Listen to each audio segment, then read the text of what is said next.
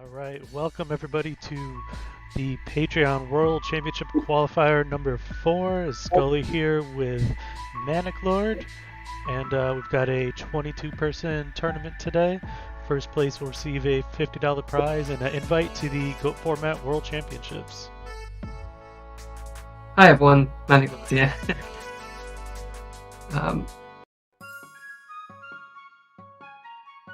So I believe we are going to start off with Carl Waits match today.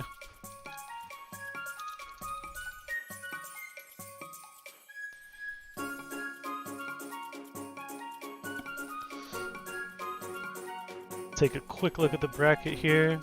So we've got Dingo Sig, that's going to be taking on Death Grip. Carl taking on Mellafella. I Love Sichi. I Love Sichi's done pretty good in previous tournaments. I think Myth has played pretty well too, so it'll be interesting to see who takes on John Wick there. Mr. Big Noodle versus Sarah Kaizen should be a good match, and the winner going on against Slash Tap, that'll be good. West versus Cloud, Flyga Ace versus Thugvard, Yata versus Aobi, Win Ordo versus Scythe, and it looks like starting from like round 2 to round 3 is going to be a bunch of like big names playing against each other, so this should be a pretty good tournament. Yeah, I mean we've got all our usual big hitters here, don't we? The Nano, Levante, Lucas. Yeah, you name it. Hold up. Maybe second. Cool. And I did not see Carl's matchup yet.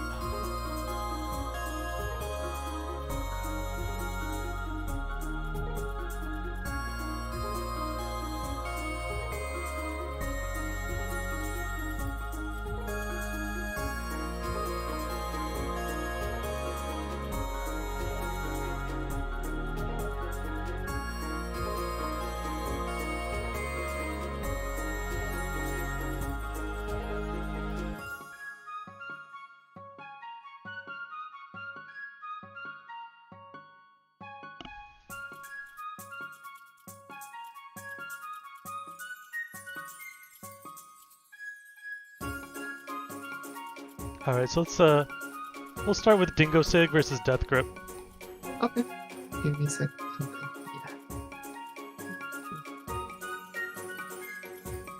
Yeah. Let me just. Oh, okay. Go.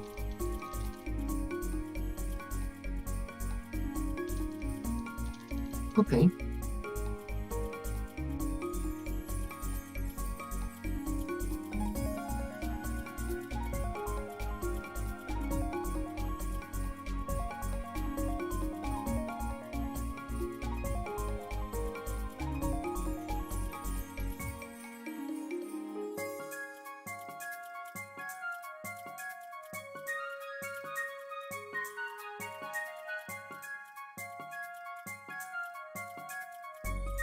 So looks like Death Grip is on a mix between a Warrior and Flip Effect deck. I guess it could be a moon match. You never know because, yeah. Well, actually no. My bad. Yeah, it looks like Dingo. Looks like Dingo's on Warrior and maybe Death Grip on Chaos Return. Maybe.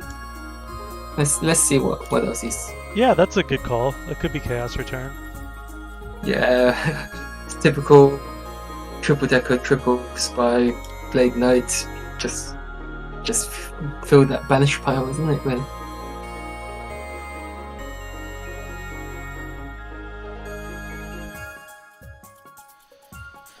And which Chaos Monster? I think we're going to see a Chaos Sorcerer here. Oh, BLS. Okay.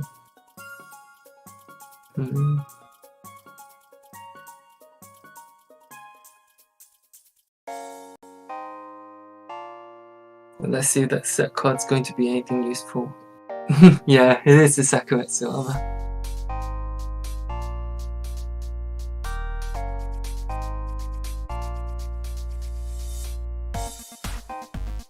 Yeah, Dingo second card. No spy putting in quite a bit of work.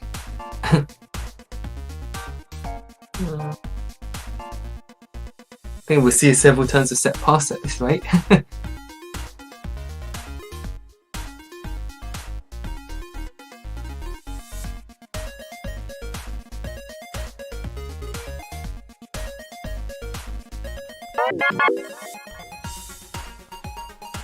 Now this can be a tough matchup for Warrior for a few reasons. One being like the spy walls them out, which I mean Warrior builds the deck around to be able to handle. But if they're playing return, a thing that Warrior does is like get you down to like the 1-for-1 card exchanges and pays a lot of life points. So what could happen to Warrior is you get them down to the exchanges, but if you don't, they could still get a big game shot in you with just the one card with return. Yeah, I mean that's that always happens with return, isn't it? You always, if you use that Mirror Force to tribute too early, then your opponent flips a return and they, they get their border monsters and swing for games. So yeah, it's going to be interesting how we're going to see the dynamic of Mirror Force and torrential tribute in this match from Dingo 6N.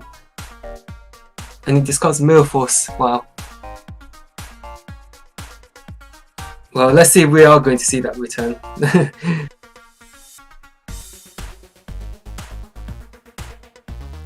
How many songs have we seen so far? Okay. Thank you for the sub, Ben. Yeah, I just fixed the stream title. I don't know why it went wrong. I streaming in both YouTube and on Twitch, and I named it all just on Streamlabs, yet for one kept the old last tournament name for some reason, but we should be good now. Yeah, I think we had some. Always have this issue when I start streaming my end, so yeah. Anyway, let's see how. So Ring blowing up the 2K Blade Knight. Yeah, let's see. So now we're kind of hitting that situation where we're down both players' low number of cards. Which deck is going to be able to take best advantage of it? I mean, as we all know, Warriors have normally got the better top decks, but in this scenario, Death Grip's just needs to draw another Chaos Sorcerer, and if he's got the return set, then that actually does a really big job. I guess not, but let's see. No, I don't think it's return at this rate. It probably is. Well, let's see. Yeah, so even if you have the removal here, now you are open to losing to return. Yeah, I mean it's a bit weird. If you did have the return, there it is. There it is. Yeah, that was a bit weird because for me that BLS was properly summoned, so I wasn't too like when I play return in my in one of my decks, then I normally kind of tend to have a tendency of banishing Chaos Monsters, so I find it a bit unusual that the BLS didn't get banished in this scenario, but I guess it made no difference, considering how Dingo didn't have any more of his mass removal trap cards to deal with the return at the end of the day.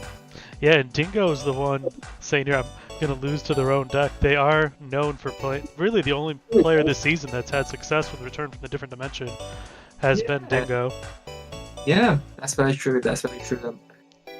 Who has switched it up to play Warriors today. I think it's good if you're like already qualified for Worlds to start playing different decks at this point, because once you play a deck yourself, you always get a little bit better of a feel for it, how to play against it, even if you go back to your like mainstay deck later for the World Championship. But getting that extra knowledge as like Worlds gets closer, I think is a good idea. Yeah, also the ability to play with other decks. You've obviously got that little bit more freedom to experiment, and who knows, maybe show a deck that you're not too familiar with and get to feels with the deck and learn the ins and outs of the deck and see where its choke points are, that sort of thing. And because you don't know where the metagame is going to be come Worlds for sure, so you might want to have a more little well-roundedness to be able to play the different decks when Worlds comes up. That's very true. Now this is a strong turn one.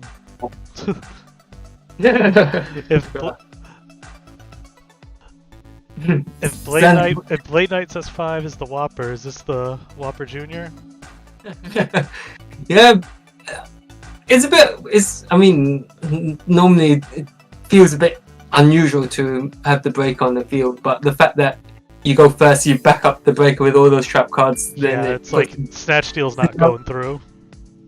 Not just that, it's also the scenario where you're not really wanting to obviously set the back row, given that you're going to lose it to the breaker. So in all likelihood, you're not going to be setting the card. So yeah, breaker swings into Shining Angel. So let's see, we're going to see a dark come up for Death Grip.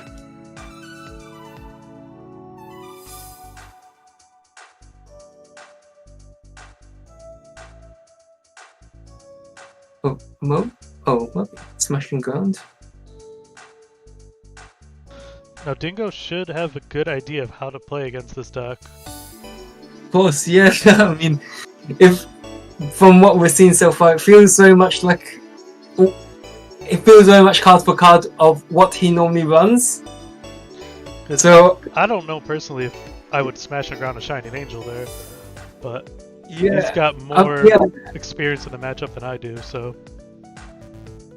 yeah. I think if anything, as you say, we're gonna see Dingo. Well, there's the dark that I was talking about, but here's the Kaiko is unusual in this sort of matchup because yes, you want to banish all the chaos fodder, but at the same time, you don't really want to be fielding that banish power for return. And that's why Dingo here not gonna banish the Shining Angels. Interesting choice. Just keeping that dark out of the grave. Playing it safe. Okay. Now the other thing to think about is it harder to get darks or lights in the grave? Because you could have just banished just the 2 angels. But if he has to return, then he's always got the option of crashing the angels in and searching out for Warrior Lady, or if it's being sided, then you've got the option of Roulette Barrel, which could come in handy if you can protect that Roulette Barrel. Yeah, but now we're back to light and dark in the grave just 1 turn later. But it does, I guess, I'm a bit surprised. Okay, fine, that makes a lot of sense. So let's see what Breaker's going to hit. I'm assuming he's going to fire off the break. Dingo's going to use a Breaker,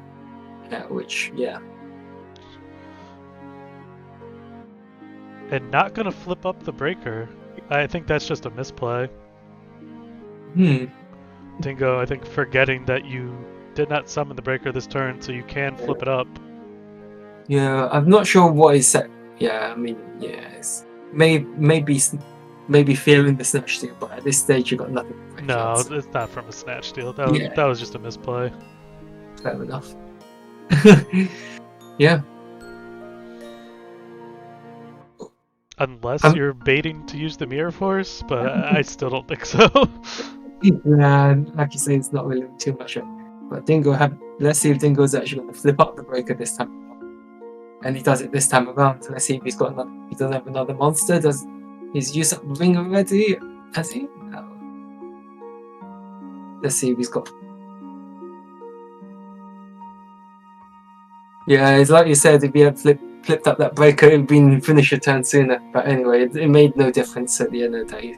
But just those little things, eh? Dingo quickly side ducking.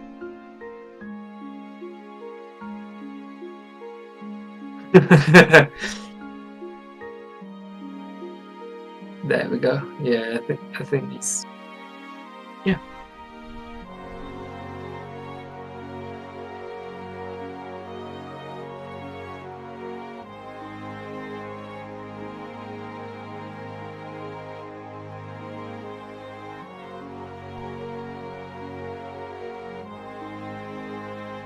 Starting off with the charity. Let's see what's going to get pitched.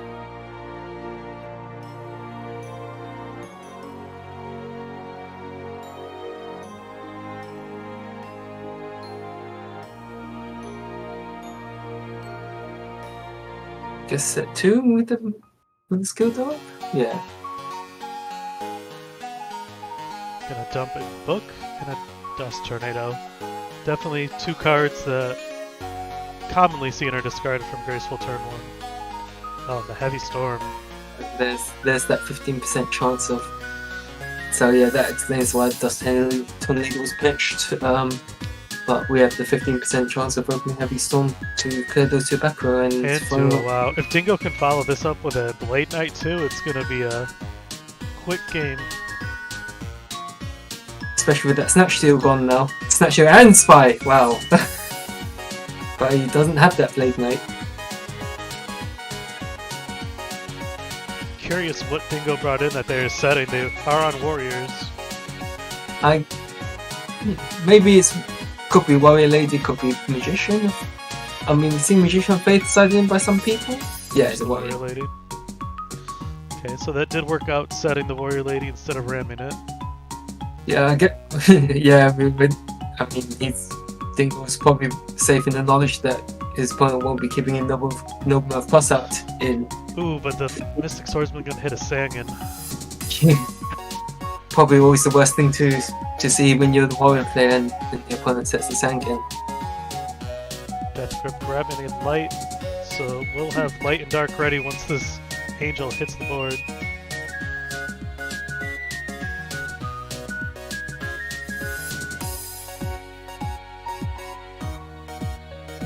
Dingo possibly telegraphing Solemn Judgment in this case, or some other.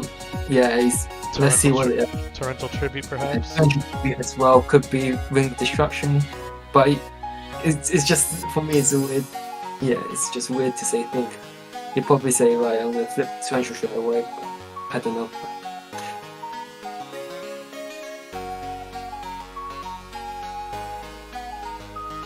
So there's that 2K Blade Knight up, and the Mail Force stops the Blade Knight in its tracks. So Death Grip was able to slow this down because Dingo was not able to follow up after the Heavy Storm duo play. And there's the Heavy Storm from Death Grip himself. And yeah, we're going to be even in cards now. And I guess it is solemn because Dingo is still thinking here. Do you protect the other card for half your life points? Yeah, probably a good idea. Yeah. Can't really afford to, let's see it's been used up. Yeah. Can't really afford to lose that other card if it's one of those less movable cards. But let's see what Dingo can top deck in this situation. Oh, not bad. Not bad. Turn 1, I did not expect this game to be so close. Oh wow, and it was a Nobleman he protected. But here's a weird dynamic in that you're banishing all those Dekoichi. Yeah, so you just gotta accept that kind of stuff though. Yeah, exactly. I mean, that was a great solemn judgment that Dingo did to protect the Nobleman. It really paid off here. Yeah, in this situation, gotta go for it. Let's see what Death Grip can top deck in this situation. He doesn't really get anything. Hope for another 16.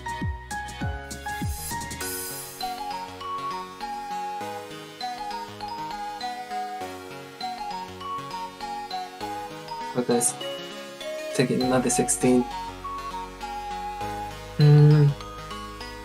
Oh, okay. So we're gonna see Blade Knight try to pressure push for damage. So the issue with Blade Knight is it will put in Ring of Destruction for game range.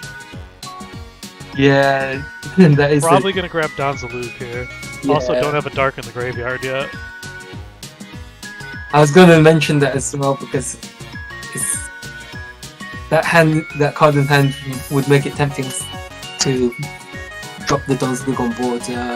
Yeah, he does go for the Donzalug. I was wondering if there is a chance that was Torrential, but it is not. Mirror Force is gone, and Sakuretsu stops the Donzalug from stripping the card in hand.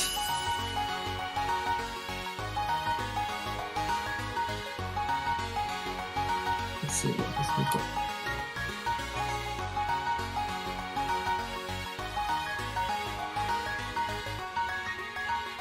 Wow. Okay. Is that? I thought that would have been the spy. It is the spy. But does he have? Excuse me. Right. Now, if this is Dingo's actual build that Death Grip is playing, there could be a potential Zaborg dropped here. Oh, this is in this situation. Just as good, if not better. Yeah. Whoa, I'm gonna attack the Blade Knight instead of the Tribe. Wow. Yeah, it's too late. So he's already declared the attack. So I don't know if But it does. I don't think it really matters in this scenario because. Well, actually, I'm trying to think because obviously Tribe is Aqua. So if you did pop, try to pop the Mobius. It wouldn't be the end of the world, but it's still much better for Death Grip to attack the tribe. Yeah, just keep. Right, Graceful Charity. Yeah. Can it get Dingo out of this spot? Can it grab him? He's gonna need something. A Snatch Steal would be great. A Chaos Monster. Alright, Exile, so he's got and Smashing. This last card must be something good. Lackluster Soldier.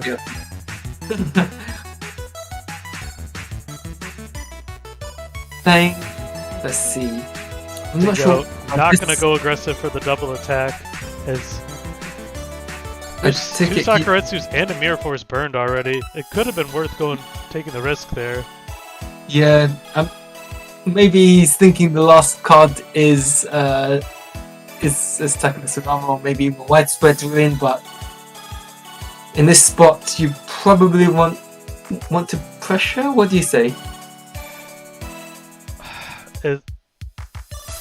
It's tough. Snatch is gone already, so I mean. Is a ball? Cool. Wow, it's another Mobius. Tap for gate. No, not quite game. Yeah. I've lost track of my bad. Okay, fine. Now this would be a game if Dingo goes for it. I think it's like you say, he's got to go for it. No, it definitely doesn't have to go for it. Snatch is burned. But what's he going to go into now? Okay, so it is that Blade Knight. Ring would be game. Okay, it doesn't have. Let's see what.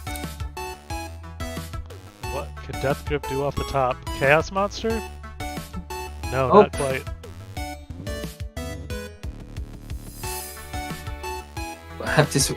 Is he going to actually switch the ring? Oh, return to pad his board. That is gonna give Death Grip another turn.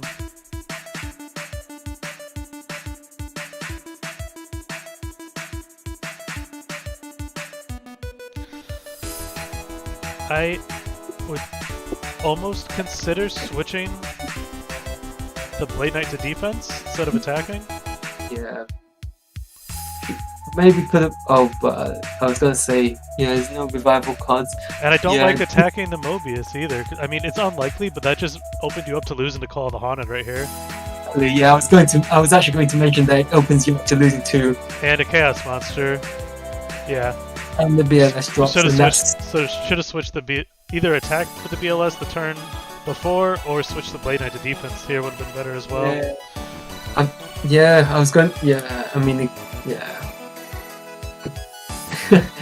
Yeah, so which mesh are you hopping on to now? Now that let's watch the Nano versus Yata 88. The Nano is fresh off his Obelisk 7 win. Yes. And so Yata 88. This is game 1 here. Main deck Mind Control and My Body is a Shield. Probably his usual warrior build, I guess. We'll see what he's actually going to be playing. I think the Nano getting pretty comfortable with his sort of deck. His take on Chaos Turbo, which is a very scary deck when you're facing against it, because as soon as it gets rolling, that's that's him in the driving seat. But at the moment, Yata 88 is doing pretty well by stealing that Dekoichi and stripping the Nano off the extra draw.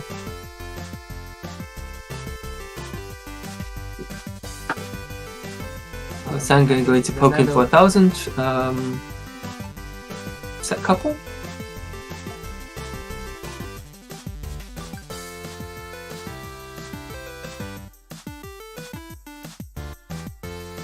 Okay, just past 10.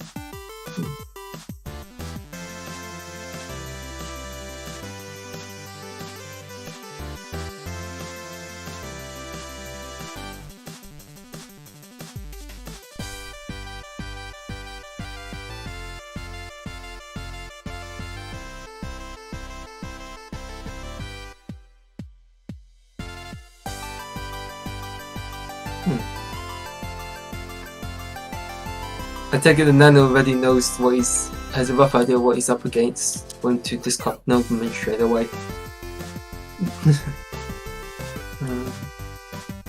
Let's see what his second discard's going to be.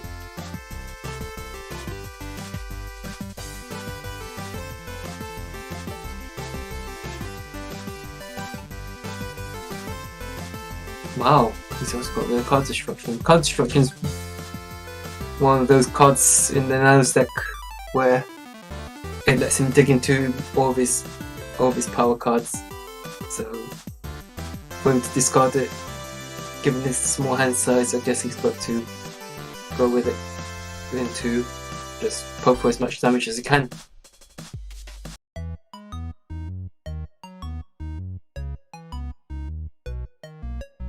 So what was Hanging Grab in this scenario?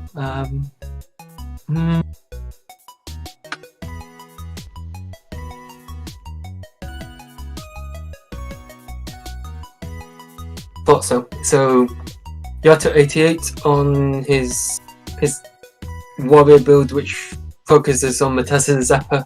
This poking. double tap warrior where all the monsters can attack twice, or a lot of them. I don't think he used the other one, Hashuba Knights. No, that's a little overkill. I actually managed to come across a copy. I actually have a copy of Hashuba Knights that I managed to get. So yeah, it's one of those cards where just tap, but. So here's a big play. How isn't Book of Moon to get himself, but it does leave him vulnerable to another mind control if Yata 88 has that again mind control.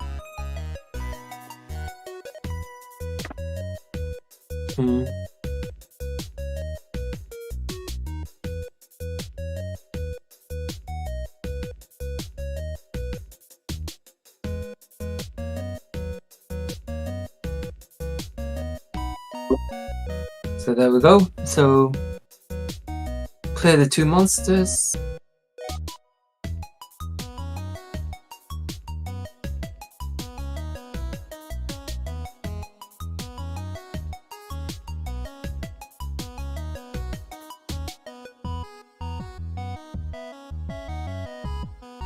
And now we're just setting back the cards that I've got returned with Trunade. Let's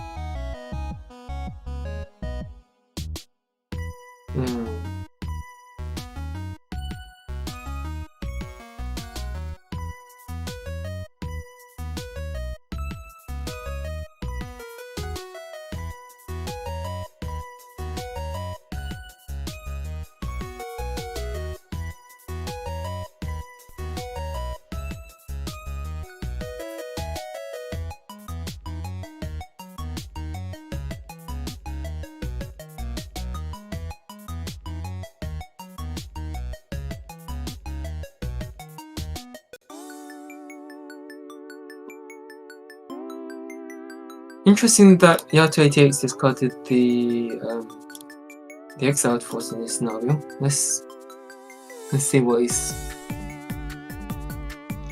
Well, you can only make so many normal summons. Of course, yeah. I guess Premature Burial would let you normal summon and use the exiled. Yeah. Because I just brought up Yata 88's obelisk list, and he runs mind controls over Nobleman of Crossout, but I don't know if that's. I haven't checked anything yet, but I don't know what's changed for him to. So let's see what he's going to search off that rota, and maybe Mystic Swordsman. Yeah, but it's interesting for me because I know you got limited normal summons with these sorts of decks, but you're just opening yourself up to Mirror Force with this. My Body as a Shield is also played. That is true. Although that will bring Yata quite low in life points. Yeah, I guess the Nano taking My Body as a shield into consideration, which is why he's probably going to solemn the Mystic Swordsman. Well, you'd be better off Soloming the My Body as a Shield if you are gonna Mirror Force this attack. Well, I take it he doesn't have the Mirror Force in this case for him to solemn that Mystic Swordsman he wants that. Let's see what. There's that Premature Burial you mentioned, and that's likely to go through unless there's another Solemn set.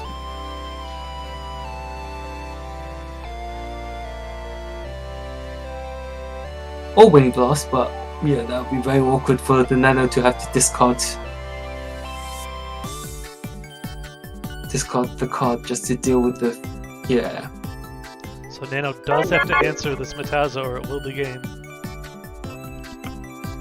And there's that Wind Blast, having to discard the Chaos Sorcerer, which was dead anyway. But yeah, he's top deck could be. Yeah. In this scenario, he'd win the pot. Oh, because Graceful's gone. Let's see if we're gonna see an answer to the Metaza. Metaza not enough for game? Well, now it is. Well, now it is. Let's see.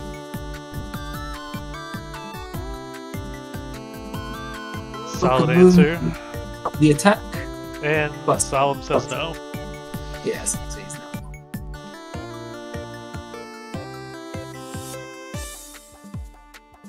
Yeah, the Nano being put in an awkward situation with that. I think we missed the first few turns, but that mind control on the set Koichi, I feel, turned the tide against the Nano.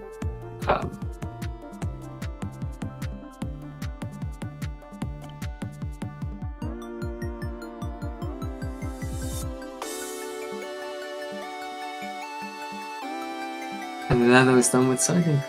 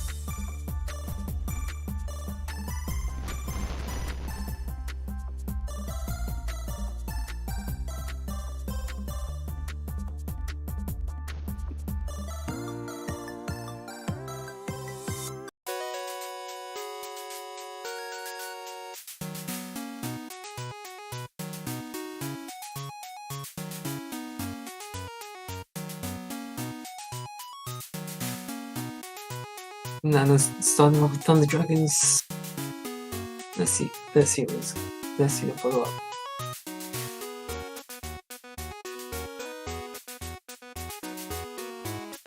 Thunder Dragon to upstart, not too bad. Wow.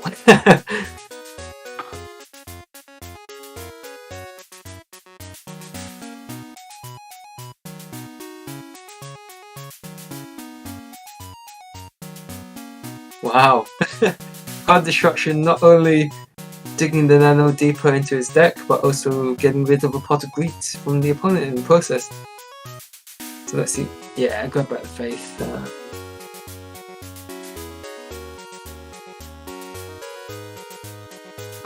Wow.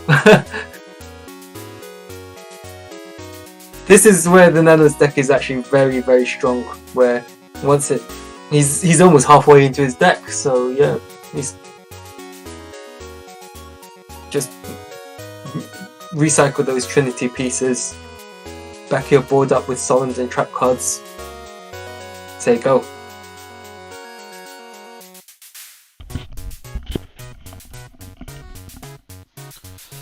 So this is kind of the last thing that Yata wants to see is 5 back rows.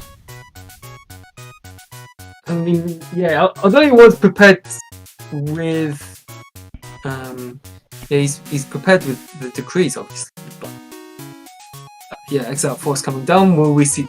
Oh, okay, yeah, not a bad choice in this matchup. No, definitely a good answer. Yeah, I like Juju. Yeah, it's just unfortunate that he's 1800. Yeah, and he it's gets- kind of lost his shine this last year, huh? Yeah, I guess popularity of Skilled Dark. Well, it's not just the popularity of Skilled Dark, but really the inclusion of Mystic Swordsman level 2. And If Blade anything. Knight, and Skilled Dark, and Suzuki Samurai. I mean, yeah. The whole deck I mean, kind of just... Blade Knight. Okay, Blade Knight, Skilled Dark. Those are It's at least probably- even, but it's not... Even's not what you're looking for. I didn't like around this time last year when Geisty had his Warriors. Obviously, then yeah, he's not so good. But I think really the Mystic Swordsman made people look at bigger monsters in general, so bigger attack monsters. Thank you, Whether Nils, it's- for the subscription. Much appreciated.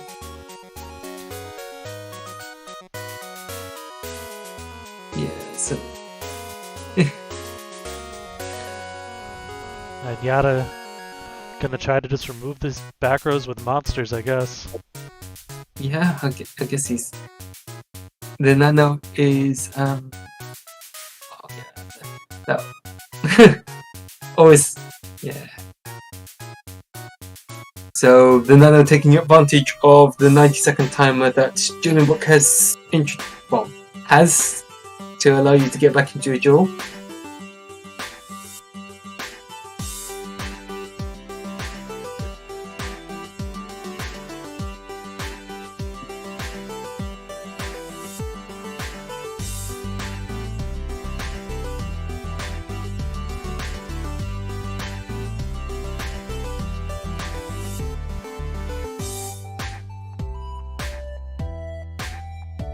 Oh dear. I hope he's not got internet issues, because this would be really rubbish. Because he's up. There we go. He's back. Maybe you couldn't see some of the cards on the field for him to refresh like that. But let's see if let's see how he's going to answer this more unity.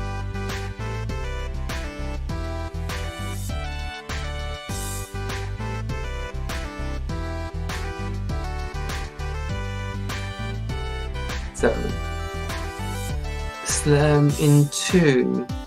Kochi. Oh, Sinister. I guess seeing those mind controls, the Nano is trying to make sure that his magician actually resolves by forcing the opponent to burn all these sorts of cards on set monsters. And Yata gonna snipe away the Serpent for the rest of the game with the Warrior Lady. Yeah, that's pretty huge for the Nano to lose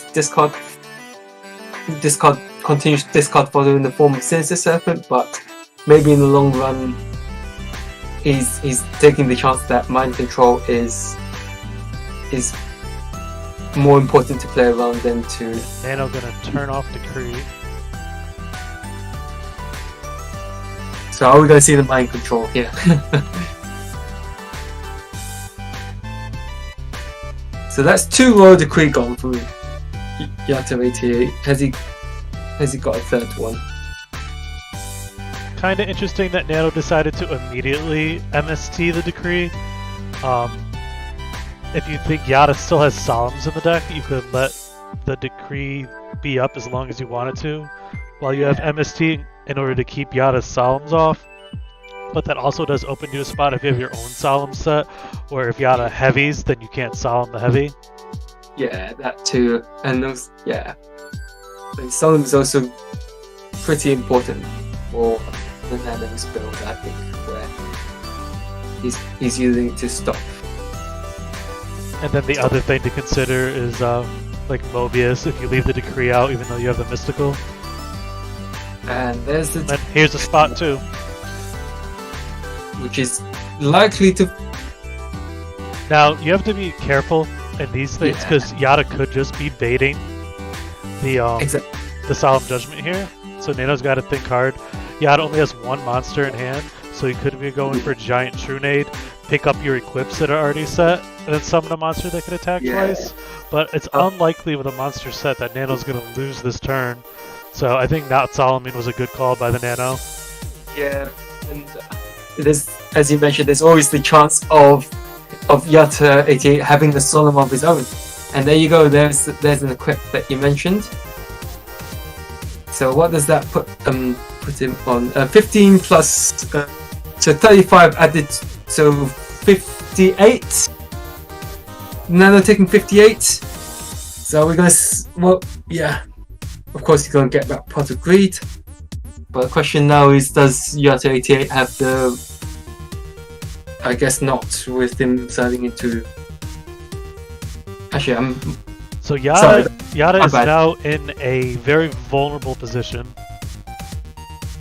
Yeah, even Book of Moon would be enough to. Yeah, and we know Nano had 5 back rows set before. I don't think the Giant Trunade was a good play there. But yeah, because now you're going to go into the 5 back rows again. Even if Nano doesn't have an answer for the Metaza this turn, you're going to have to attack in the 5 back rows next turn. Yeah. Unless he's got that third decree, which you never know, but still, even then, it's like... It's possible, but... Nah, it's like you say, it's possible, but it's like you say, it's just facing those 5 back row again. And Breaker's going to break that last set card, which is no force. And there's that Book of Moon that's going to strip away all the rest of the cards on Yata 88's field. Now Yata probably plays stuff like Cyber Jar and Morphing Jar in this deck. He's gonna need one of them to come back into this game, or they're gonna be in trouble. No, not when the Nano's got 4 back row, and one of them is likely to be a Solemn, and yet he strips away that other card in hand, which is huge in this scenario because it's a mind control, which at a later stage could have given the Nano some issues if he decided, well, for when he sets one of his split monsters. So, yeah. What's in?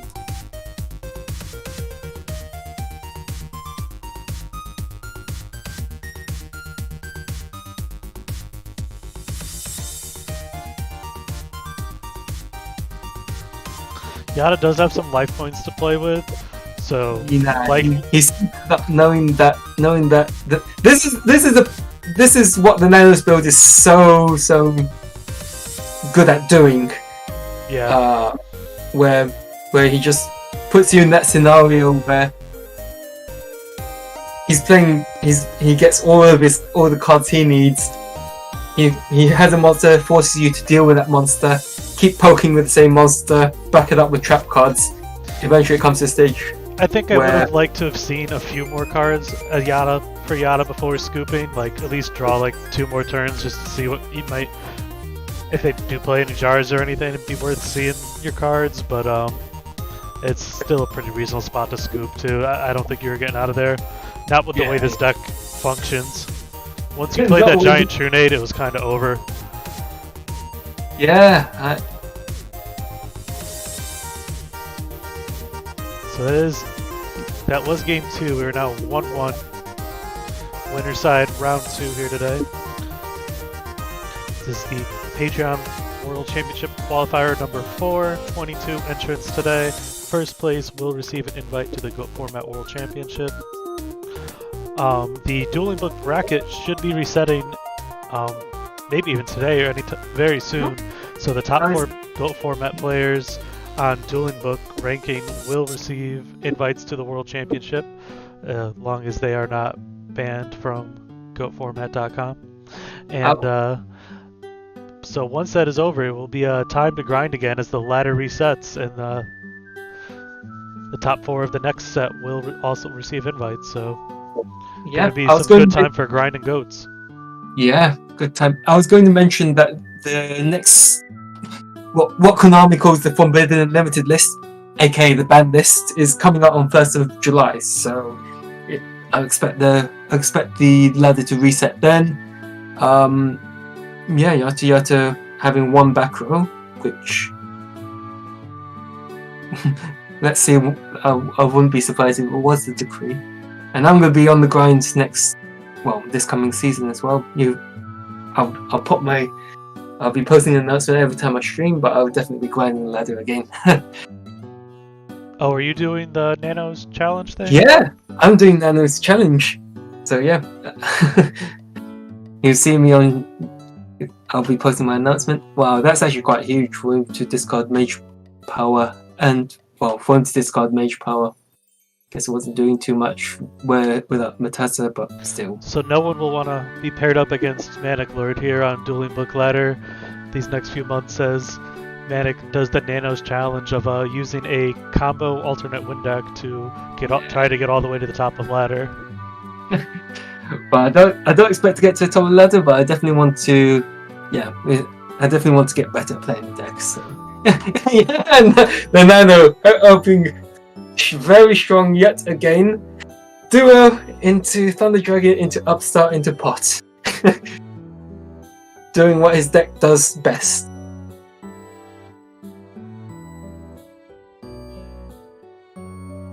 Wow. Here we go again. Wow. Yata's had enough. Yeah. That's not bad at all. He pretty much just stopped 3 cards by getting rid of the card destruction and now making the 2 Thunder Dragons fairly dead in hand. Yeah. So that was a good solemn. Yeah, he had to do it there. Yeah. Much needed solemn in this spot. Let's see.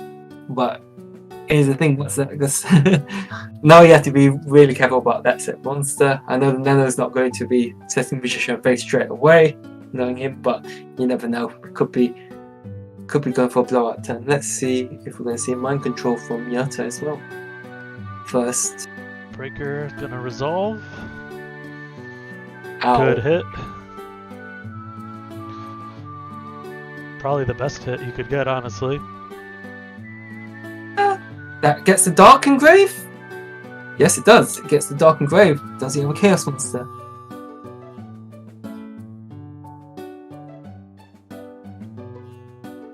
Nope. Another set monster.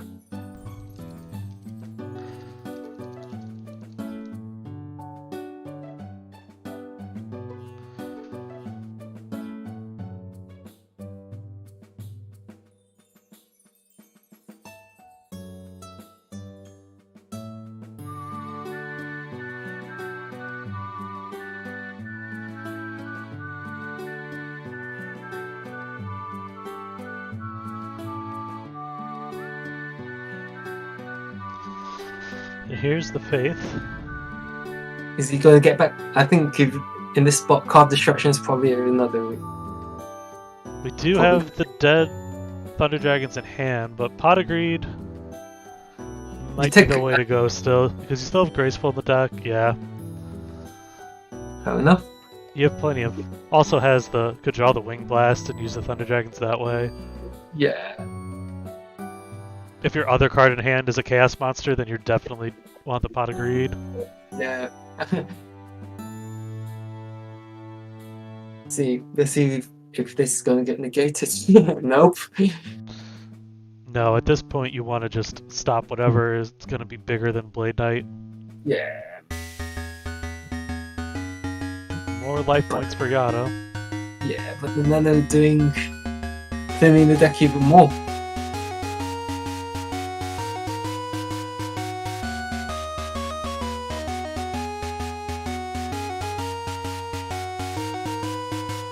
Nano not able to answer this board yet.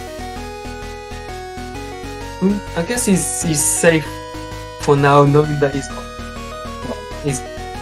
more cards left. I don't think he's that safe. Yeah, nah, he's not that safe now that Moonforce is gone. I mean, obviously not safe with Moonforce gone, but he's ready. Okay, let's see if we're going to see anything. But we're going to see another clip to Matassa to pretty This much. could be game. Yeah. It all depends on what the set So I monster think is. you gotta attack with Blade, then if it's Jujutsu, it's still game. Yeah, I was going to say that. Yeah, the Nano scooping it Nano up. scooping it up. Wow, good job for Yata. Nano with that many cards could not get an answer. Yeah, that Solomon card destruction was obviously very huge. Yeah, yeah, you just got to stop it when you face the Nano because otherwise you're just going to you're just going to get steamrolled by his deck, just having more cards than you. So yeah. Right.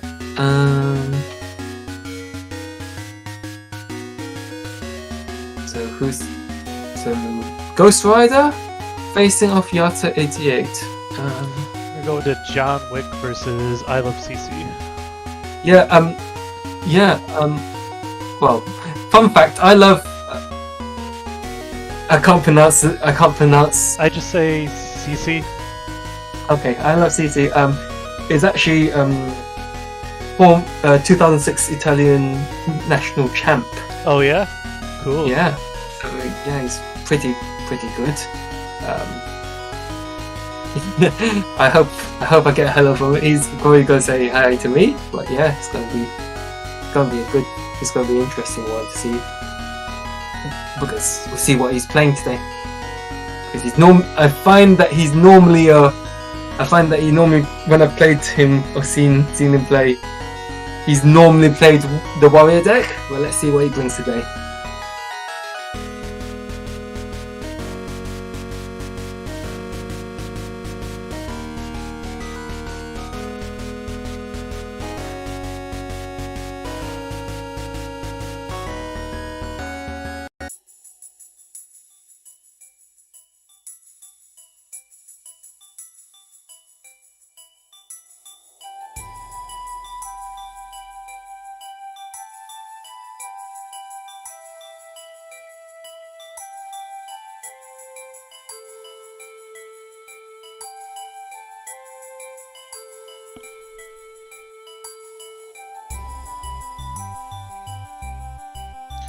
So turn 1, summon Nidoria.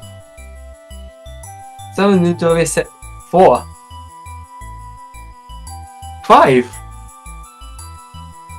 And yeah, I guess he's also made the lead because John Wick normally plays warriors if I'm not mistaken. So yeah, Nidoria being pretty good in. Well, Exile Force is going to answer that Nidoria. Unless, yes, he's going to use priority.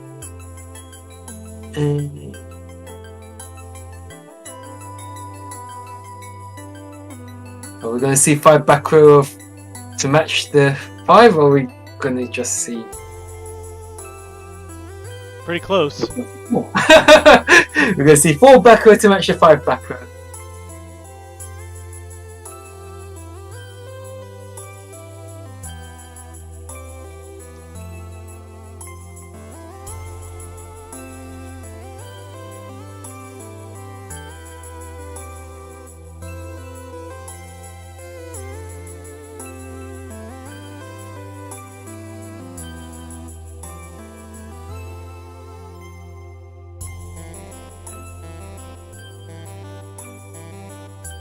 And a pass from CC. Probably drawing a 6th Speller Trap card. Yeah. Now that I think about it, that name. Well, it's Cecilia Cocci, who's. Well, I did a little bit of research. She's an Italian poker player. So I take it that we're going to see Solomon. Or it could. Okay, yeah. So, what are we going to see to answer this blade? To answer this Kaiku?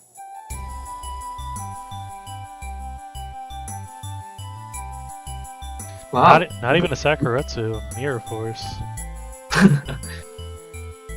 Take it that Nidoria needs to stick in the graveyard for whatever reason, or just free up that spell trap zone for that card. Clear the spell and trap zone and keep the board presence even.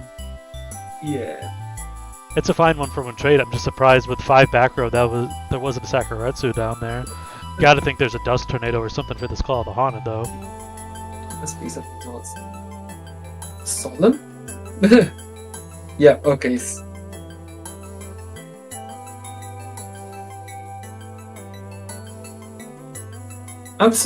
Torrential perhaps?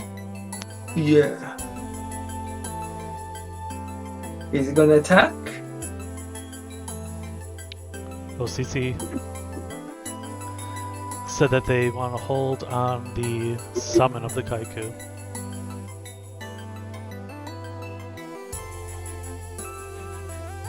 Yeah, no answer to the Goku unless it's a ring set. It's something you're gonna want to. Yeah.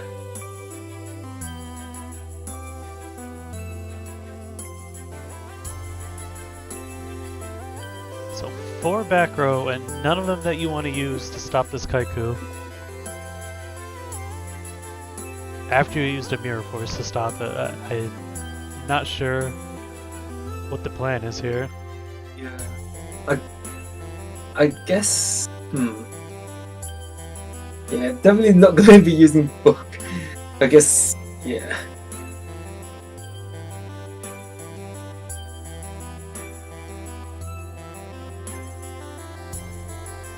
So does he draw a monster? Because that Kaku's got to put in quite a lot of work if nothing.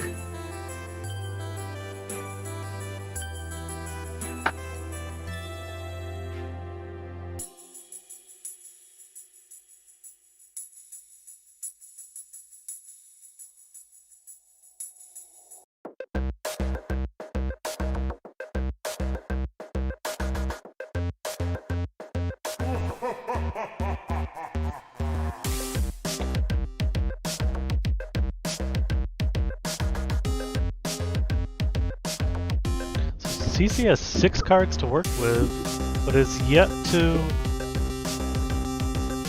really make any sort of play. He's been pretty conservative. Tried to Mirror Force the Kaiku, it came back with a call. Normal summoned an Adoria, and we've yet to see any of these other of the 5 back row set turn 1 flipped over yet. Yeah, let's see. Let's find it quite. Yeah, I guess he doesn't really have anything else, but that he does was a draw. long time to think about playing Pot of Greed.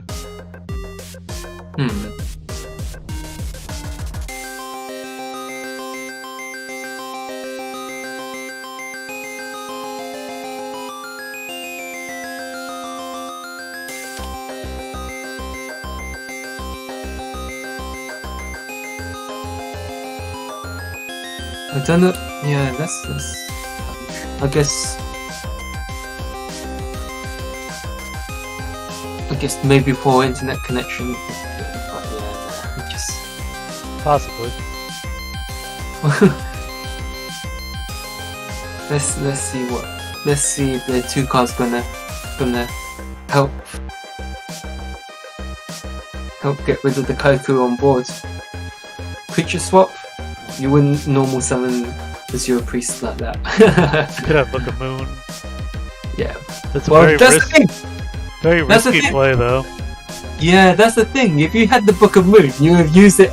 I know it's not a good scenario, but you would have used it on the Kaiku on the attack. Not necessarily, because he just drew. He saw 3 new cards this turn, so it's possible he did not have these Sewer Priests. But yep, it is the swap. It is a swap. Let's see. Fire off the duel now, because you're probably never going to get a chance to use duel again in this matchup. Yep, the 1-for-1 trade is fine here. Yeah, just get rid of that monster. I think it is a monster. Because if it's a spell trap, you probably you probably match the 5. So yeah, let's see. Let's see what the monster is.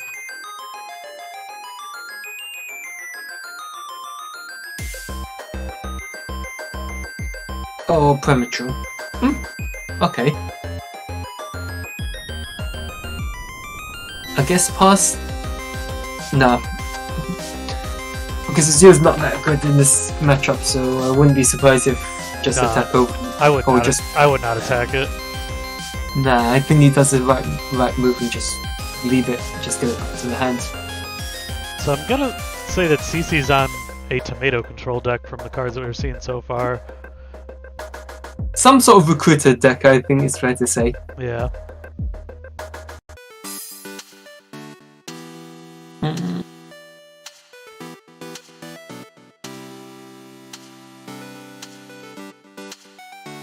So Rota is likely to get out the Blade Knight, which is going to swing with the Kaiku. Yeah, you gotta imagine this attack's gonna go through now unless we do see a Book of Moon flipped over. Yeah. Yeah. Another card that this deck could be playing is like a skill drain. I won't give any surprises. I just take it for face value. I take it this attack. I'd assume this attack would go through, but are we going to see another Azure Priest creature swap? So Cole goes with the Kaiku. I'm pretty sure he doesn't remember. And now the duo from John Wick, which is going to stop any ideas of creature swap down the line.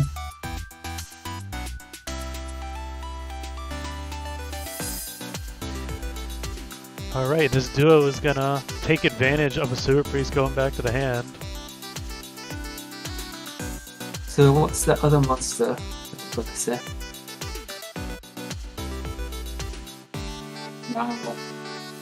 But here's the thing, that puts the dark back in the graveyard if there is a chaos monster. So I'm going to set another back row and assume we're going to see a poke for 2k. And both players had a lot of bluff cards set.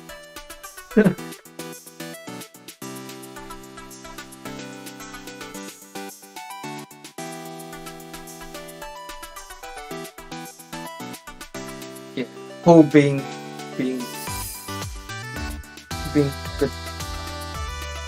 comeback for John Wick in the long run, and here comes the pot. Let's see if he's gonna be able to Really should have waited on that response.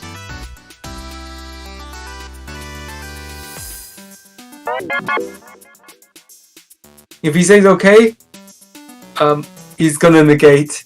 From what he sounds like, he's gonna negate.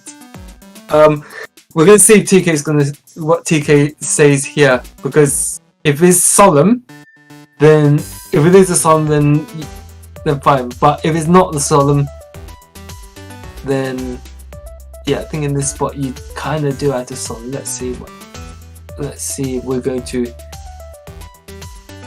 Okay, fine. No, he's got to. I think.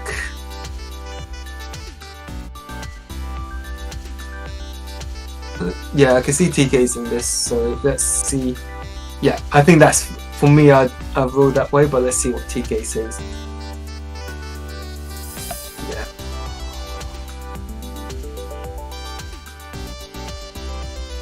So we resolved that. Let's see.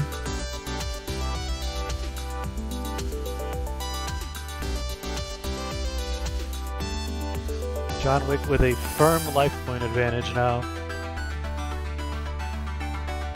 So yeah, I guess if you've got the book, you've got no choice but to book the Blade Knight, because I don't see John Wick playing into Torrential Tribute.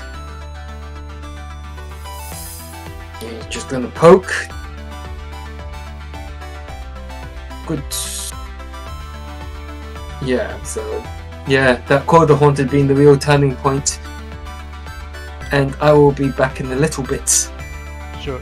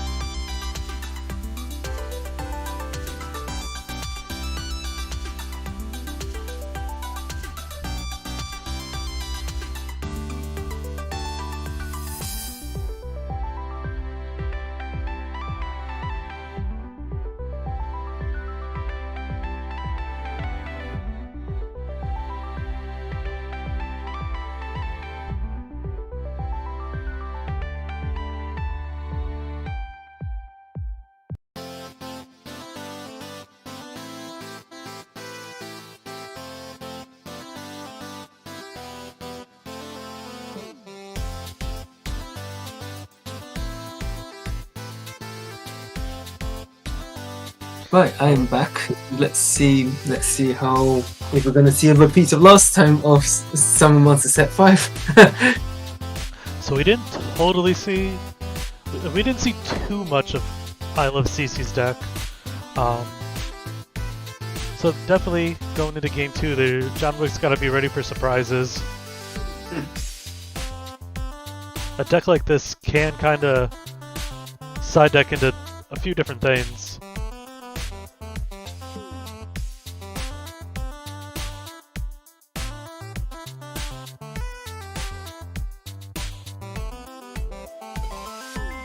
Yeah, I think from what I saw, I think it's a fair assumption to say that you're facing some sort of Chaos Recruiter type of build, or at least has Mr. Tomatoes, but you gotta see what else is we're gonna see.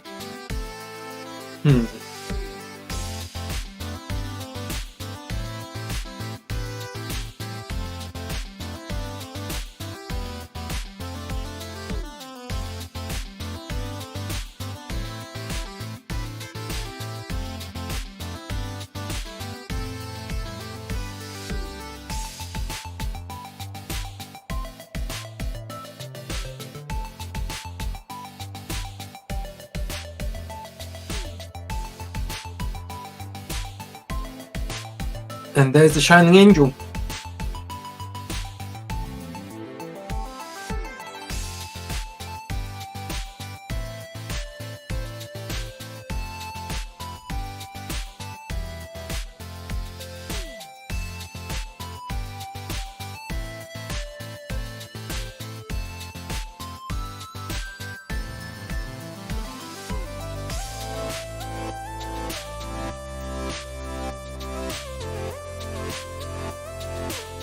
And there's that breaker I was expecting. Gonna break the back row, which is the Mirror Force again. Wow. But the Shining Angel is going to replace itself. Let's see what's going to come out of the. Let's see what's going to come out of the Angel.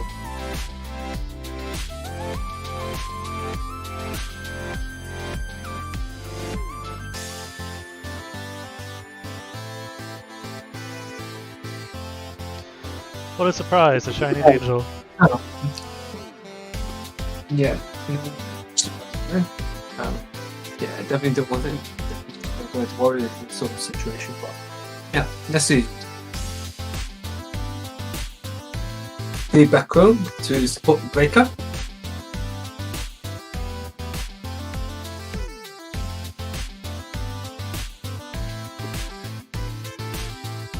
Is he actually going to go to warrior lady now? Or just baiting out Sakura's armor? Now, I'm not sure if it's better to let the Warrior Lady hit the board and then Sakuretsu it. There's already going to be 2 lights in the graveyard. And that's like 1 less monster for them to draw later. And could potentially make like another angel dead. Yeah, I guess we don't know what's in John Wick's mind. I guess he doesn't know what exactly he's up against, but True as well. It could have been like a Ram Angel Get Faith duo, you summon Tsukiyomi, set the faith type of thing going on or something. So you do cut off the potential for like surprise factors. The other thing could have been like bring out the third, then creature swap or something. I guess with so many back row that if you're in if you're in that sort of position, you probably do want to bait up all those back rows to improve up that. I think I would have summoned the Sang in here main phase 1 as well, because either you're hoping that the Warrior Lady is going to come out and banish the Breaker, then you at least want to get that 1000 in. Main phase 2 summon just did nothing but open them up to the Warrior Lady here. Even Sedin it would have been better because John Wick might have searched out a Missing Swordsman level 2.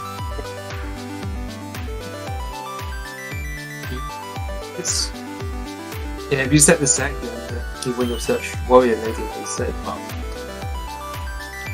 Okay, so I'm not sure what exactly is going on, but we'll see TK potentially wanting to Solemn the Rhoda.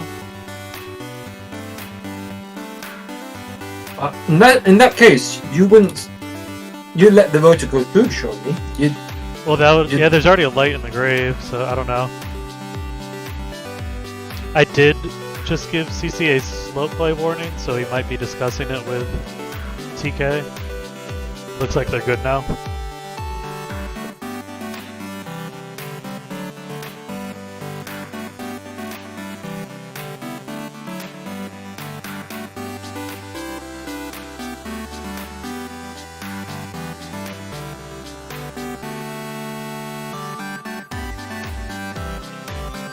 I thought, okay.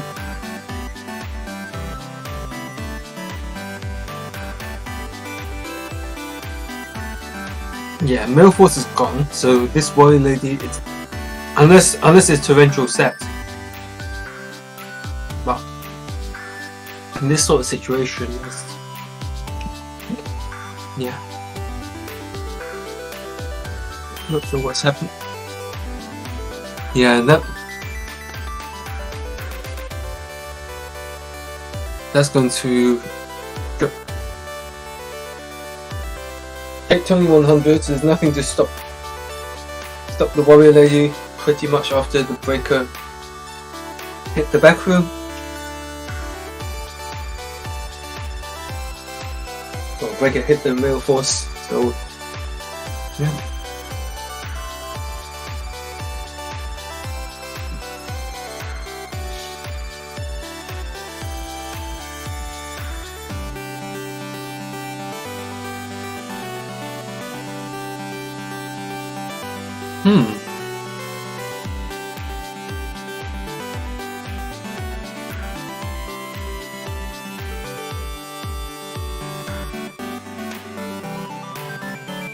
I guess he's scared of noblemen, but here's the thing. What I find against recruiters is that you don't, unless you know for certain that they're playing flip monsters, you don't really want to be keeping. I wouldn't be inclined to keep in noblemen because the recruiter players generally going to want to be summoning the monsters and face up attack.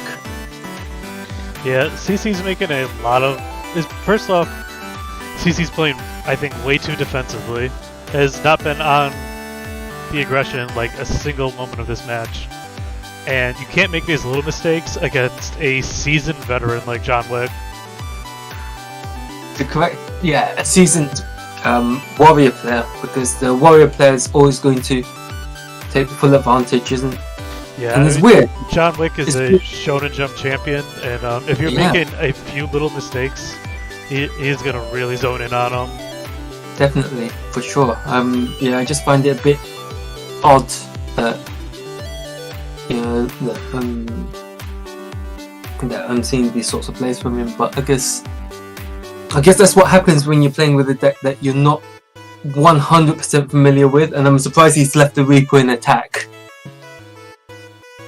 Yeah, maybe the one bonus. Yeah, I can't even think of a good reason to keep this Reaper in attack mode, unless you're gonna book a moon your own Thousand Eyes after you suck up and attack with the Reaper after that, which I guess you don't have Male Force to worry about, but still,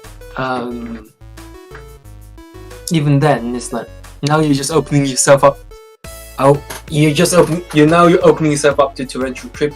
Well, I guess he's got no choice in this scenario because he's so far behind on life. He's lost mirror force, so got to go for the meta play to try and. But what are we actually? I probably have to have another look at. We'll see how well this list does, but yeah, I just find it a bit surprising to see these sorts of plays. Personally. So Mobius coming down to pop the back rows.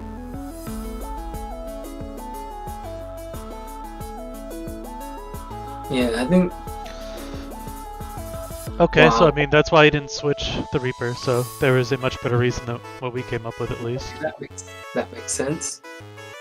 But it's still that sort of play.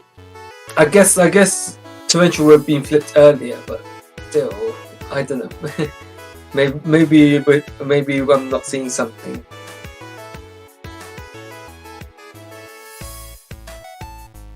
So Reaper doing its job and stripping out a card in hand. But what card's gonna get hit? Turns out that Azure Priest was a good side in without knowing that the deck runs Scapegoat.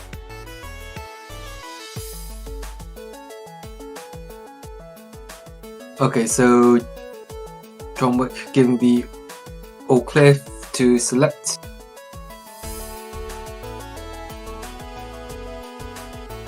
Yeah, Premier's not really going to be doing much for you in this situation, except from bringing back Breaker and swing for 13, but... Which actually could be enough for game with another monster.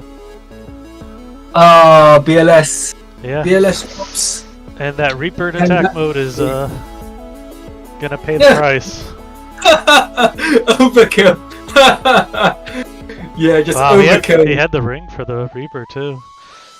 Last turn. Yeah, John Wick's gonna take it.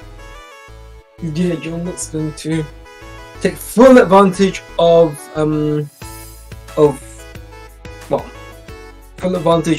baiting up Millforce early. I guess is a right term to use in this instance. We're gonna go into Carl Waite versus Olivia.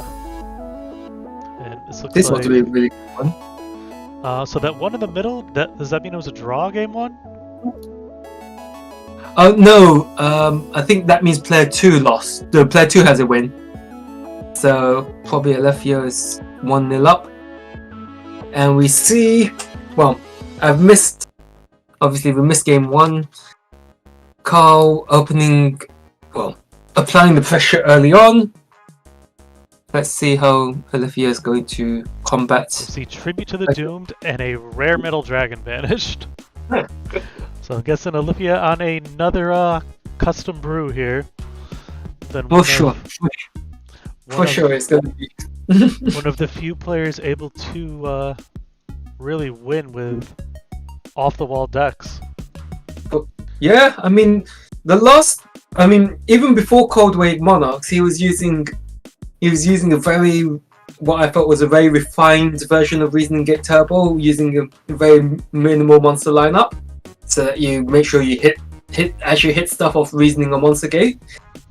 So, I guess he's at this rate he's having fun, which is the most important thing.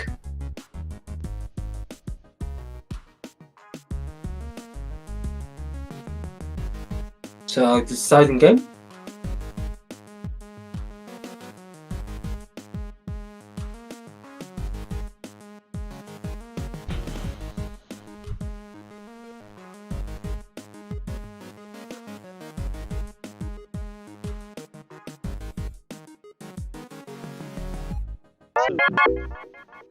Thank you for the follow, Tressiel. So game 2 and 3, you gotta think more in Carl's favor after being able to see what his opponent is trying to do. Olivia's off-the-wall builds definitely take advantage of game 1 very often. I mean, yeah, definitely. But at the same time, at the same time, you come up with these sorts of decks, and your opponent is unlikely to have sided for them. So, I guess in this case, we'll find out exactly what. Yeah, Carl burning Heavy Storm early. So for him to do that, he must know what he's up against. It is a reasoning gate deck. I know that. Yeah, I assume so, but Some good start here Well- from Carl. Heavy Storm and Graceful. Gonna drop these Thunder Dragons. Oh, gonna drop a Light and Dark instead. yeah, just get that Chaos Monster live. Probably one thing you want to be doing in this matchup, which is get your opponent below 2,000, isn't it? Really. And the benefit of this as well is that he's obviously loaded up another 1,600 points of damage if Defusion does come down. At least a blocker.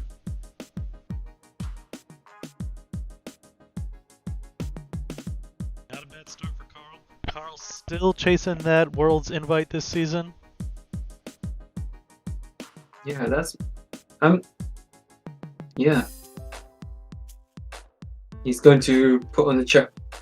He's pretty much going to confirm what we know, but it'll be good for the viewer to see what Alethea is. What Alethea is on. MSC is going to deal with the back row. Hey, Carl's gonna have to guess right on this. If Carl guesses right on this reasoning, he could be in a great spot. Yeah, I would be interested to see what Carl calls. Yeah, I mean, it's gonna come down to this with that hand. I think I just call the 8. Yeah, I think you want to call the 8 so that you don't feel that defusion. I mean, there's probably so many different levels that Olivia is running. No, and Olivia. Stein could be in there for a 2. Stein would be pretty brutal because that would give the Monster Gate and a Fusion out. Yeah, but I think I might call 2. well, let's see what Carl. Yeah, I mean that's the thing. If you did see a stun, you don't mind stun. Interesting goes for the 4. And what do we have here?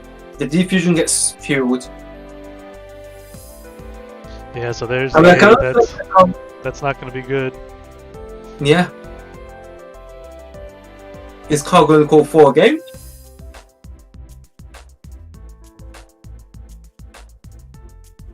And we see Strike Ninja.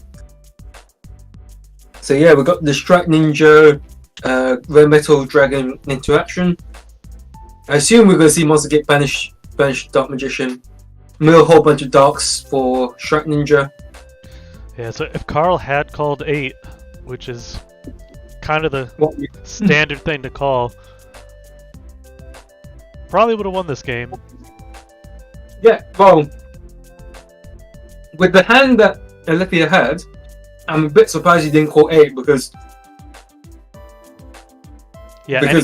anything else would have just been okay, yeah, and DMOC was like, win the game. yeah, DMOC is because DMOC, yeah, in this situation he's got 2 ways to recycle. Well, he can keep abusing Dark Magician because banishing itself, keep getting back defusion just to cycle through the spell cards, isn't it? Really, so 8 was probably the one you're most scared of because of the double Monster Gate in hand. Yep. So, ow. That's actually quite rough.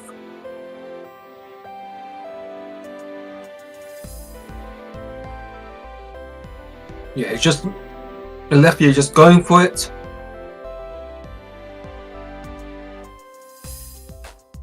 Magical Marionette. Not a card we've seen often, huh? Actually, yeah, I guess. Here's the thing, though. It's probably something that maybe you should consider. It can destroy face-up or face-down monsters. And it's a level 5, which means that it's not. You're likely to get it off because people make the assumption that Oh, if I don't want to see Crane, then I hit 4. If I don't want to see Dark Magician, I call 8. And normally the in-betweens often get ignored. Unless you have many traps, of course, then you call 5. But nobody really calls 5 or 7 if you think about it. Yeah, unless you have like a goat to try to protect against an Air Knight.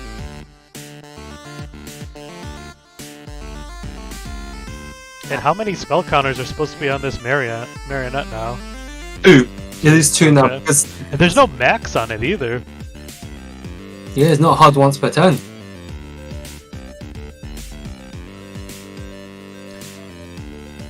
So this isn't quite game yet though, right? No. But Carl doesn't have Thunder Dragon as one of his cards in hand. Yeah, it depends what Alethea is going to... if I were Alethea, I would definitely... Well, you definitely want to be attacking over Chaos Sorcerer with the Dark Magician Chaos to avoid Chaos Monster, because Dark Magician banishes any monster that it destroys in battle.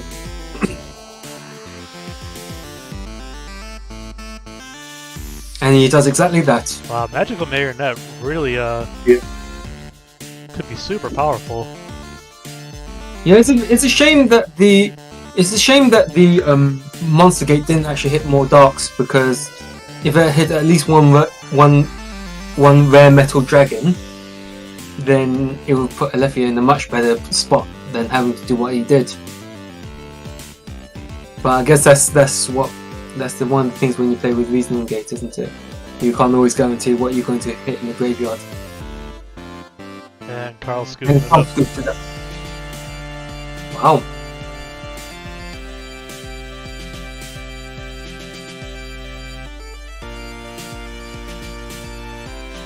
Yeah, that Dark Magician of Chaos attacking over the Chaos Sorcerer.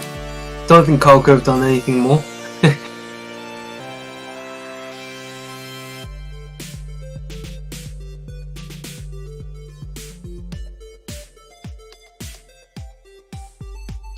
So what game are you thinking of next? Let's see, I don't know if we have any other ones going on winner's side right at this moment. No. Slash Tap and Mr. Big Noodle, actually. Let's hop into there. Okay, let's see. Let me jump in to... And this is still round 2.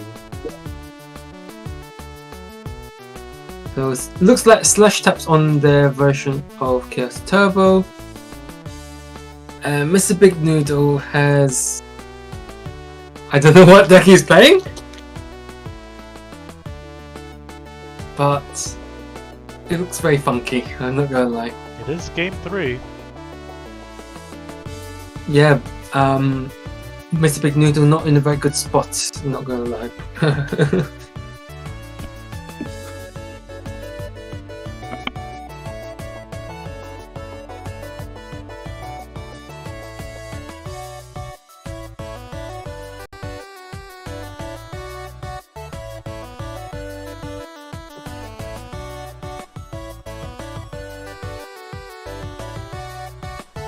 What's he going to discard? Discard Cyberstein, which is dead. I'm probably going to discard the last card in hand, which is to an alligator. Yeah, Mr. Big Noodle is probably not going to win this, so he's just decided, let's forget it. I'm going to clear the board. I'm going to clear the board and yeah, see what my opponent's got.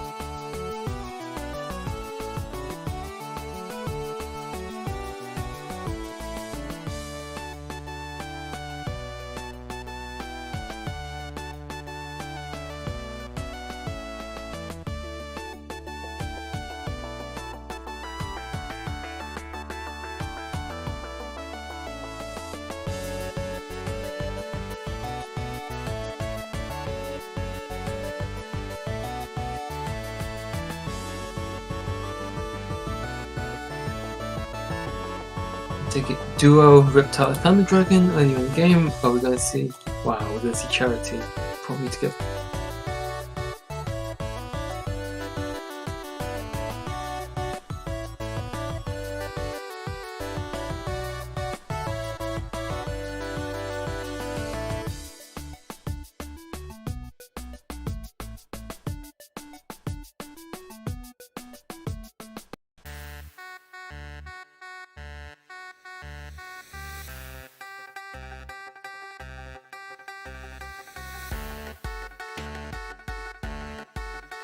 So swing for 20. Yeah, swing for the 2100. Yeah, banish your lights. Don't. I take it he's gonna banish the other Thunder Dragon. Just stop any chaos plays, and you might as well scoop it up if you're Mr. Big Noodle in this spot. Ticket that we're gonna see. Tribute Doomed. Pop. Yeah, it's only a matter of time. Let's see.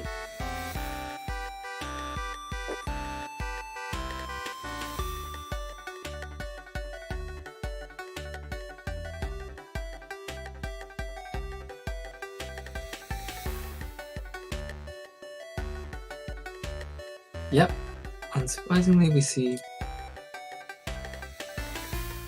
Okie dokie.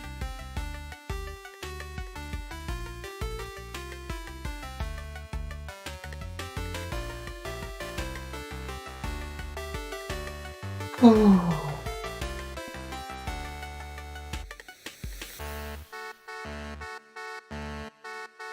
Let's see. Going here. Oh, we missed Ghost Rider's match. I was thinking if they were, because I've got here that Ghost I guess Rider. we're going down to. Well, let's take a quick break and we'll come back with John Wick versus Slash Tap. Yeah. Alright, so we'll See be you right in a back, bit. guys.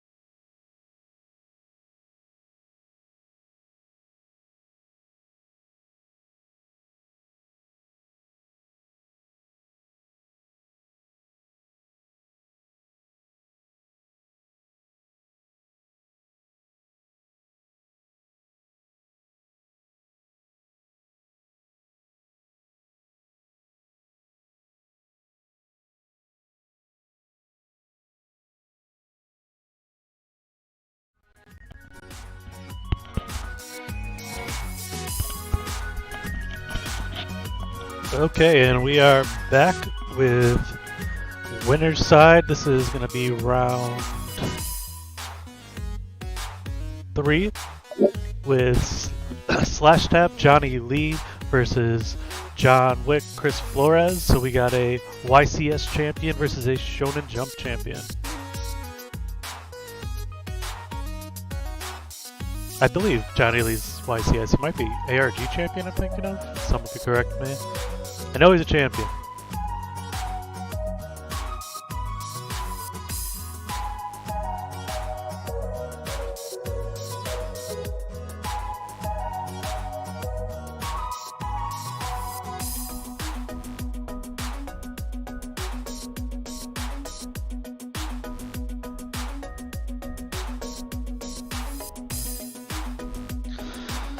Again, welcome back everybody. We're in winner's side round 3 of the Patreon World Championship Qualifier 4. John Wick gonna win the die roll here. Open it up with 4 back row and a trap Dushu against Johnny Lee's. I believe he is on Chaos Turbo.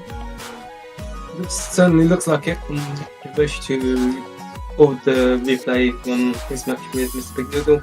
Rhoda, Mirror, Heavy Jar, Reaper. Maybe not.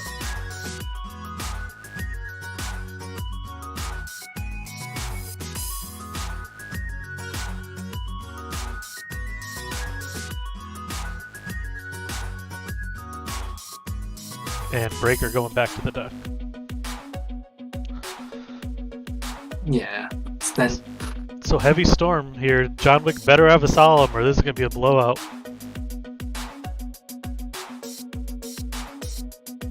But I don't know if Johnny will even play it. Well, he's going to go for it. Is it going to be the 4K MST?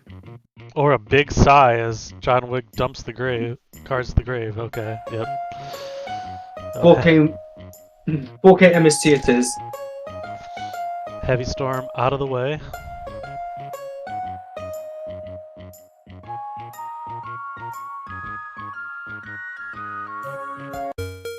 But that Reaper, well, Reaper or Jar? I think Jar might be Jar Greed. Oh, Jar Greed, so okay, yeah, makes sense. Yeah, that Reaper's going to put in a lot of work on this. John Wick could have a Rhoda set. Oh, he's got the Nobleman set. There's Nobleman. We're gonna attack into the Mirror Force now, I suppose. Yeah, you might as well just push for the damage. And just knowing that Mirror Force is there, you can control how many, well, you can control whether you want to run into it and get Chaos Border in Graveyard, or whether you want to force your opponent to go for the 1-for-1. Yeah, so by Johnny taking the 19 here, he at least does make it so that John Wick is not going to want to dedicate a second monster to the board until he gets to a Solemn Judgment. It turns out that he didn't. Yeah, that's. Are we going to see Exile Force to deal with the... I wouldn't be surprised if we saw the Exile Force to deal with the Skill Dark in this stage. Could be Blade Knight.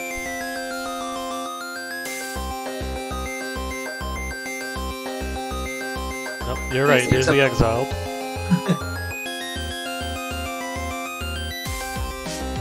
Yeah, from what I saw of the match. So Johnny Lee not wanting to flip over his Jar of Greed because it will reveal the location of the Mirror Force. Yeah. Right now, John Wick, even if he gets to Breaker or Mystical, really doesn't want to use it because it's a 50-50 shot on a great hit or a terrible hit.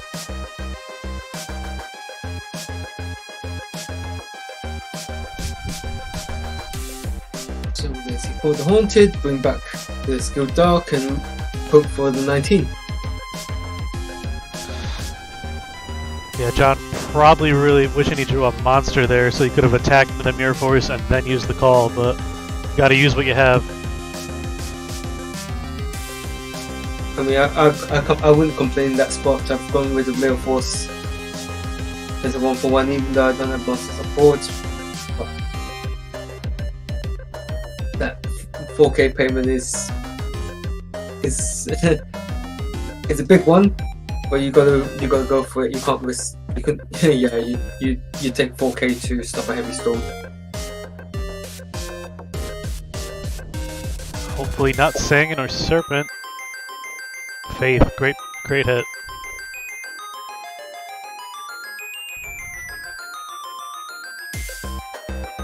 And now he flips the jar of greed, unsurprisingly.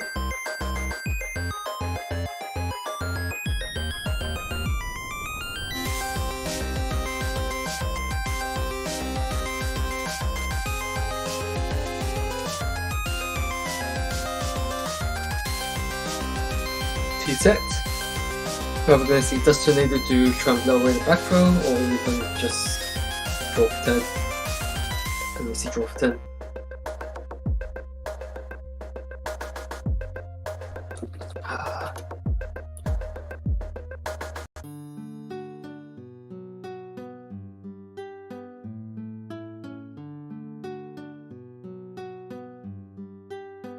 Possibly a second Faith set.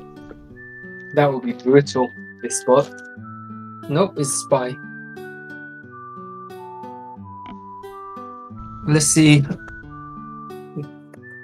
Let's see if this second spy is going to go to attack and try to bait out back row, or maybe he's just going to poke for one and still bait out something. He's going to go for the safe play. Summon defense. Poke for 12.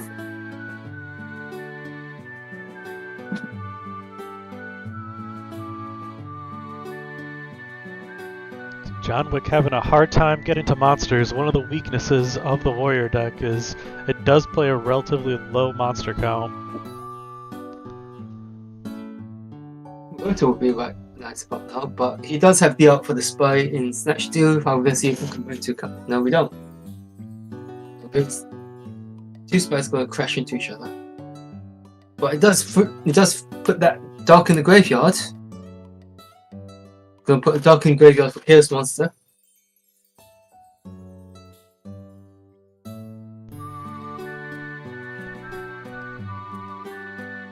Oh, we're gonna see Regeki Break hit the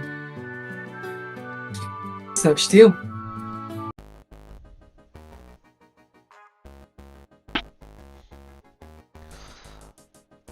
Does John Wick solve this? That is the question.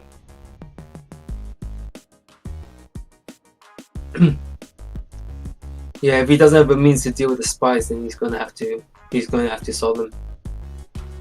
Right, otherwise you're looking at 2400 damage anyway. Yeah. Unless he's top dead in the middle. Gonna give it back to him. Although we know he's got Sodom. Well, he must have enough Sodom, surely, from the amount of pulses he's taking. So another monster could seal the deal. But I assume. Guess we're gonna see Johnny Lee actually switch a spy to defense, is my guess. Yeah, I was actually gonna say that. If he doesn't have the 400 points, then he's going to shift to defense and poke for another 12.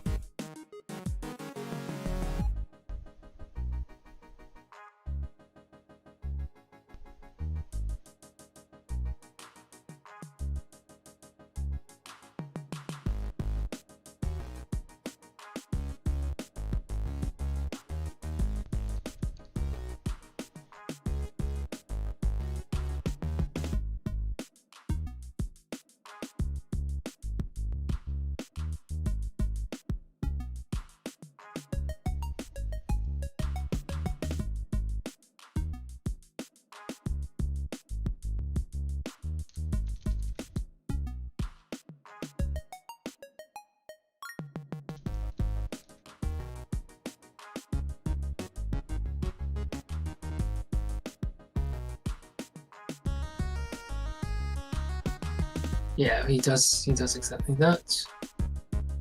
Johnny going for the safe play of switching to defense, then poking for 1200.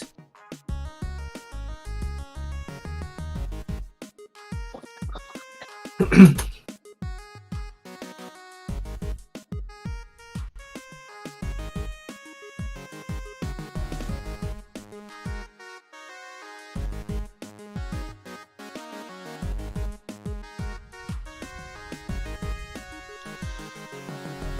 no Darks Engrave for Slash Tap. Tribe gonna be able to clear both, but having to discard away Blackluster Soldier. Yeah, bit unfortunate, but I guess you got a dead BLS. It does serve as a light if you are running Chaos Sorcerer. Yeah, So- I mean 3 back row is a pretty good number. especially with Storm gone. So, but we see a Chaos Monster at last from Johnny. Are we going to? We're going to see the Solemn John answer. Wick saved that Solemn. Did that pay off? So there's no more lights because Magician of Faith was the only light. Ring of Destruction is enough for Slash Tap to steal it. John Wick's not going to be able to finish it off next turn.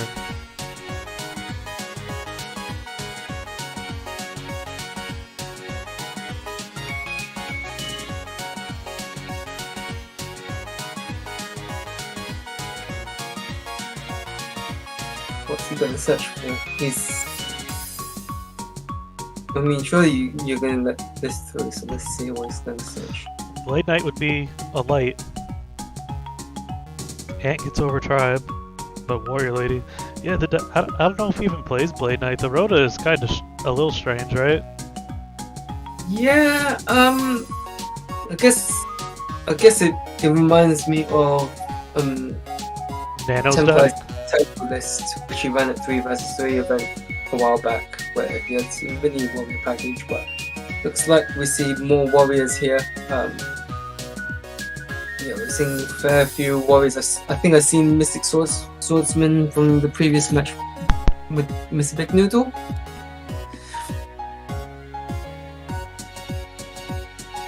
So we're good. Let's see if the warrior lady is going to get rid of warriors back row. So that wasn't even the Warrior Lady set? Yeah. Just going to attack and banish that tribe if there's nothing to answer that. And if he doesn't banish it, then it would let him summon a Chaos Monster, but I can't imagine that's what's about to happen. Nah, just play. He's saying it's. If that is Faith set, then hats off to. No, I think it's Sinister set. It's either Serpent or. Have we seen Sangan? No, but I think he would have hit for 1,000. Oh, you're right, Sangan. Wow. Yeah. Yeah. Now he gets a Serpent. But now he's. Yeah. Nah, that Kill Source is going to sit pretty for a few turns unless Johnny can get. Well, that's not a bad start. Let's see if we're going to see that third Solemn. No, we don't. Yeah, that Sangan grabbing Serpent, allowing Charity to discard one not so useful card out of the 5 left. Yeah, that's not bad.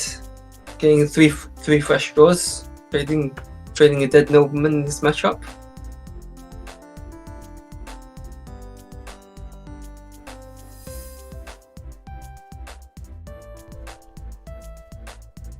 John Wick up a little bit on the turn, at least for card advantage, but very low in life points. Yeah, next turn we're gonna see. Yeah, we're gonna see the Serpent come back, act as a body to. Excuse me. Act as a body to protect the life. Is he gonna go for the 1200 crash, or is he going to just?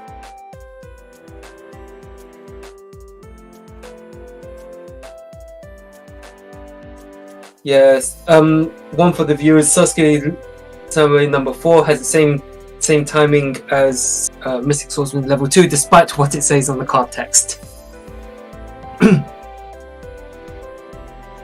Yeah, so to put it into context, if the coin flip is correct, and the Sasuke Samurai attacked the set monster, that set monster goes straight to the graveyard without flipping face up.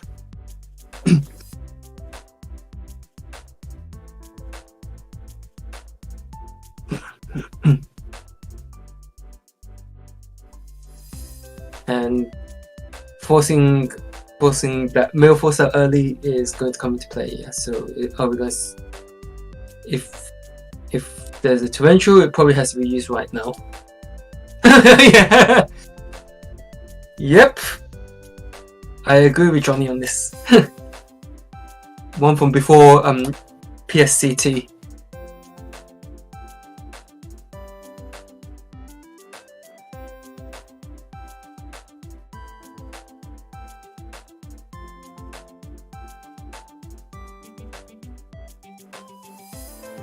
So, I'm gonna go for the ring for game. do we see something to stop the ring? I think Warrior probably only plays Solemn, maybe a random Book of Moon, but Yeah, let's see if he's got, well, it's 2 cards if he does run the book. Are we gonna see him? Yeah, he scoops it up because he's got no answer to the book. yeah, No answer to the ring. got to the ring.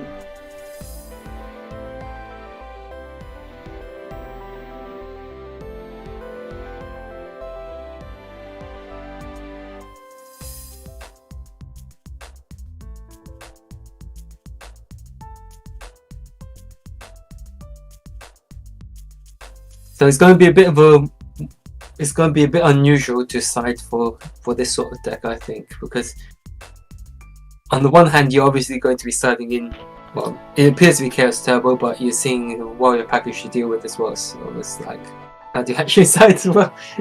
Side for that sort of deck, eh?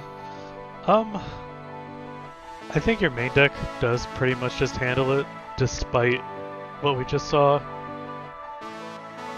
Yeah, the issue there was that. Yeah, go ahead. So it was kind of just a ring that got away from John Wick of a late game. Solemns were used up and ring was still alive situation. I don't think you have to side too hard, to be honest. I guess so. I mean, yeah, it's one of those things where I guess when you got the storm, you just take your chances with the 15% chance that your opponent opens that heavy storm. So yeah, something that just can't be helped if eventually you're going to run out of life points because you are paying 4k just to stop that heavy storm in the early game.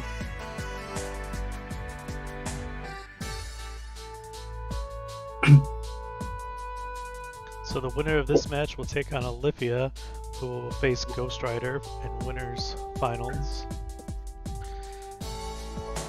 Yeah, either case, we're seeing the same people having their strong showings. So yeah, looks to be a good match.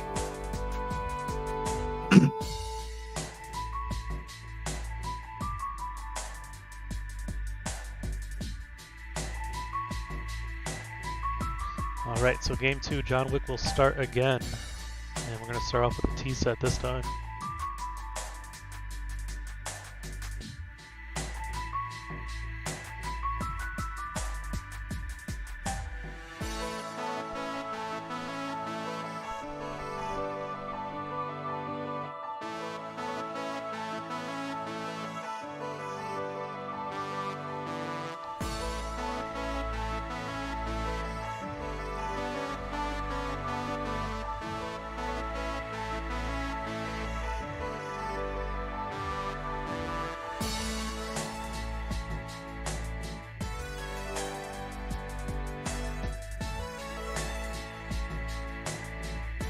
So I'm guessing John Wick's probably going to have multiple monsters in hand, or he's probably just playing that heavy storm scenario of the game. I'm just making sure he doesn't get blown away, or doesn't lose someone in life with him. But yeah, that's pretty strong. Donzalug trading with Sakuretsu Armor.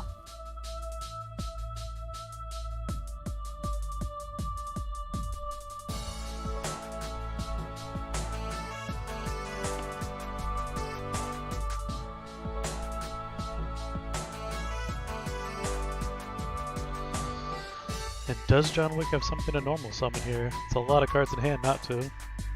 I think he's. I wouldn't be surprised if he didn't. Okay, there's a Kaiku. So yeah, he goes ahead and sets a card to back up the Kaiku. Well.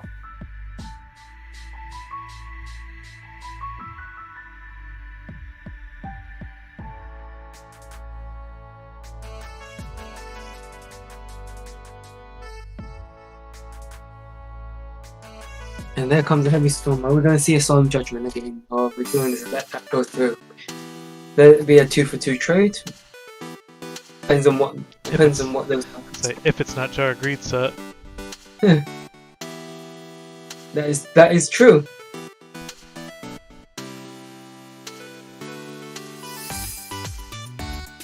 I think you let it go. So we're going to see a solemn here to stop the Jar of Greed. That would be.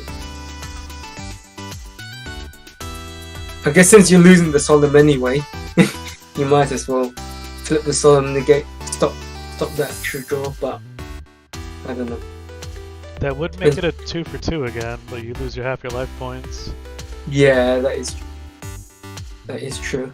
Probably what John Wick is debating here. Yeah.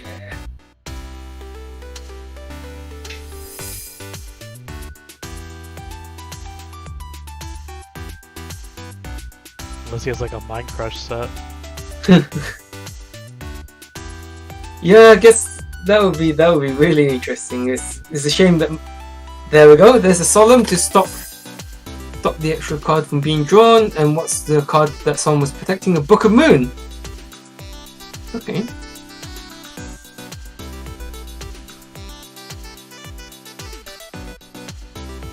I don't know if I've ever seen that happen before. Yeah, it's a shame that Mind Crush has fallen off, but I guess that's part and parcel of the rulings notice that was issued a while back, that we're seeing a decrease in popularity from the card.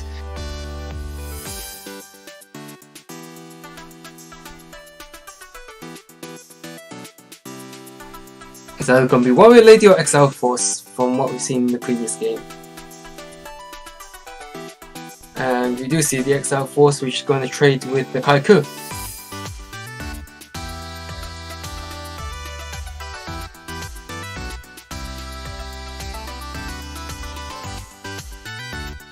That was really interesting. We saw that.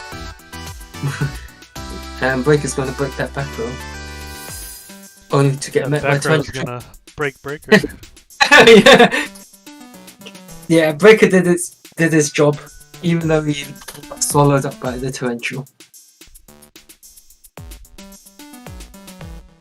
And Dingo coming down, stripping out 2 from hand. Let's see what we're gonna lose.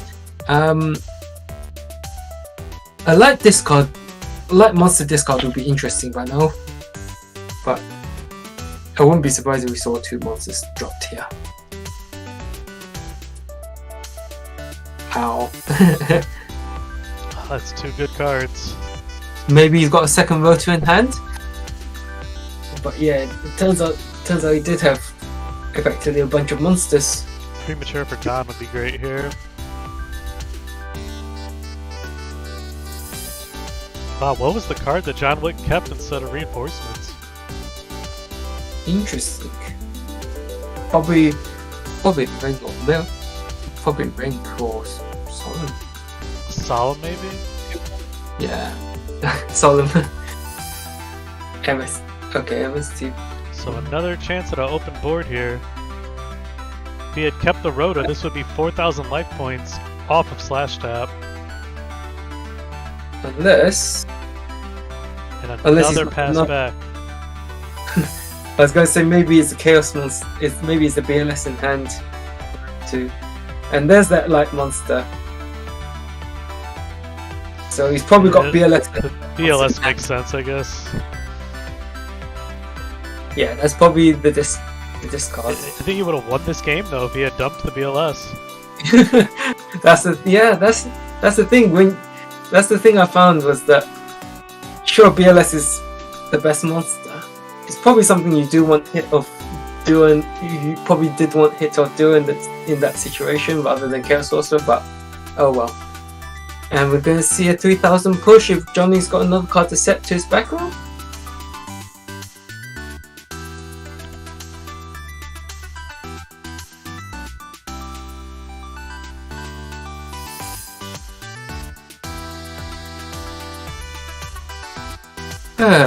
Okay. I think he's. No, he doesn't have a card, so it's going to be just 1600. Because of the 1k gain from the 1k gain from Snatch Steel during standby phase.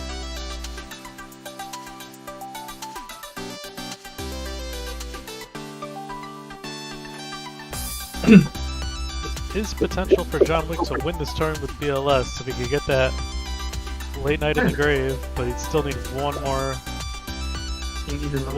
card to get it up to 5,000, or to get it up to. There's that BLS that we were expecting.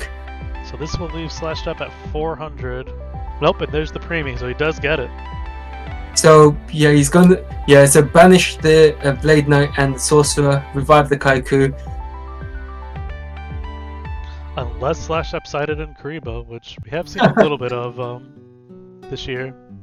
Yeah, there's this really crazy duel that I watched where Karibo was discarded. It was in the main deck of the last winner of the Patreon World Championship Qualifier, the Go Control deck. That one.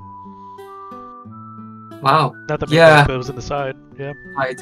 Yeah, but I was gonna say that I've seen the situation with Karibo where opponent had the Karibo to save them the game. They top decked the BLS and they just won from there. So that was a crazy game if you've seen that video. So yeah, we're gonna see game 3. I'm a little surprised that Slash Tab didn't read the Blackluster Soldier the way we did and summon that Sangin. I wait 54. That was 54 live, but that's. But I think he felt he had to go. He figured he didn't have the answer for the light and the premature and the BLS. Yeah, I mean that was kind of. John Wick had everything you could want right there. Yeah, but it's just that subtlety that we were like, how come Rota got discarded? Right. And yeah, it's just interesting. I gotta credit videos for helping me learn that.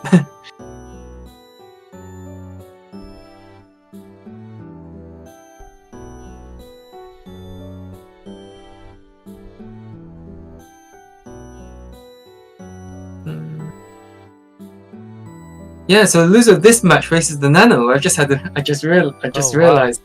So, not the easiest thing to be waiting to go play. Yeah, especially I guess if you're John Wick, you wouldn't mind either way because you're still gonna play, right? But you would if you were the Nano, you probably wouldn't want to be facing John Wick simply because you're playing Chaos Turbo and Warriors just can take advantage of you, but at the same time the Nano probably will just play anyone. And the winner will be taking on Olivia with the Reasoning Gate deck. Yeah, Reasoning Gate with Stripe Ninja, Rare Metal Dragon, Tribute to the Doomed, and Regeki Break and Dust Tornado. And don't forget Magical Marionette. Of course. The classic. Wow. And we actually had a really good comment pop up to say that you can actually Magical Marionette also can pop your own monster, so you can banish your Dark Magician Chaos. Thanks TK for that.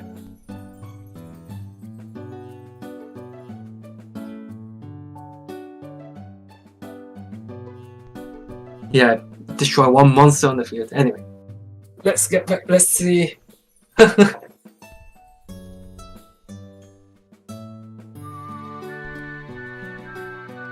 Let's see what Slash Top has got to say.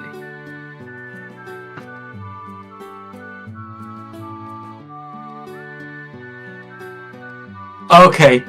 Yeah, okay, yeah, so... Yeah. So like I said, he probably did think about it, but like he had to have to get it to light in the grave and at premature for all at once to make a game.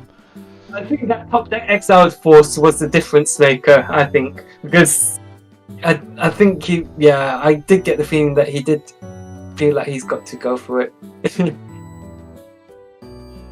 Yeah. Yeah, so yeah, it's just that exiled force that made the difference. Are we going to see a BLS discard here? That will be...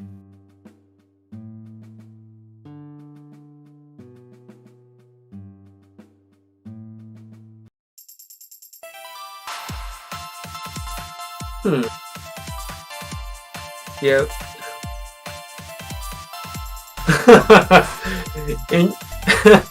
No, actually, we all saw it.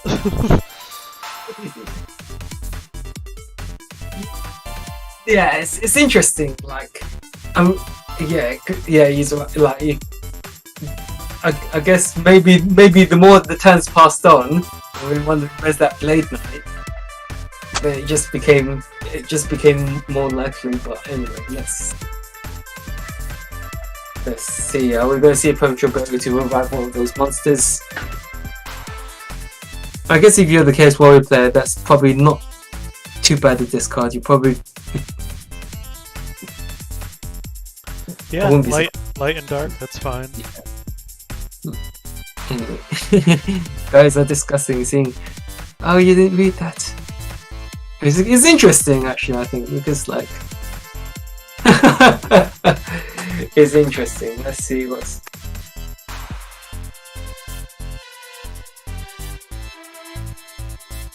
Yeah, Exile Force being the perfect answer to deal with whatever that monster is. Wouldn't be surprised with a Sangan again, but yes. There we go.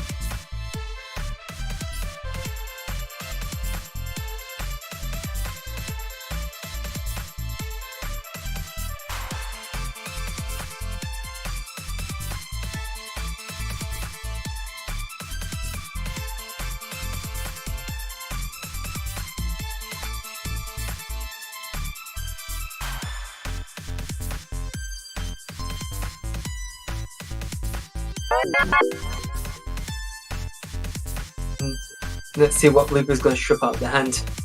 Unless we see Circlets of Moral Ring to clear the Reaper. Yeah, John Wick is in big trouble here. Oh, yeah, brutal. Duo, yeah. Exiled for a minus, Reaper for a +1 already. Yeah, so... Not much you could do here. Unless he's got the Nobleman.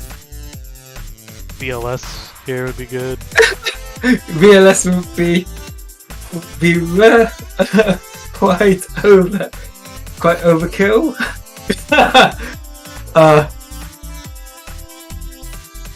Let's see how.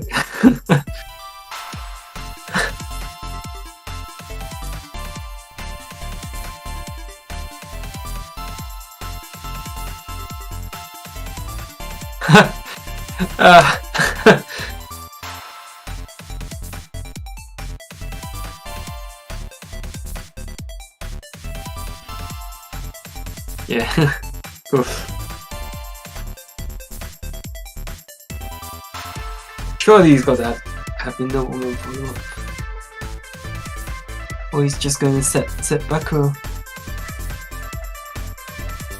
just set 2 pass, play around the Reaper.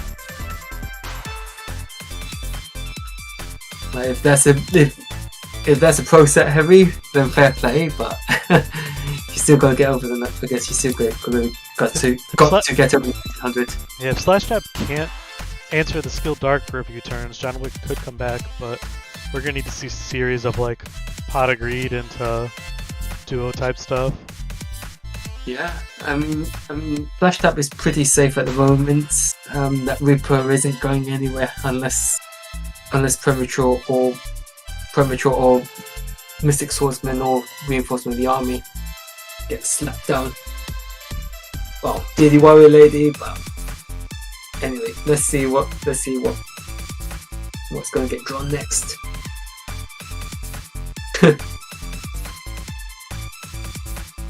Nah, he made number please.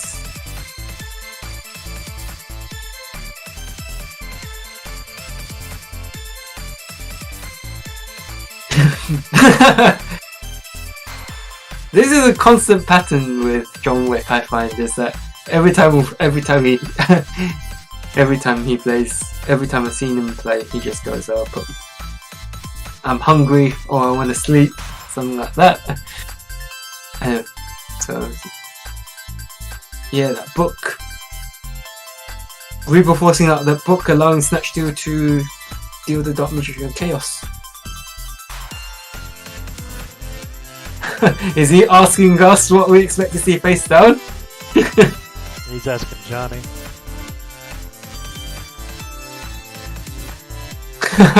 Xy's encore.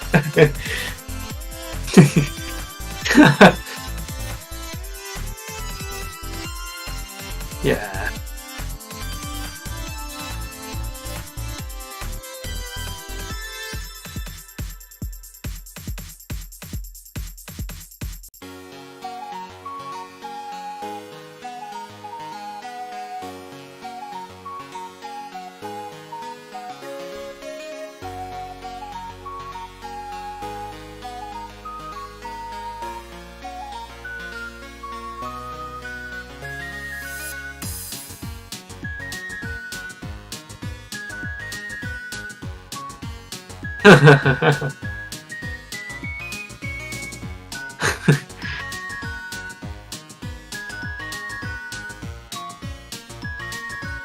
Yeah, Warrior Lady getting rid of that big beast. Yeah, getting rid of the Steel Dog and leaving John Wick on top deck mode, which is not so bad for the Warrior player, but yeah, this is probably the Chaos Turbo player's dream of having multiple cards and the Chaos Warrior player on top deck mode, even if their top decks are really strong. Yeah, like John Wick really needs to get to a pot of greed here. If only it was as easy as willing it. Yes, heart of the cards moment. But yeah, oh, a turn pass to him is a good thing. That's what he wants to see. To get back into this duel. That's the thing. It's a good spot for the Chaos Turbo player, but yeah, let's still got a whole bunch of answers to deal with the set monster.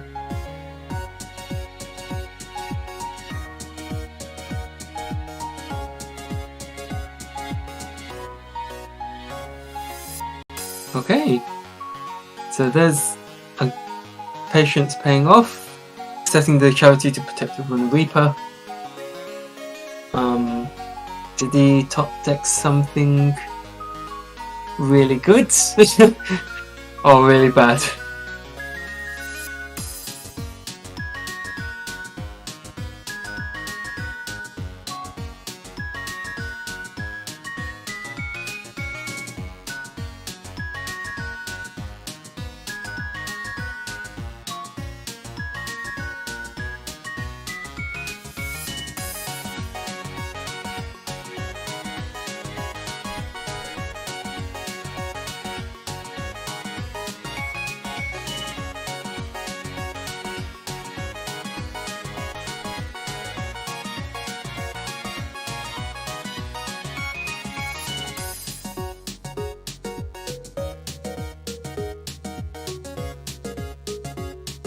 Wow.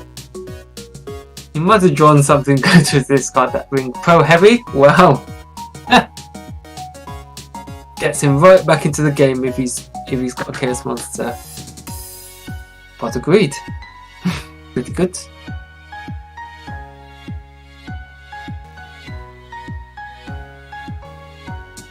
Yeah, graceful, heavy, pot of greed. It's I getting you guess there, right? Okay, fine. Alright, so we're gonna attack the Reaper to flip it over.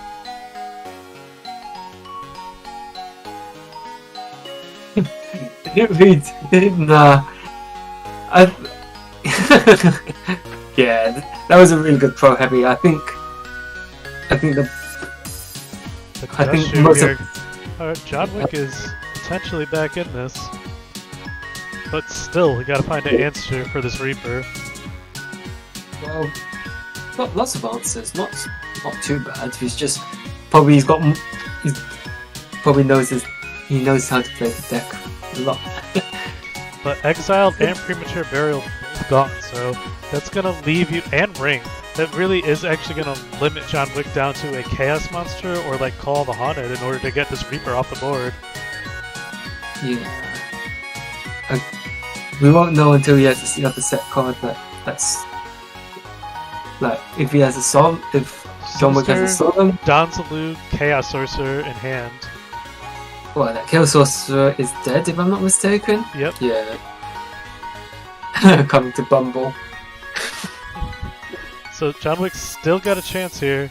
Actually, probably in the favorable position right now. And if he could get this Reaper off the board, Yeah. we'll be rolling.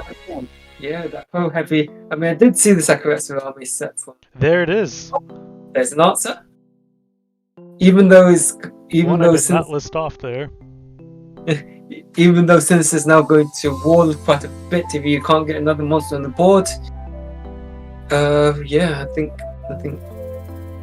if you're in John Wick's position, you're feeling pretty confident. No! Actually, Kaiku gonna keep it alive. Yeah, I was thinking for a second that Sorcerer was gonna get him, but not quite yet. Not quite yet. Well, yeah, that. Actually, no Dark either. I forgot about that. The Warrior There's Lady no dark, banishing but- the Reaper. But he does have That does have the Donzaluke as a potential dark, but I reckon he's probably got to set likely to have set the Donny. Oh, his Serpent. He's a set Serpent. Man, Going back to the heavy play, I mean, a Graceful or card destruction is going to be brutal if Slash Chop gets to it. He's had a few turns here now. yeah.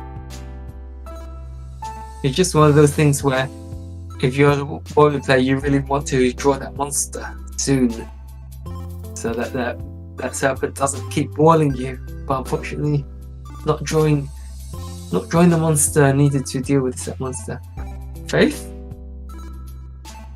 Or Spy? Wow. And the wall is back up. And now Tribe is an answer to clear the spies, but would also wipe out the Kaiku. Yes. Times like this where you need the Grandmaster Sasuke. Or even Sasuke Samurai There's a charity! I think he's got to negate that. He's thinking about negating that. He's seriously considering negating it, which you can't blame him. There it is. Gotta negate that. You can't can't let that charity go through and unbrick what? Is Donzaluke and Chaos Sorcerer in hand if I'm not yeah, and the Serpent. So yeah, can't let that hand unbrick.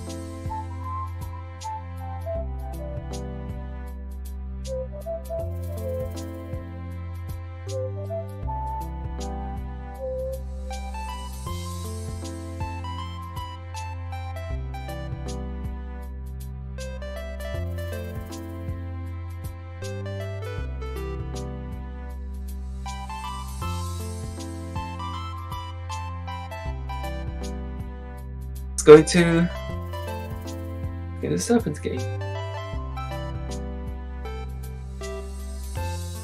Oh, we're gonna see another dash shoot.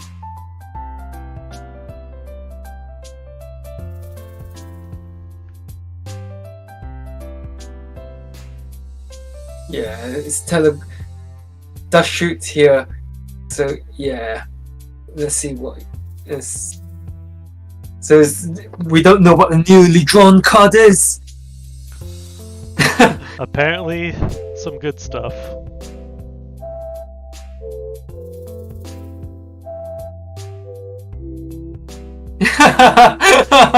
Ah, Draws Poppy into Reed, four. rough.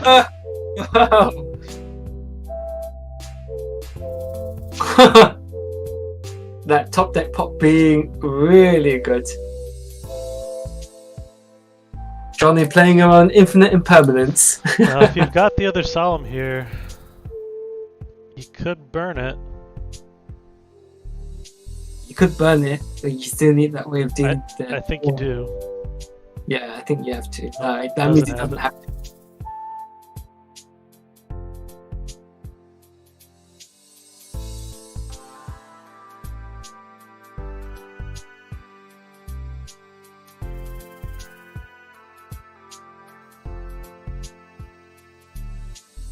Gorilla comes down.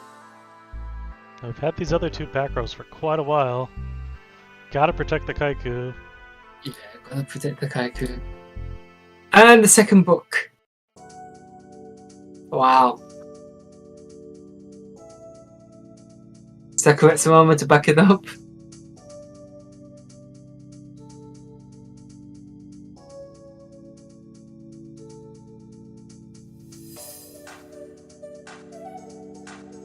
Attack over the gorilla, run into something. Yeah. I guess you gotta attack into it. You can't risk it. The Geki break. Yeah.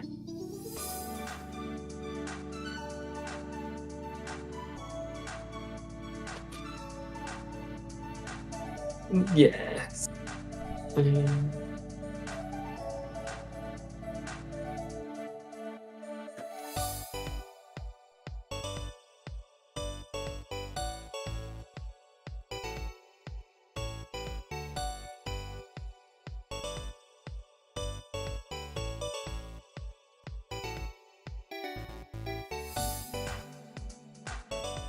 Big guy.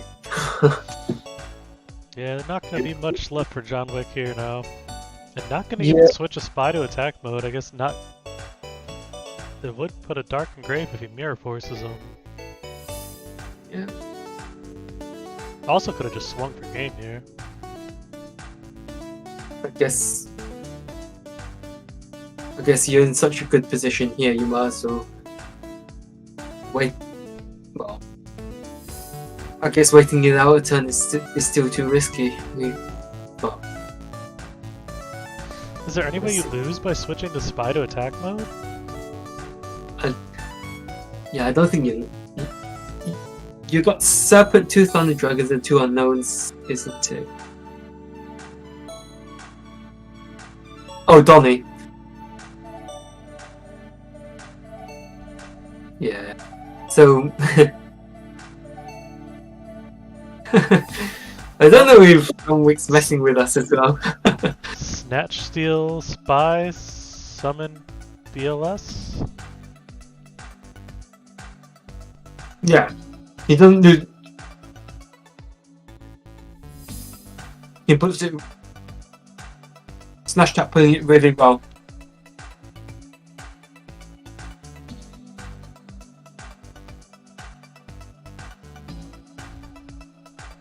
Because John Wick still got to answer it. Still got to answer the gorilla.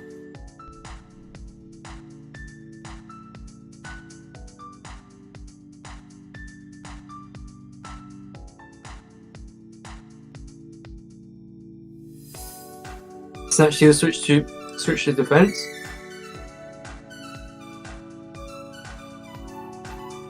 Okay, just takes it. Technically speaking, he's supposed to go into battle phase attack because Gorilla forces you to attack where you can, but it makes no difference in context that we have.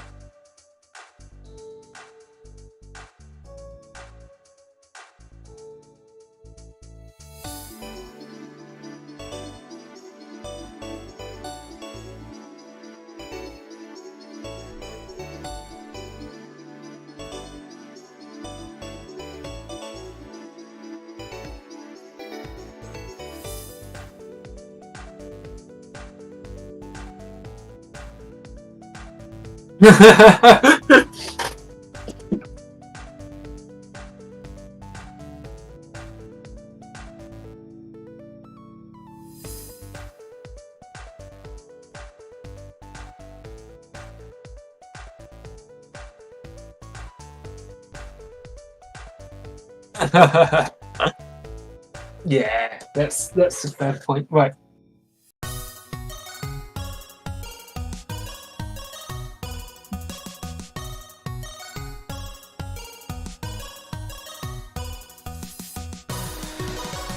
Guessing this is gonna be it.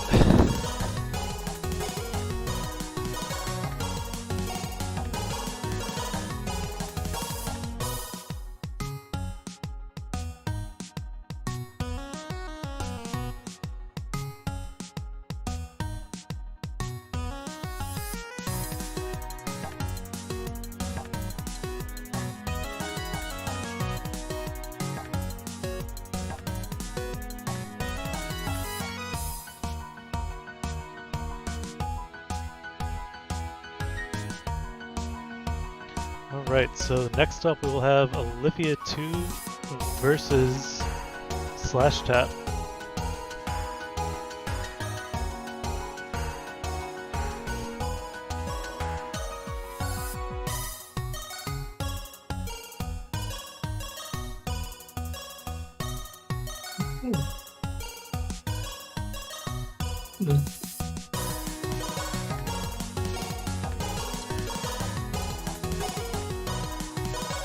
Nope.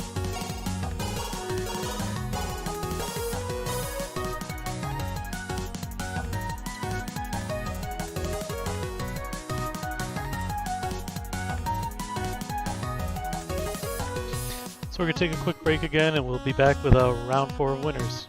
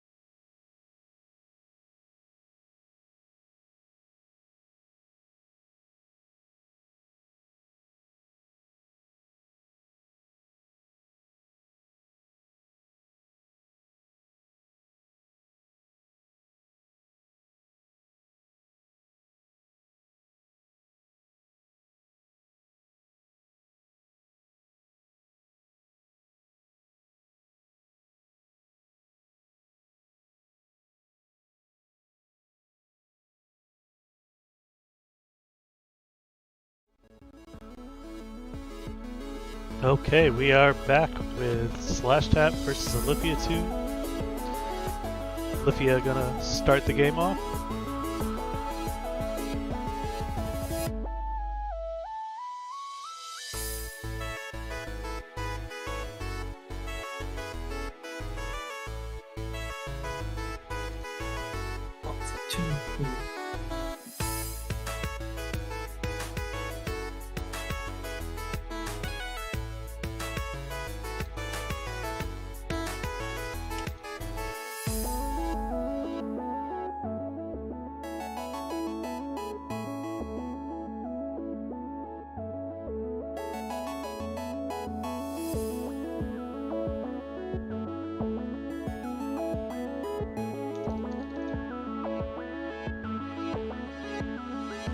Okay, going to pad and get ready for monster game following turn.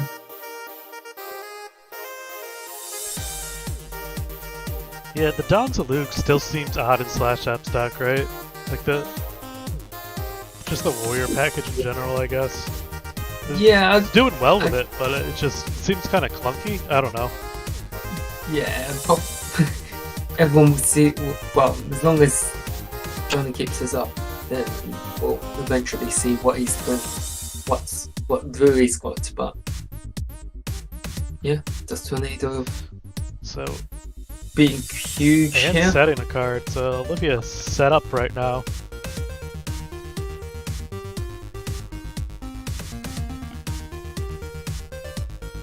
I wouldn't be surprised if that would call the Haunted.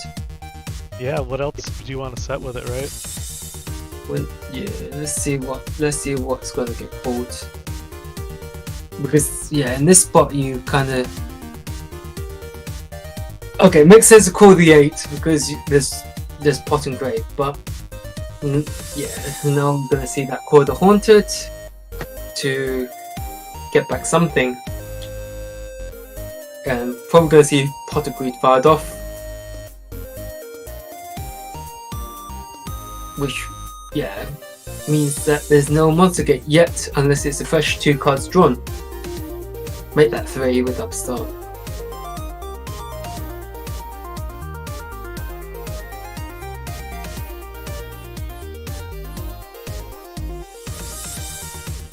Strike Ninja coming down to compensate for the 1000 life points gained.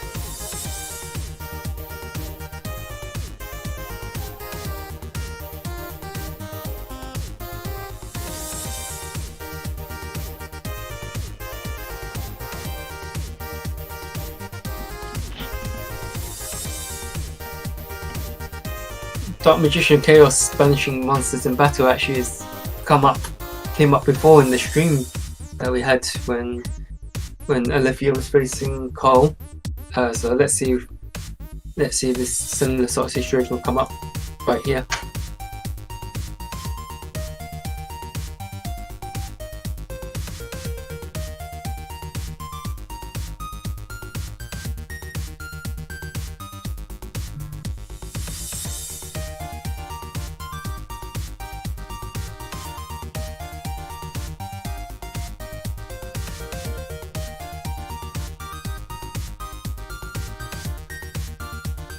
Yep. So Exile Force gonna kill Goat Token before dealing with Dark Magician Chaos.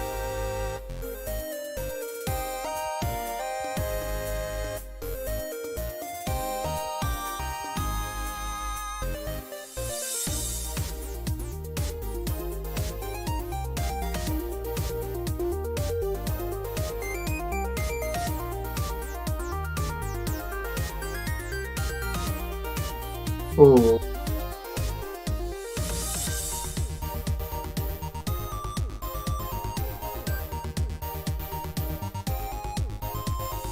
Wow.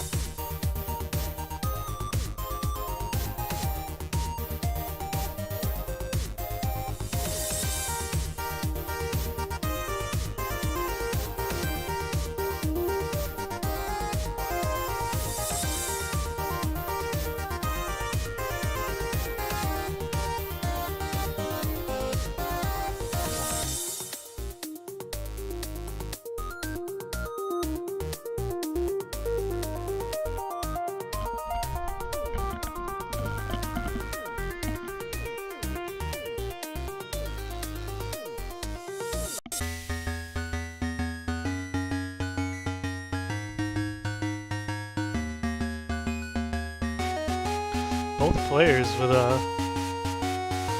not the best cards. Yeah.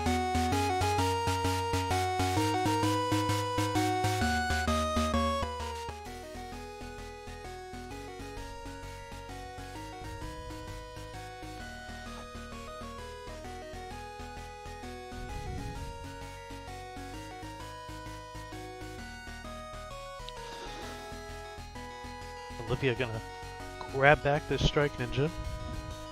Brain control Beckett. Are we going to see that Monster Gate? Or we're going to see Magical Marionetta to attack over the Sinister Serpent and push for more damage.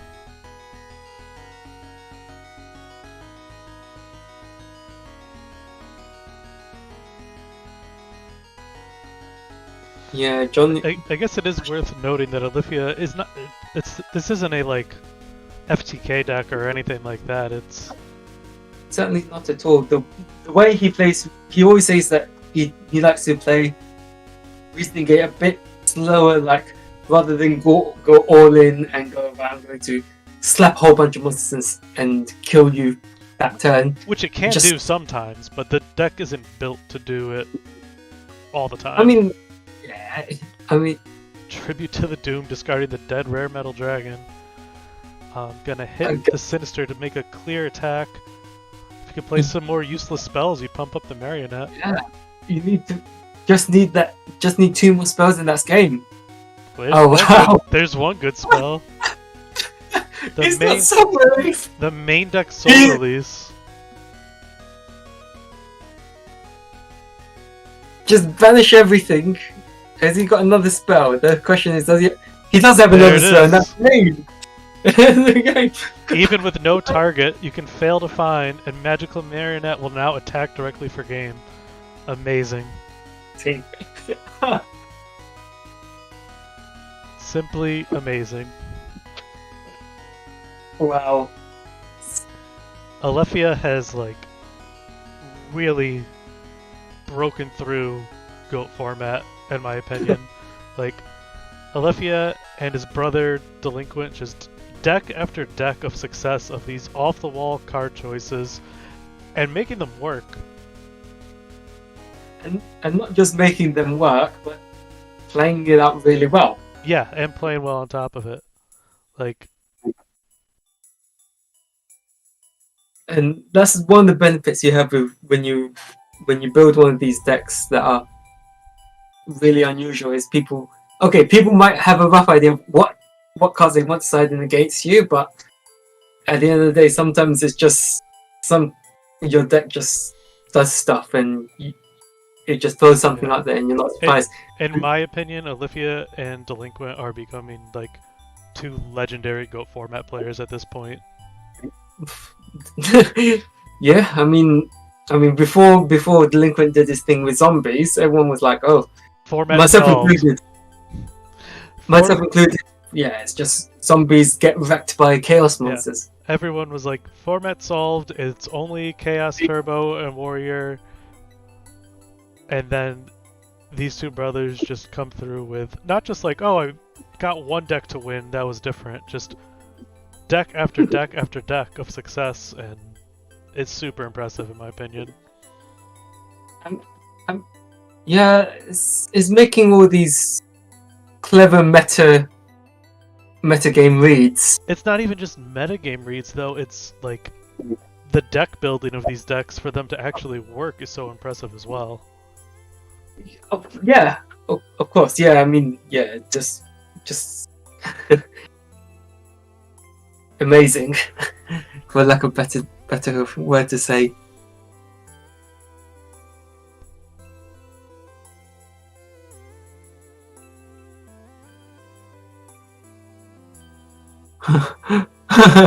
Of course, Alefia used. So, Mr. Big Noodle going, of course, Alefia using magical magic before I could in a big tournament. Oh.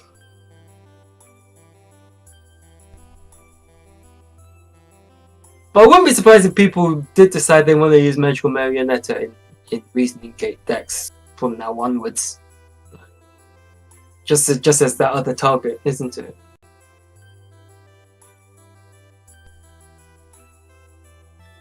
Okay.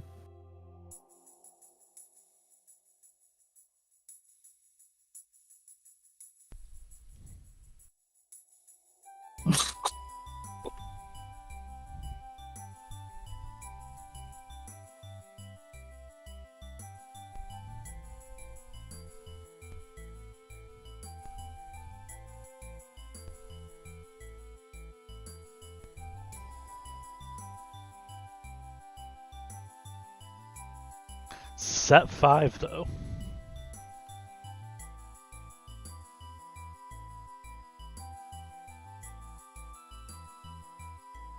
I think in this case, you're probably gonna have to go 6. Surely, you're gonna have to go 6 at this rate. Surely. Or you just throw the 8 out again. No, you have to. You have to declare the level. No, it's on resolution. So you have to negate. You have to negate reasoning.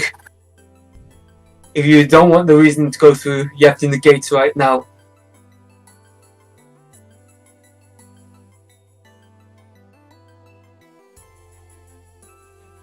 Yes, the fact is, I mean.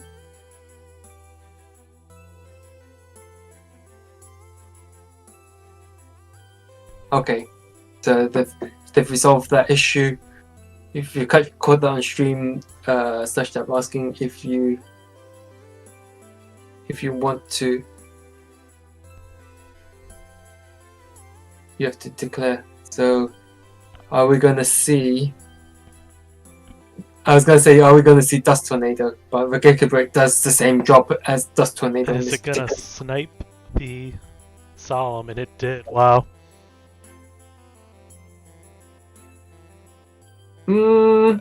I don't blame anyone ever for calling 8. Yeah, I guess in this situation it's justified, but I don't know what's set, because like it depends if you fear Jins or more. But at the same time, you see Strike Ninja, you don't really want to give that opportunity for Strike Ninja to get more fodder, some more dark monsters in graveyard. Which it would have if he called 6 and it hit 6 too, so. Yeah, it's a 50-50 on what you chose Like, here. the way Olivia's built these decks, like with the rare metals and stuff, like even calling it right, your reasoning's still good a lot of times. Yeah, exactly. In fact, that's actually what I felt when I saw his other reasoning gate deck that did work GFC 11. The FTK one? No, not the FTK one. The one, I think it was GFC 11, where he had a very trimmed down monster lineup, running a chaos combat, running your sacred cranes and usual chaos monsters that you see in reasoning gate, right? But it wasn't so many. So it was like, I think there's 2 crane, 1 rare metal, Jinzo, Air Knight, 2 chaos sorcerer, and the BLS, and that's it for monsters. So just having your 1 reasoning and 1 monster gate, just fill up the graveyard and not care about what gets hit is, I guess that makes him more of a powerful card. So and we see here a good turn for /tab here. Pot of Greed, Graceful, Dumping Sinister, and now Berserk gonna hit 2000 direct and 1700 from the ring. Yeah, that's pretty strong. But I mean, I think Strike Ninja's done its job now, which is banishing the Dark Magician Chaos and the Red Metal Dragon. And we are still in Dimension Fusion range for Alephia, yeah. But Solemns have been brought in by /tab. Yeah. At least you don't have to worry about ring anymore. But yeah, that snipe on the Solemn Judgment was really good. And we're gonna see if I guess you got the Solemn here. You can't afford to not Solemn here. But let's see. Yeah. Unsurprisingly, /tab decides that I don't want a whole bunch of monsters to come and flood the boards. And it looks like that True Nade was a bait out. Certainly seems that way.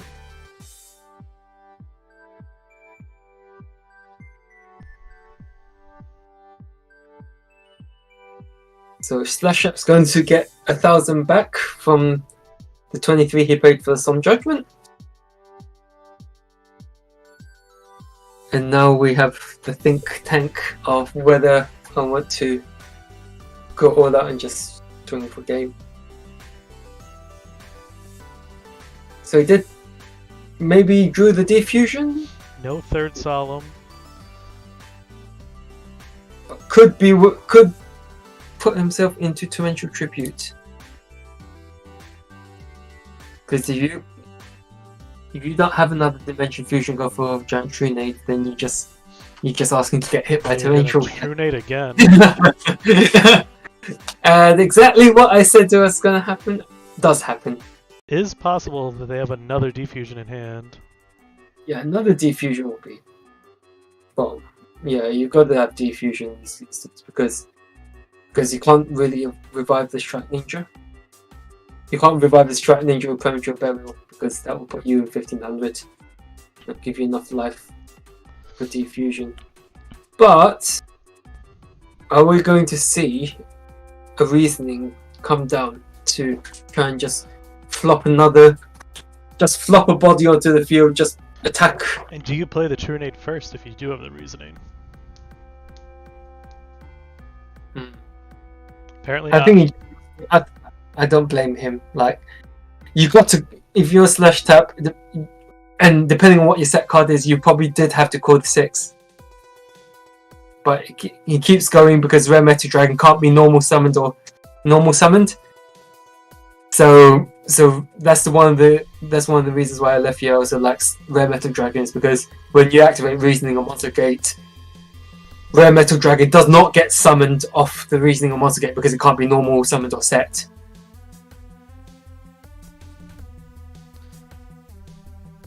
So Question that 28 would leave Slash Tap Johnny Lee with 500 left if this goes through, and it will not.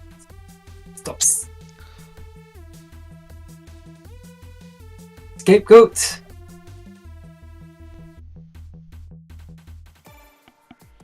Unfortunately, yeah, there's no chaos fodder, so Alethea is relatively safe unless the Don's Luke connects. Or Sanguine's pretty good in the spot. So this will turn off, if there's no scapegoat, turn off Dimension Fusion. Yeah, it turns off Dimension Fusion.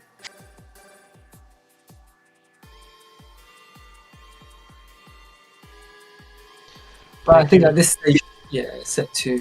Thank you to everybody watching on Twitch and YouTube today. Glad to have you guys here.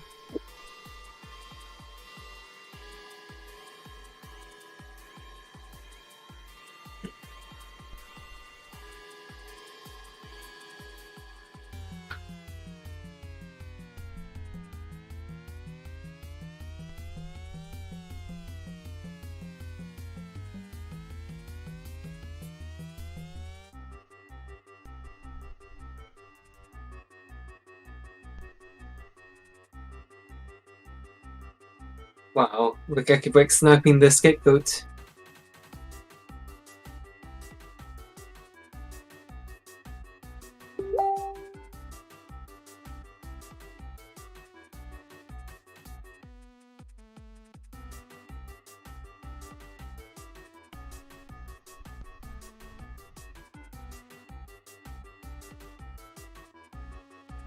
Trying to go for game, which he does. Alright, so game 3 is coming up.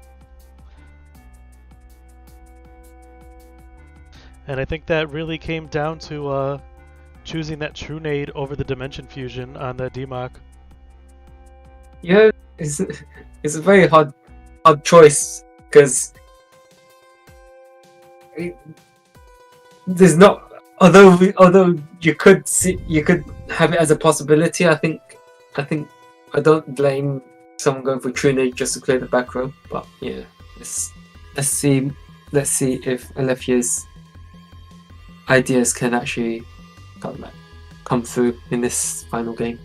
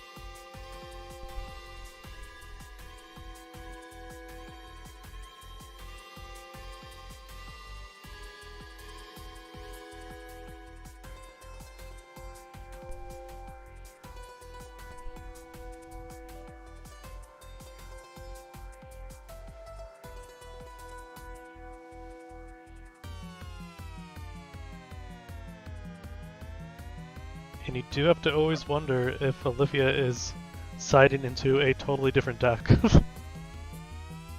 I thought that was delinquent. That was delinquent speciality. I'm whenever pretty it- sure they've both done it in the past. Well, one thing's for sure is that Alethea is definitely going to be siding in Royal Decree after seeing those solemn judgments. Well, at least I would think so. They are a big advocate of Royal Decree. I actually don't blame him at all. I'm of the same opinion that if your deck can run Royal Decree, then side it. Side it. Just save yourself the hassle of fighting through multiple solemn judgment and just go no.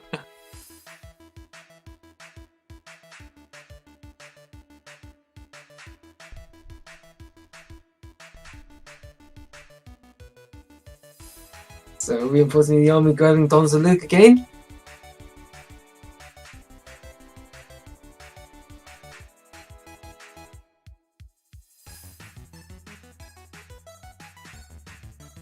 Johnny once again playing around infinite impermanence. So yeah.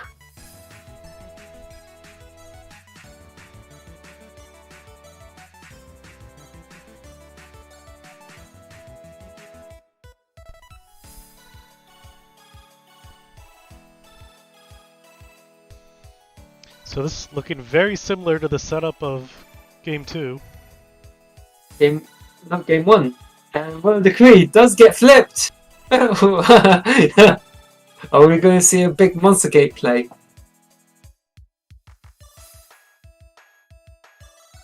There we go, there's a Monster Gate.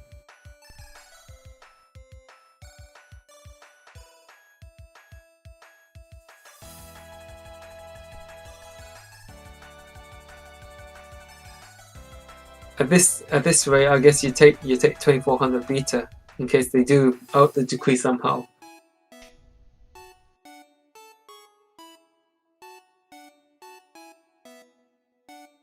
Well, light and dark loaded.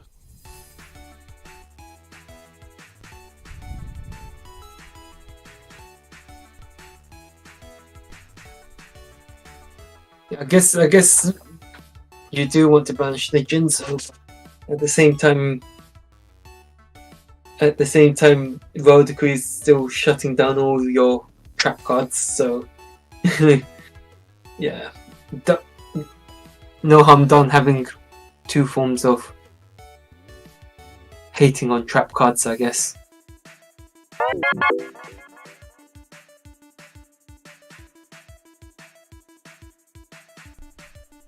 It is going to clear these tokens.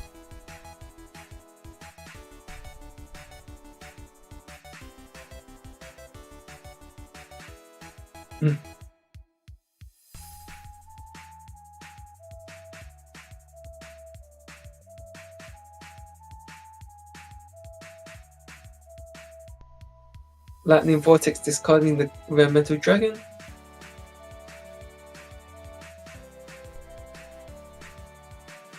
And the Premature Burial. Yeah.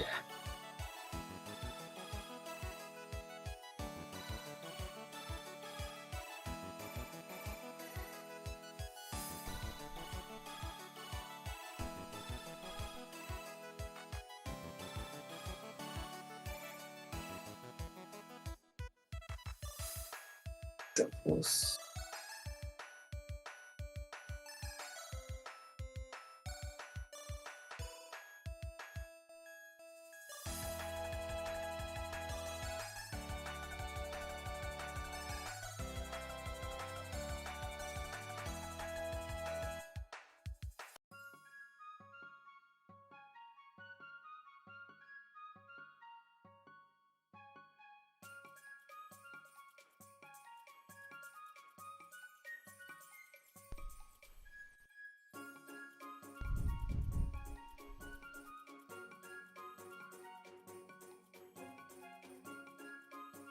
Yeah, Slash Tap deciding not to banish any monsters so that Dimension Fusion doesn't get anything.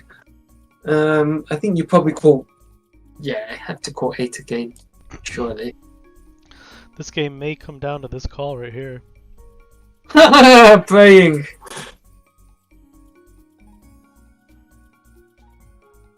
I think you have to call 8. But even if you call the 8. Yeah, it's definitely. Wow. Okay, you take that. Are we going to see Strike Ninja come down?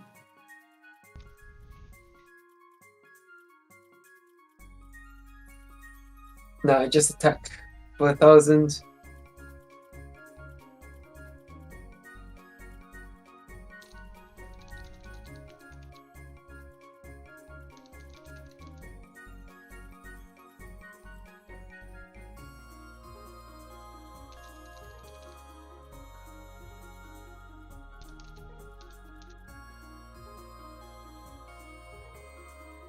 So this is where Tribute to Doom could also come in play. For dealing with set monsters. Yeah. And there it is. Wow, the Dark Magician was in hand. Just attack. And it was another Kaiku. Wow. Well, if you got the Chaos Monster, now would be a good time to drop it.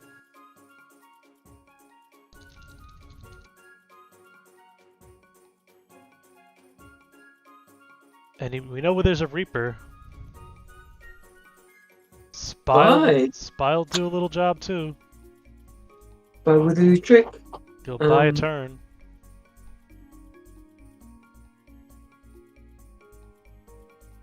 I guess if you're left here, you just pass here, and yeah, there's no more Kaiku.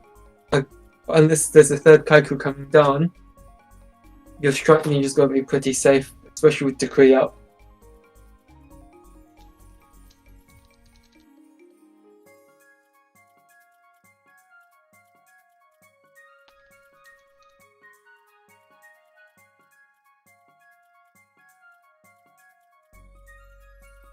Yeah, in this position as well, Strike Ninja actually dodges the Chaos Monster by banishing 2 in Graveyard. Nope, another body.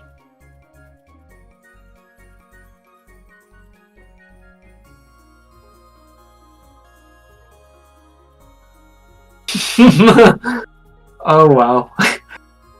But this might be burned to run into Reaper. Nope, Magical Marionetta. Wow. Is that another spy? No, it's a 0. Wow. So yeah, we have Alethea Royal Decree sealing the game for Alethea. So he's up against Ghost Rider. This ought to be a good one. So Carl Waite is close to losers finals after beating the Nano and the Bounty. And Yata, I guess, is still facing Fly Ace Guy. Yep. Let's see if we could hop into that game. Yeah, that would be. We missed the. I can see that Fly Guy Ace has pulled the game back.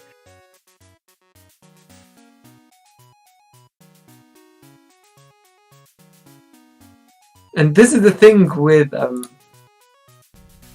this is the thing when, wow, Book of Moon. Yeah, this is the thing when you're playing a deck that has lots of equip cards, is that when you save your books properly, you just blow them up by chaining book, using book on the monster with so many equips.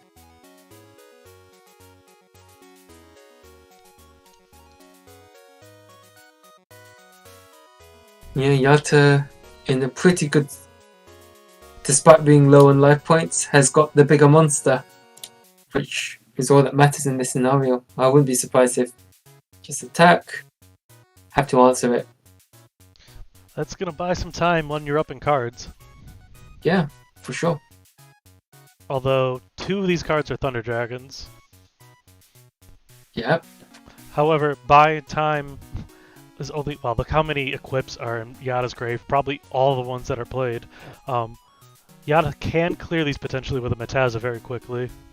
Yeah, that's But yeah, 3 Acts of Despairs, Mage Power, and United all gone. Is Breaker going to break the Mirror Force?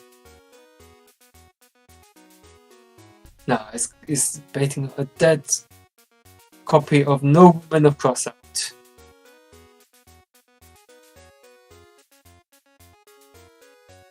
Yeah, but gotta throw down that heavy storm. But you don't have a dark monster to go with your chaos monster.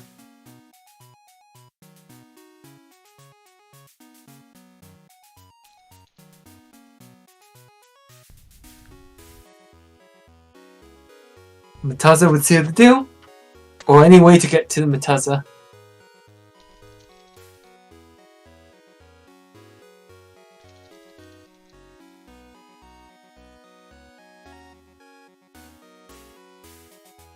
I assume that's your 0 preset.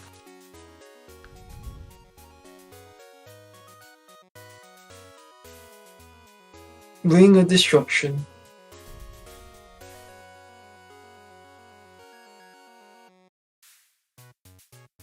Are we going to see my body or are we going to see Solemn? We are going to see Solemn.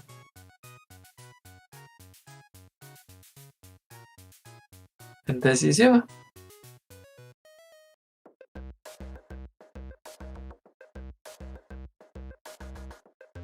Right now you want that charity. If you don't get.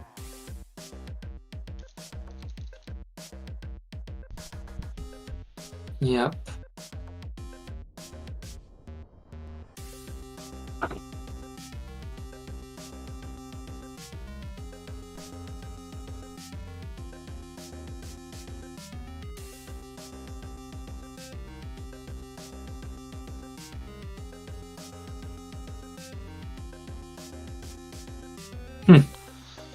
There's Bunky.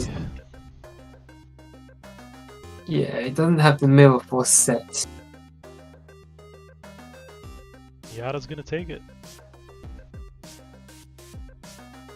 Yeah, it'd be interesting to. Let's see how far they can get. Yeah, let's see how far they can get. Lucas dropping out.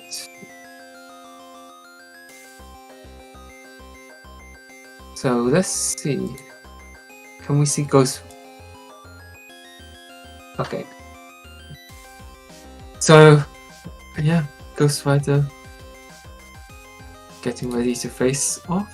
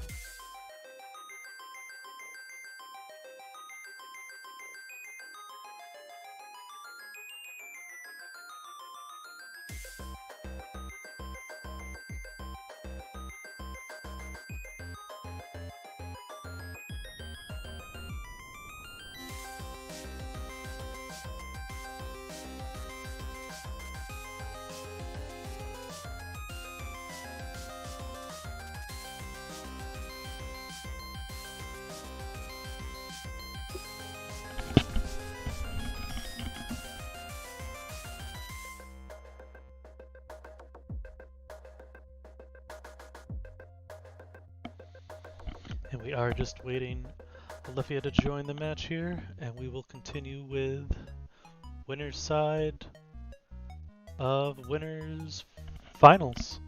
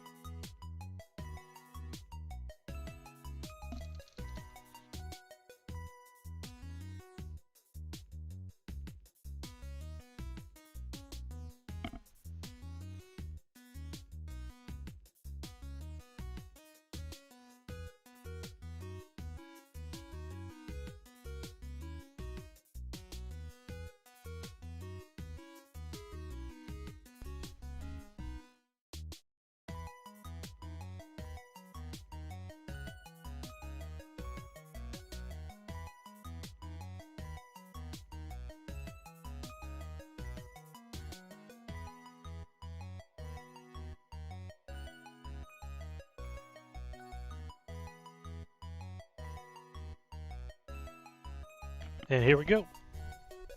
Ghost Rider gonna be going first, opening with Thunder Dragon. From the Dragon Pot. Standard stuff on Chaos Table.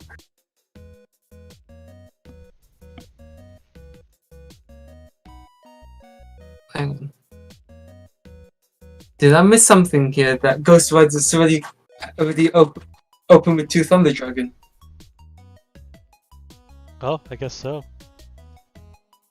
Because, yeah, you'd normally be on 8 by now. But yeah. And if you're not really having anything to punish a set Magician of Faith as it stands. And there's the Thunder Dragon. Hitting a Dimension Fusion. Well, we're talking about hitting a Defusion.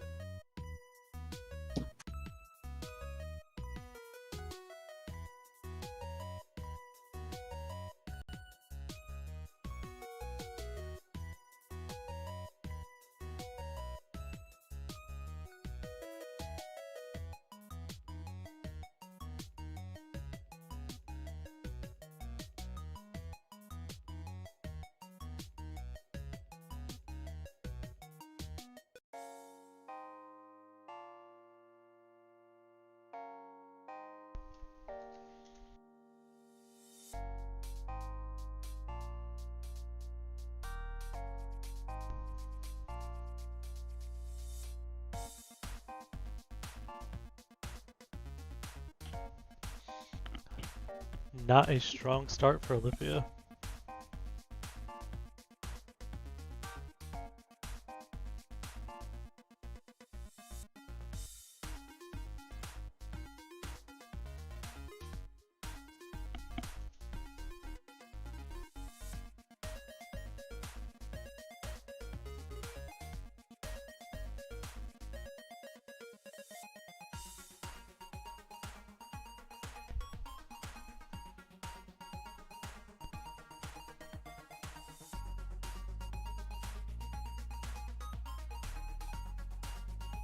Wow, normal summon morphing jar. Yeah. I think, yeah, Not wanting to give Olivia a playable hand. for sure. But you don't mind pushing for the damage anyway. You actually baited up the scapegoat, which is good. Good right here. But at the same time, if you got book of your own, then yeah, Ghost Rider's book, then this is actually pretty good.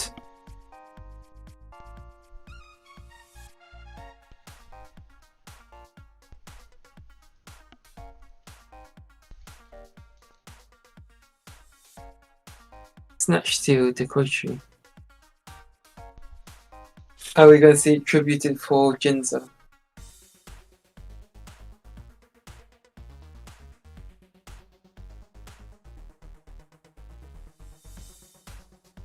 There's a Jinza.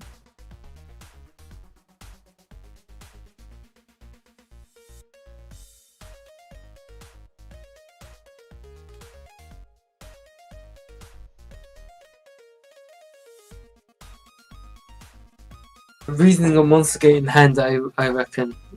deciding whether you want to go with that or you just set cards.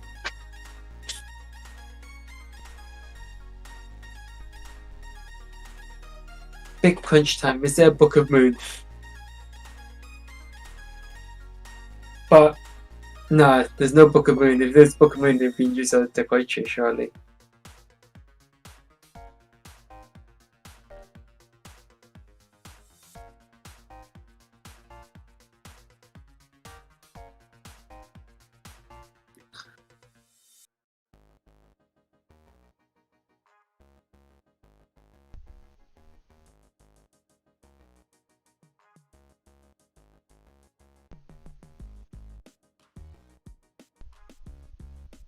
Wow. Fine.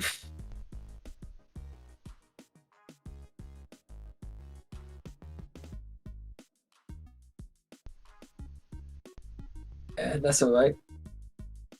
Poke for 16.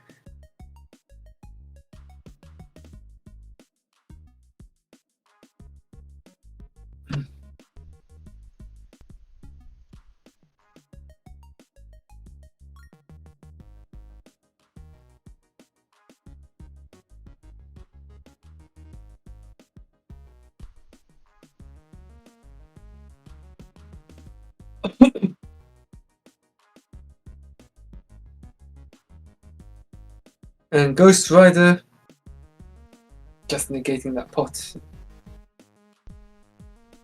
Jizz is going to come back now.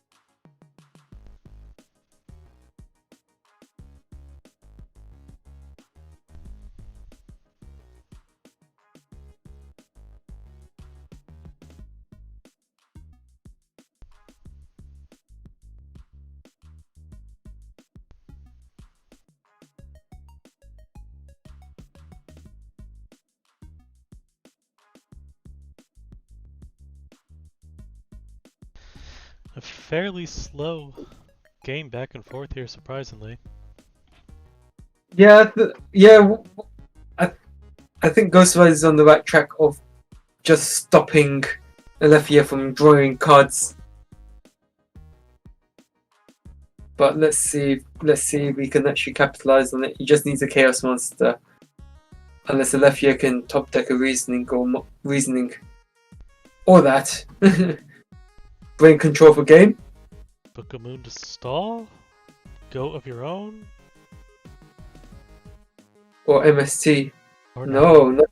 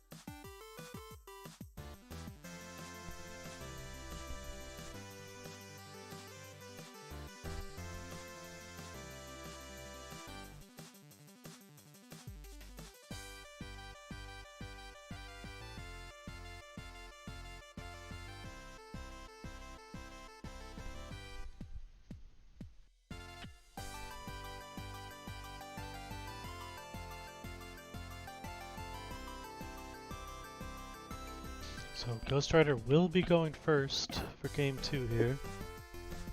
Yep.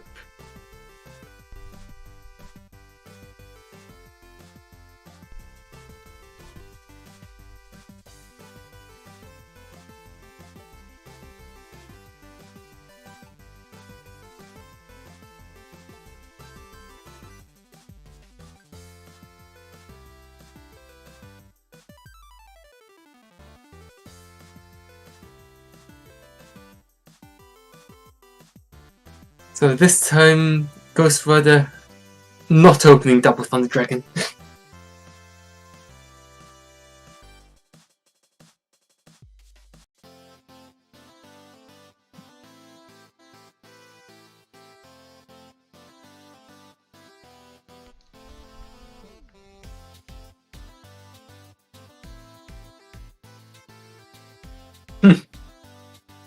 Upset pot.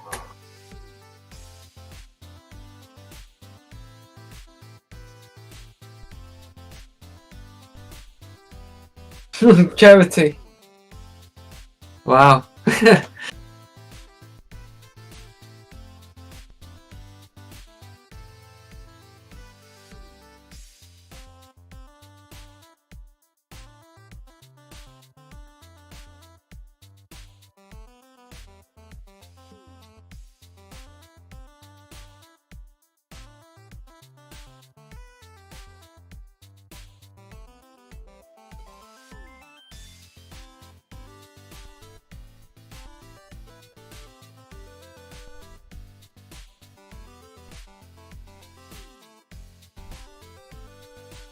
There's the Koichi. So let's see if Ghost Rider can draw a pot of Trinity of his own.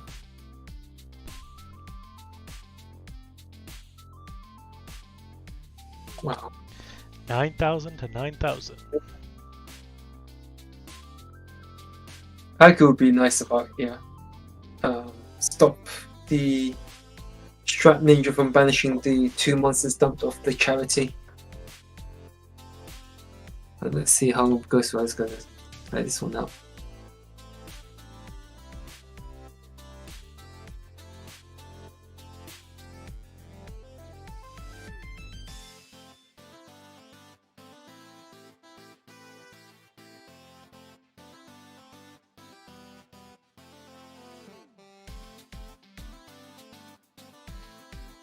Okie dokie.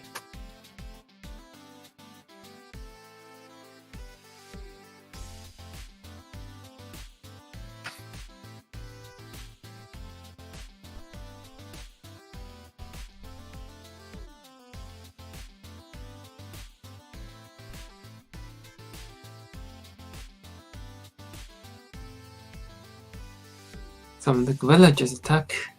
Bait up that Strike Ninja.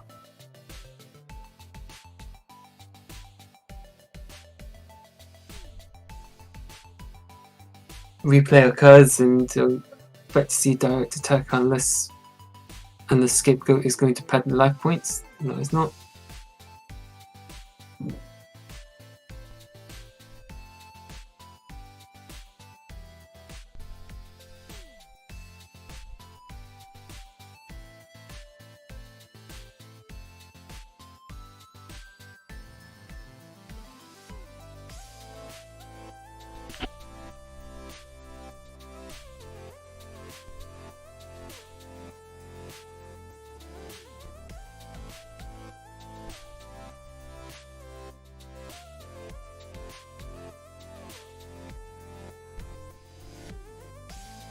There's the decree.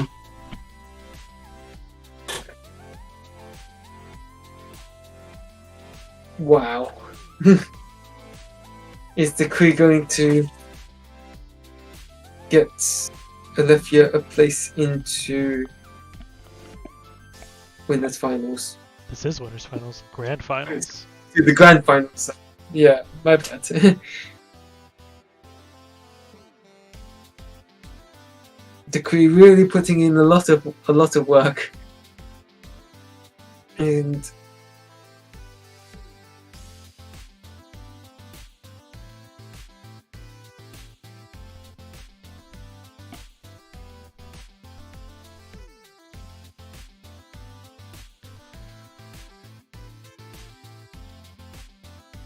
So potentially Is a he thinking Book of Moon here? Or maybe he needs to mystical the decree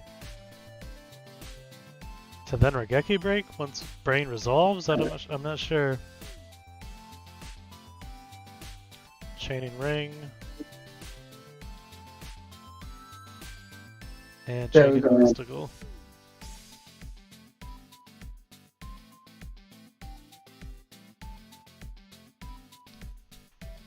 So, afraid of the double tribute for a Democ there is why this play was just made.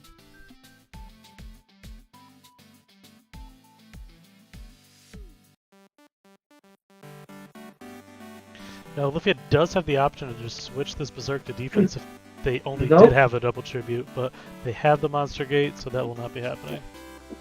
Monster Gate's coming down to get rid of the stolen monster.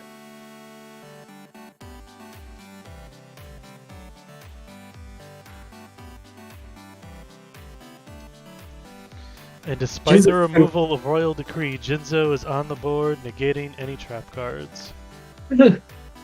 Back to square one, eh?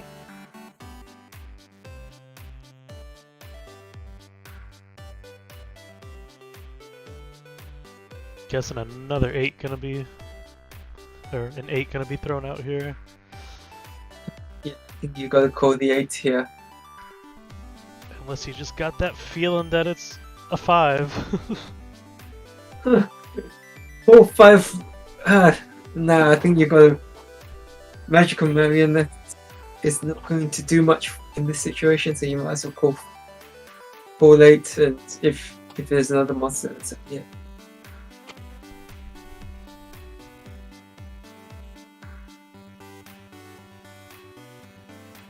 But yeah, that defusion, if Alethea does have the Dimension Fusion, then it will be quite huge here.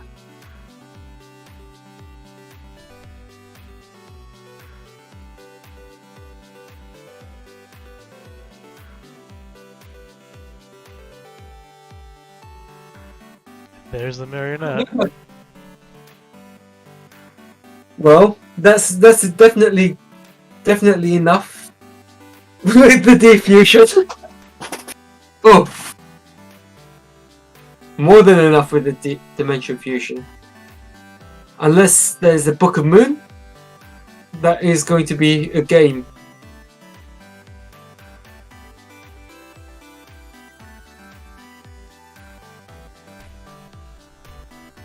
Wow. Royal Decree followed by Jinzo. And Alethea's got himself another finals appearance. Yeah. Someone's going to need to... That's a bit rough on Ghost Rider. Yeah, Ghost Rider has come so close so many times to getting this invite. Not out of it yet, though. So he's not completely out of it yet. Hop but over he's into Yata versus Death Grip, which is yeah, losers round 4. I think everything went kaput for a moment. There we go. Yeah, that's a bit rough on Ghost Rider. He's if he does make it out of losers finals, then he's got to beat Alethea twice in a row. So you think Which I guess is this is God. Death Grip 1 game 1? Yeah, looks like it. Death Grip actually having a pretty solid run. We haven't. For sure. I know we covered it. I know we haven't covered them since they beat Dingo Sig, but I guess that's testament to Dingo Sig fine-tuning the return deck to what brought him so much success, and now we see someone else taking the game on from Yata.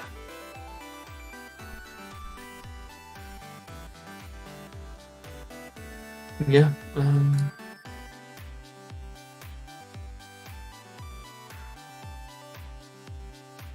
If Death Grip has been paying attention to what we've been well, I don't think they would.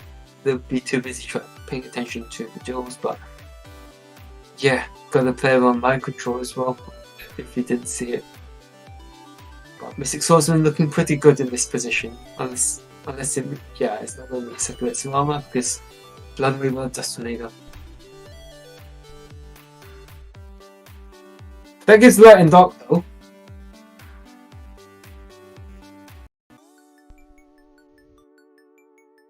Yeah, Shiny Angel coming in to run over the Swordsman.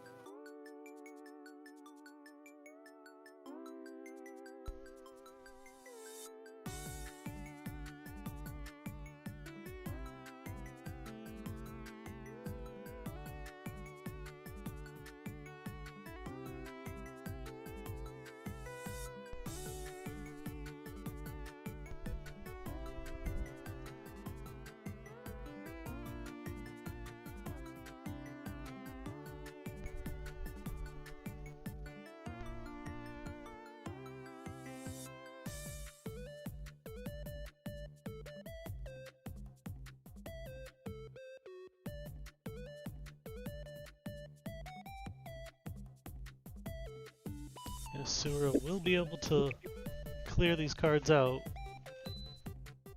It's up to Deathgrip to decide whether he wants to. Okay, so that makes sense. Just bring out the Warrior Lady, banish the Warrior Lady. Probably has And- another angel in hand then, unfortunately. I mean, I'm not too sure. It depends on kind of like what's in the hand. You don't want to draw a dead angel later. That is, So yeah, see, there it was. it is.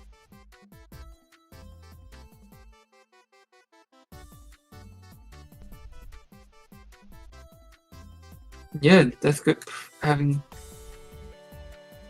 definitely countering the aggression that Yata's deck does with these Metasa and Zappers.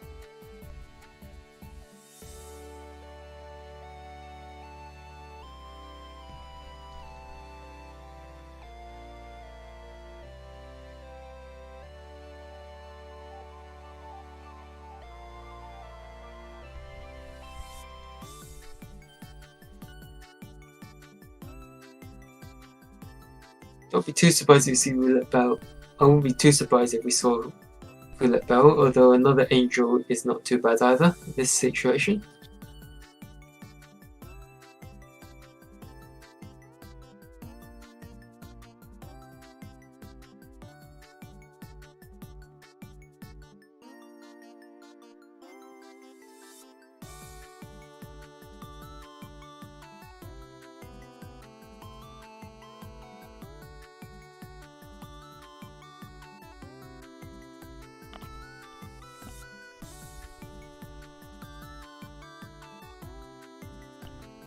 And this position is okay for Yata, holding board presence until they can go like Churinade with a bunch of equips.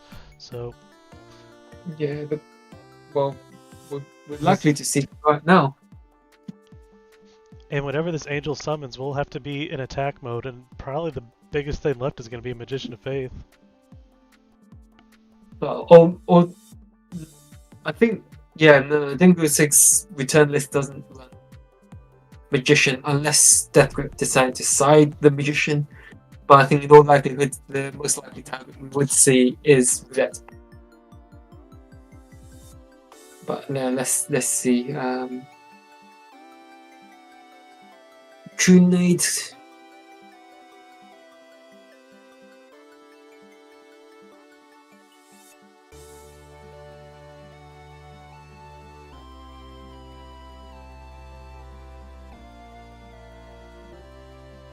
And there's the Mutaza.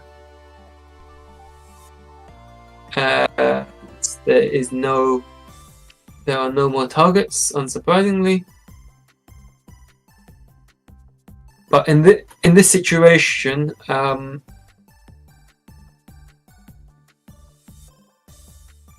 Mutaza the Zapper doesn't have to attack straight away like BLS would, because it doesn't have to destroy a monster in battle. So yeah, Yata just probing to see if he can get that 1300 in, but it was stopped by the set Gravegiver Spike.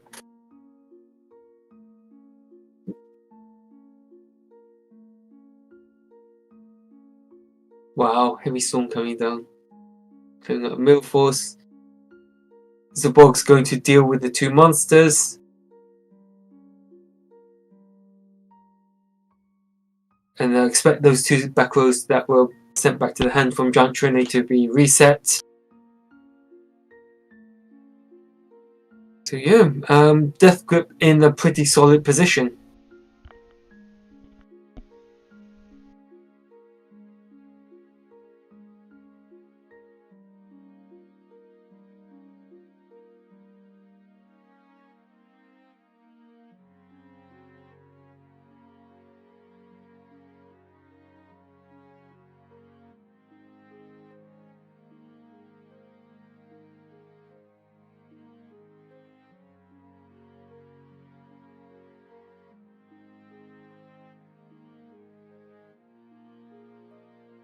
And actually that Heavy Storm clearing up Mail Force is actually helping out Death Grip in the long run.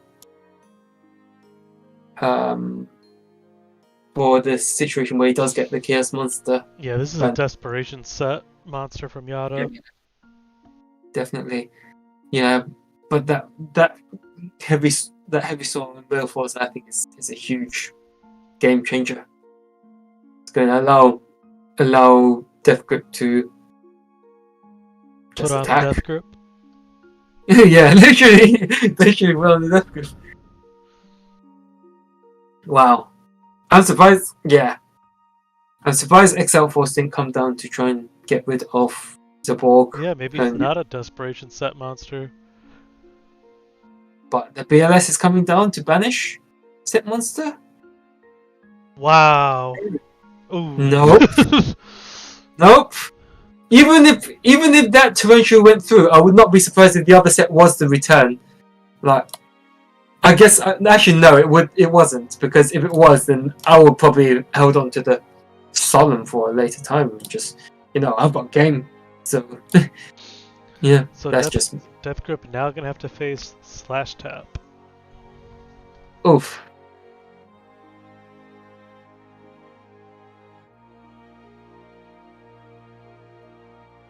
So I'm going to wait for. I hope it doesn't accept, because I'm just going into. So I'm waiting for Slash Tap to accept the. Yeah, no worries. They know what you're doing.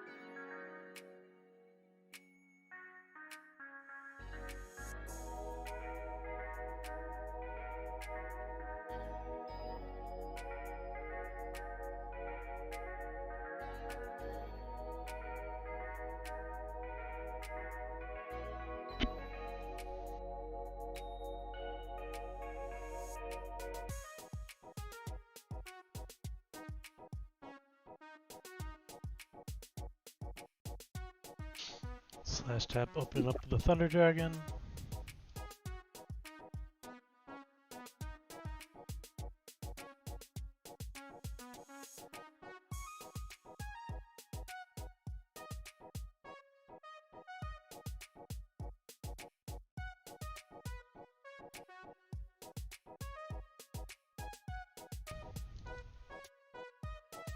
Let's see if the Liquid is going to hit double Thunder Dragon.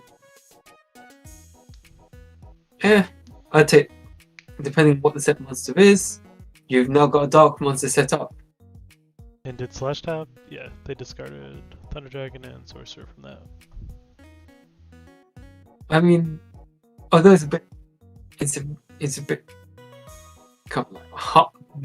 I don't know if that's a good situation to be in, especially if you're facing against that sort of deck, but at least you've got Dark and Graveyard on Slash Tap's end, so draw to 4 in hand with the Spare Thunder Drain.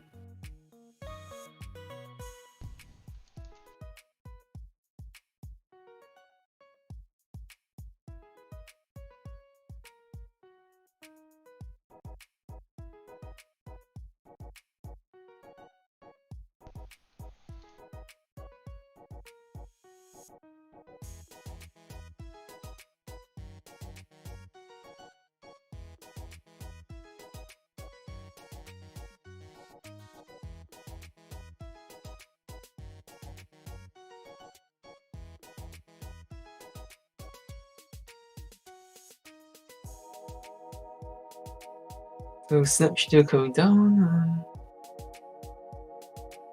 Are we going to see 3 back rows to match the 2 and get Blade Knight down to 2k, or are we just going to see a pop for 16?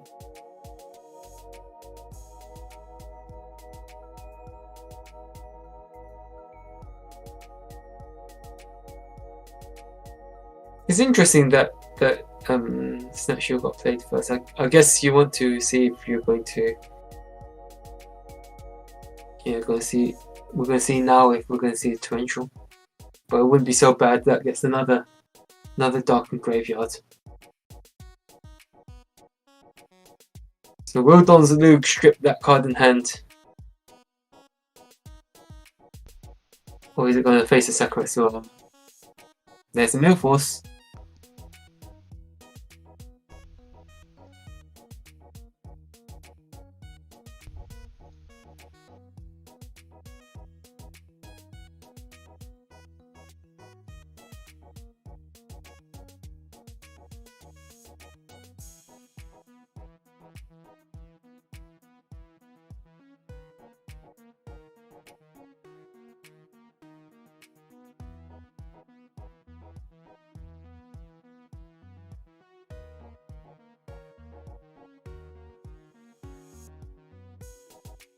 There's a Chaos Monster coming down to banish the Warrior Lady.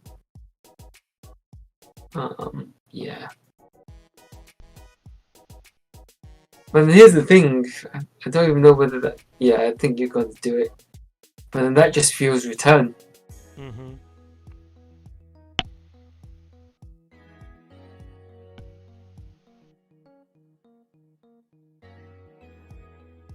It's safe to assume you're not going to see Torrential set alongside the Belforce, so.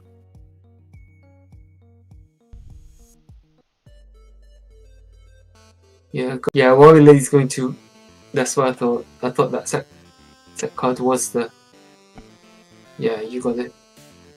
Doing return things. Yeah. Just banishing with the Warrior Lady actually being relevant in this case.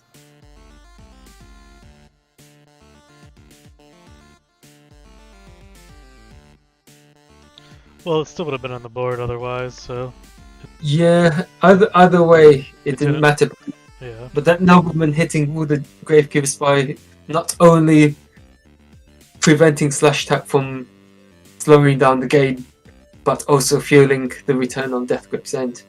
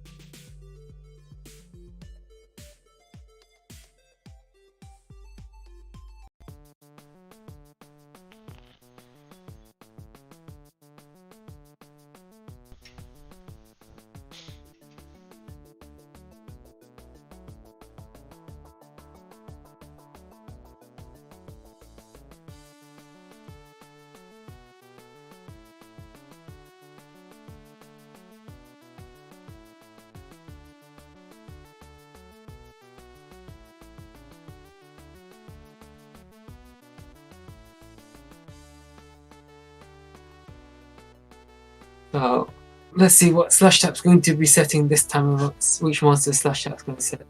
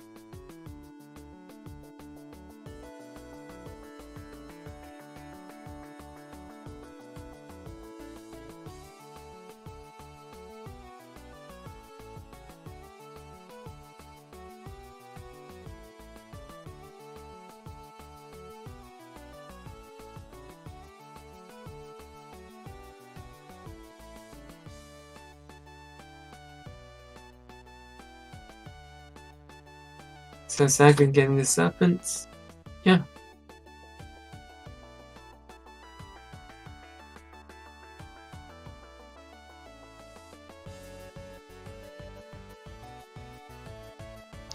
Winner of this match will take on Carl Waite, and the winner of that match will face Ghost Rider in Losers Finals. No pressure.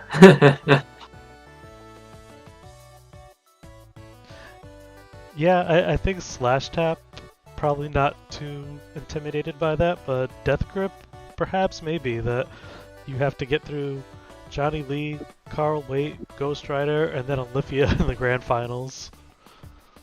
Although Death Grip is doing pretty well, I've got to say, so far. For somebody that appears, someone that we haven't really seen too much of before this tournament, I guess. Donsley come down and likely to eat a back row. There we go.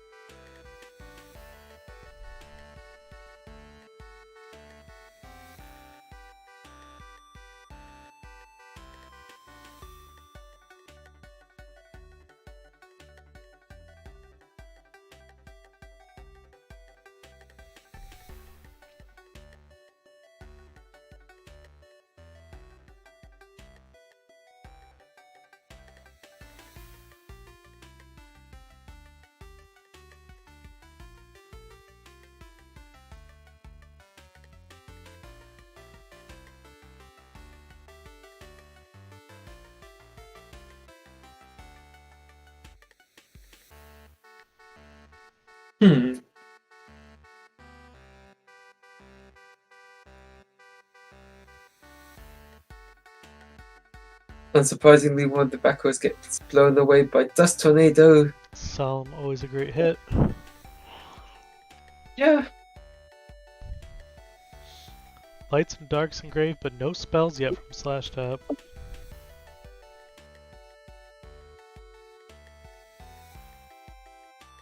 Is that the Serpent? Two of these cards in hand are Thunder Dragons for Slash Tap. It is the Serpent.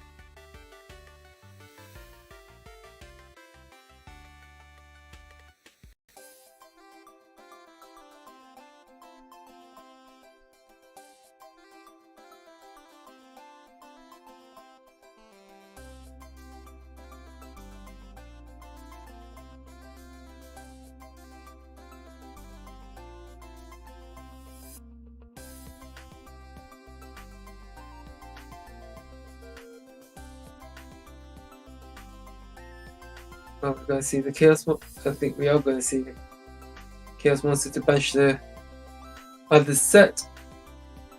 Although I think it's likely to be Sorcerer, which it is, which is going to banish the light. Not if Solemn Judgment can do something about it. But Slash Tap still got 4 cards to work with. Thunder Dragons can be discarded to get more lights in grave if needed.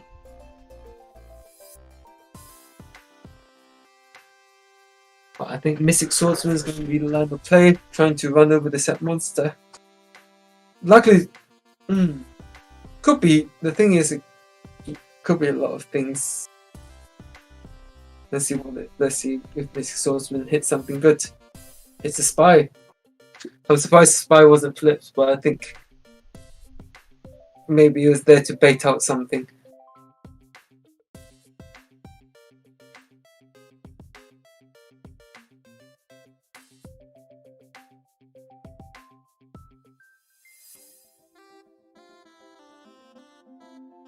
We're going to see another Dust Tornado. No, we don't.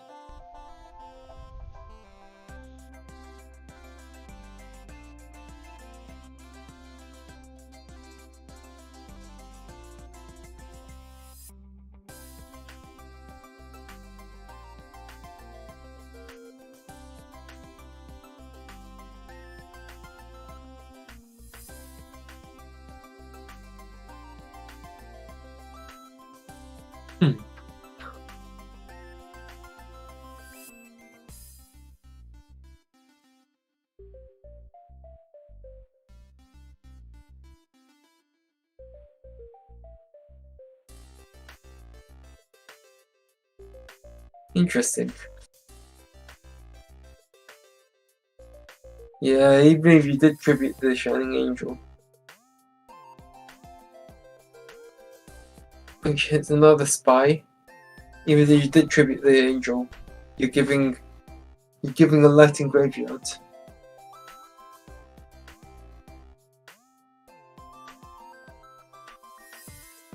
He does go for that line.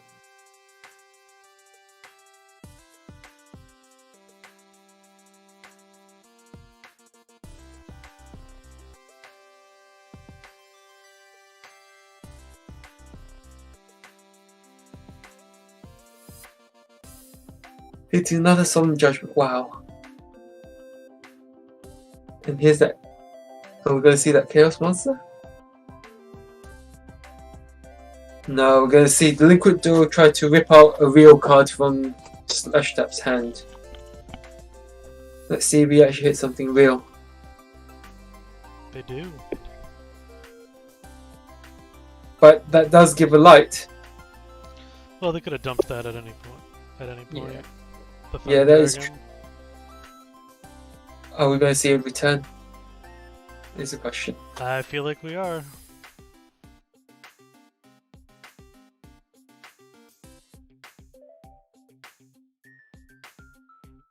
No, we don't.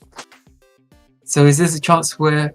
Is this the spot where Slash Tap has Tribe to clear the... No, he doesn't.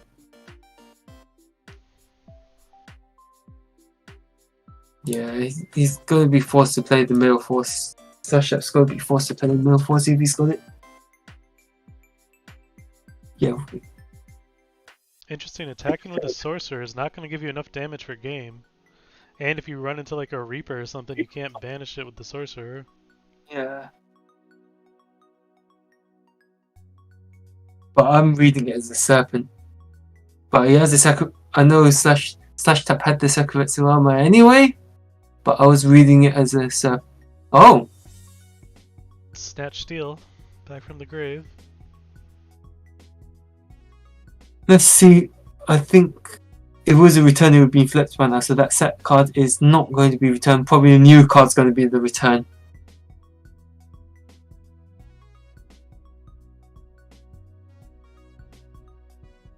Heavy Storm, does he have the BLS? Book of Moon would be big for a Death Grip here. Solemn gonna stop the heavy.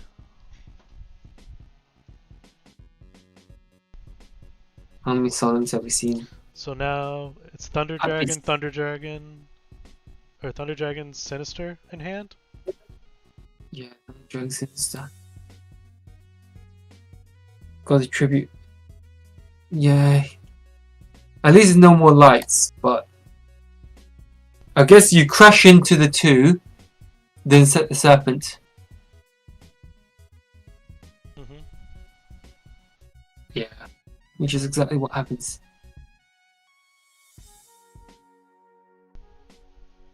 MST is not being used up. MST! There we go, that's the game! Unless it's return. Nope. Nope. So go to game 3, right? Wow. Yeah, it wasn't. Yeah.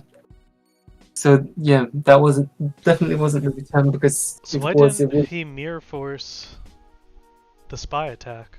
yeah. Interesting.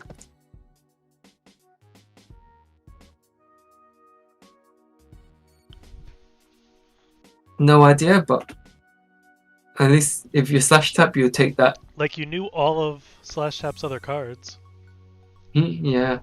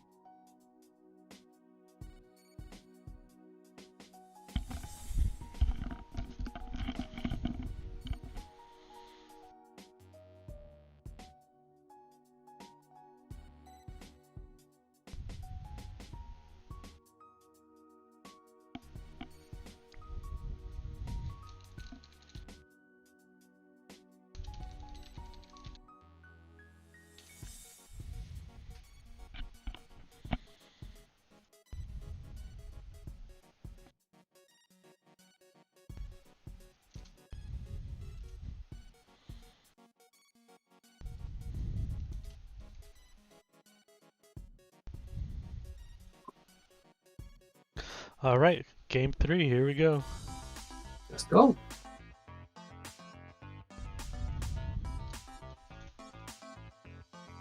Yeah.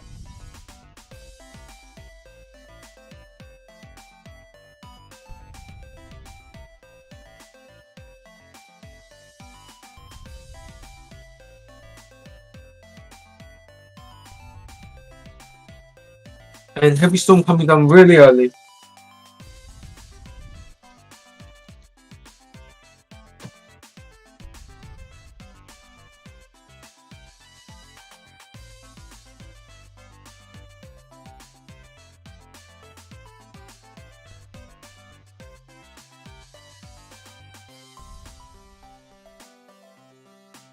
Reinforcement going into Don's Loop, strip a card out of hand.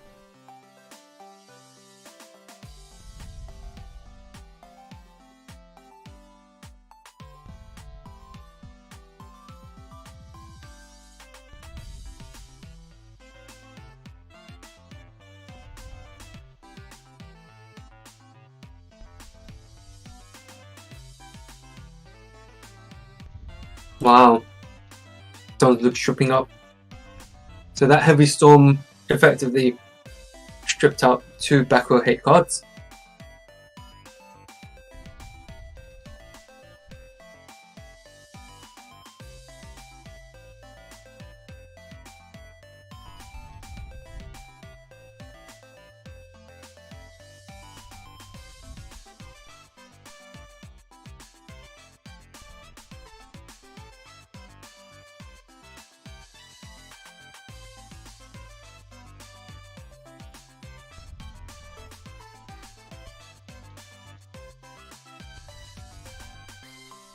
Wow, Thunder Dragon getting rid of all those Thunder Dragons.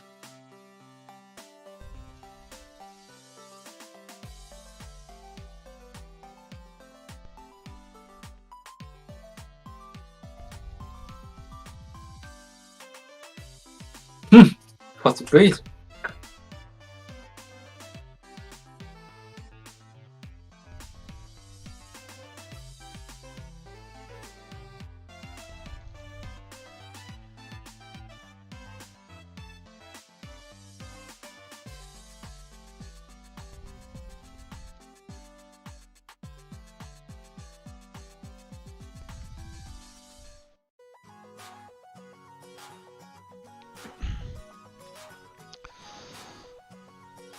And Johnny Lee with a lot of power cards this game, looking to take it away early. And this Don's going to strip another card out of hand. Yes, here you go. Oof. But that does fuel a dark. That's the light and dark, so that's gonna fuel the return.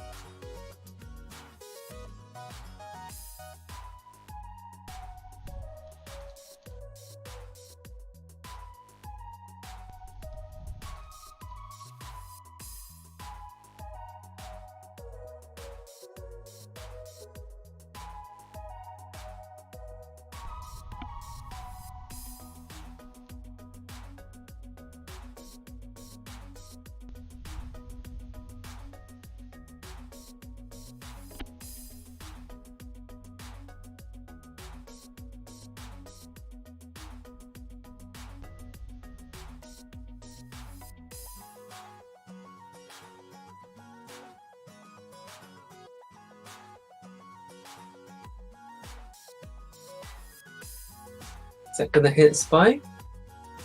No, it's gonna hit the Magician. Wow.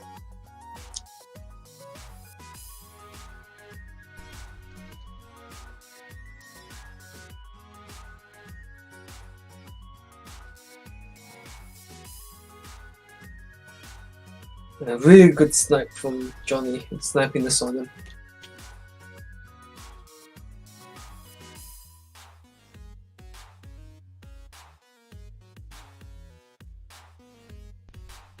Mill 2? He's actually going for Mill 2. No.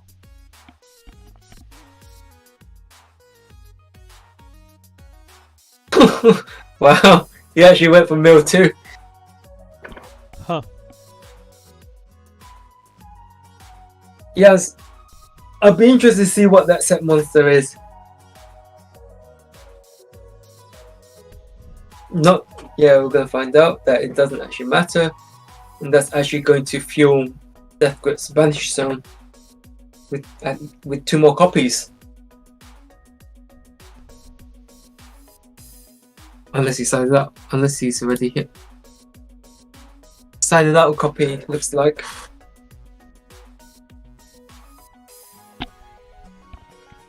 Don Zulu going to Mill 2. Wow, Don Zulu just.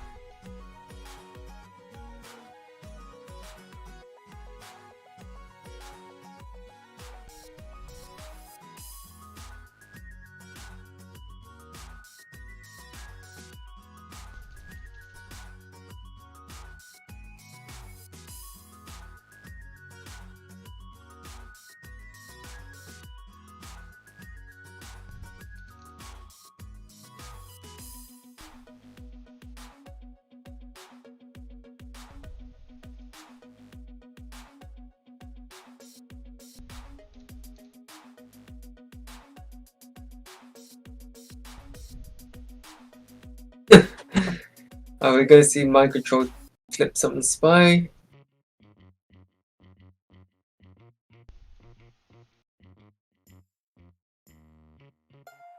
I mean, surely he's taking control of a spy at this point. Or just setting up desperation.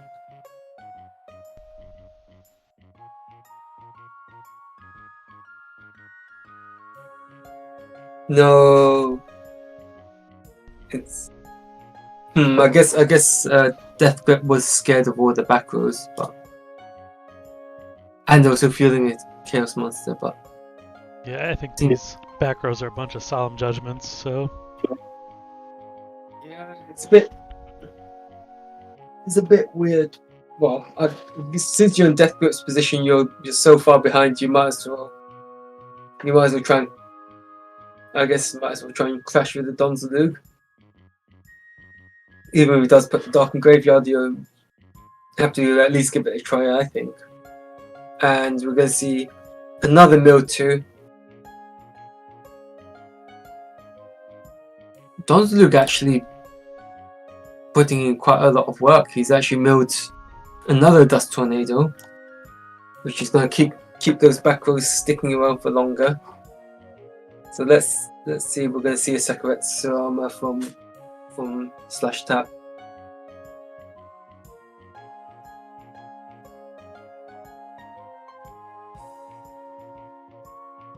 Yeah, he has to at least try and getting something off there.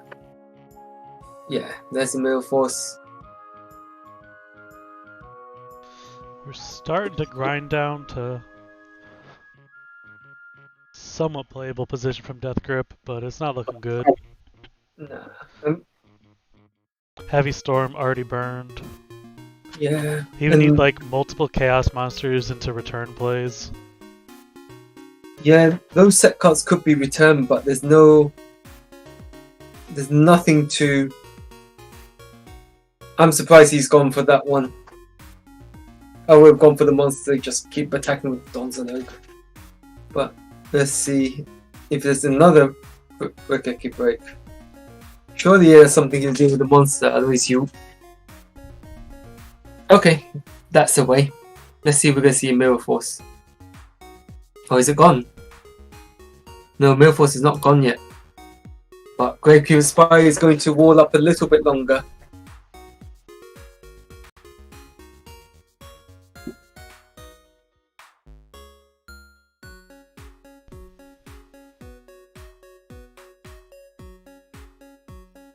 Yeah, no target. Yeah. Yeah, I guess. Okay, I guess.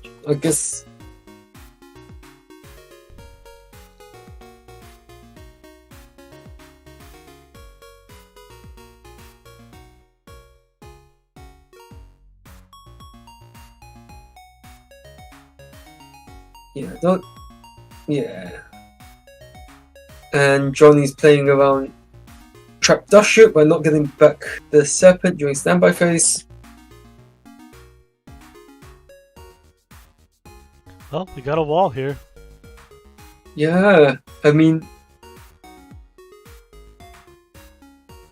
the fact that, yeah, I think if Johnny had known that there were no targets, then, yeah, then probably would have banished a spy, but now we see Pot of Greed that could possibly get Death Grip back into the game. He's got a lot of Chaos Fodder too, so.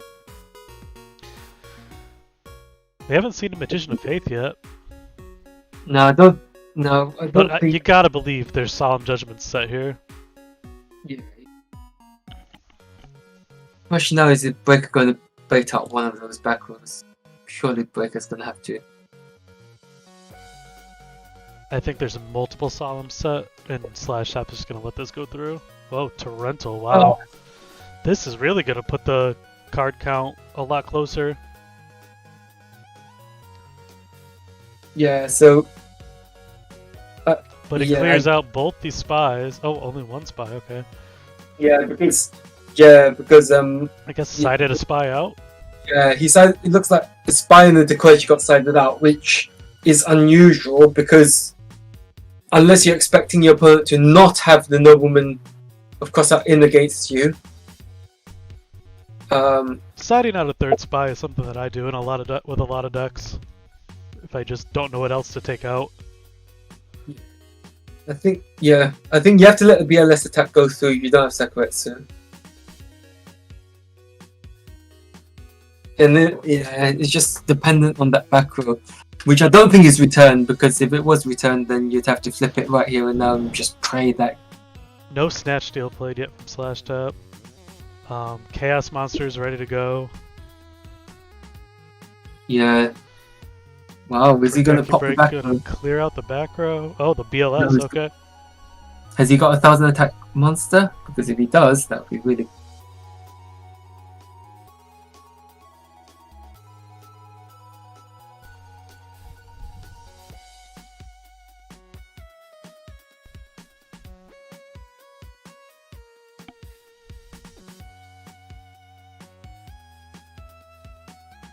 Let's see how many... Okay, so are we... Which Chaos Monster are we going to see? Oh, so it could have cleared the back row, and then BLS and banished. Yeah, but I think he's... Oh, he's got the Solemn, okay. I knew that was... Yeah, there we go. That's why I read that... Yeah, that's why I said that Slash Tap had to let the BLS... Had to let the BLS go, let the attack go through, and then you Solemn the return if you flipped it. Which I'm a bit surprised he didn't flip it, because you have so many back row removal cards that have gone. I think you had no choice but to flip it. But anyway, Slash Tap moves on and faces can't wait.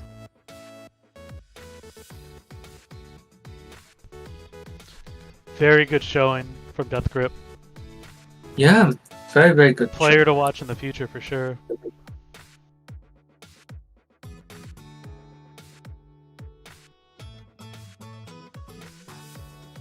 Yeah, they meet again. Have they played before in this tournament? Not positive. No, it doesn't look like they have. So, I'll opening up with Thunder Dragon, and doesn't open the dreaded double Thunder Dragon opening.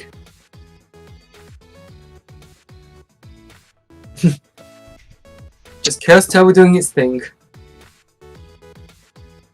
And I assume that Upstart got ripped. That Upstart got called to freshly drawn Delinquent Duo. What's going to be Slash Tap's second discard?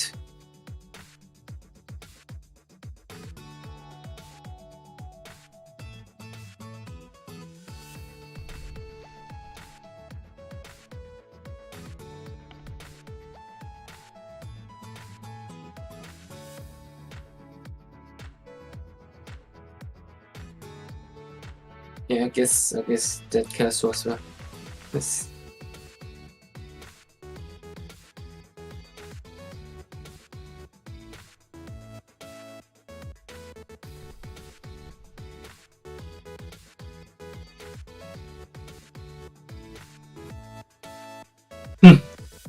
Slash Tap having to fire back with the Delinquent Duo of his own.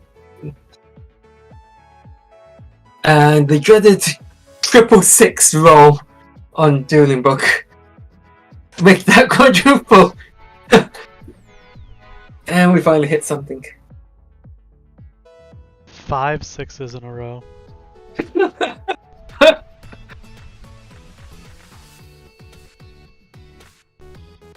Yeah. Pretty much even at this rate, because Thunder Dragon is sitting in Carl's hand until he has a discard card. And Reinforcement likely to go for Mystics. Yeah, depending on what's that's right, there is the main level 2. Yeah. It's gonna run over the set monster. Which was the Faith. Wow. And why did Carl just take 900? Yeah. Yeah, there's no piercing, and even if it did do piercing damage, it's 500. Anyway.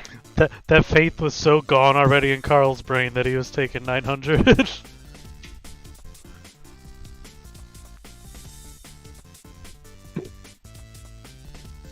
Yeah, that magician of faith being. Wow. He's going to suicide crash and get a darkened grave.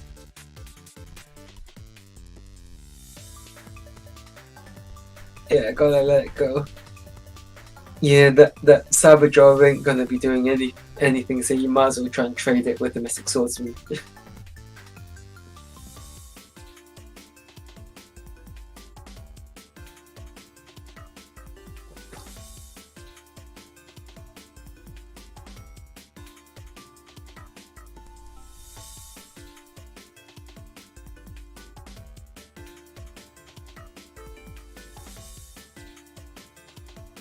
So yeah, slash that passing turn.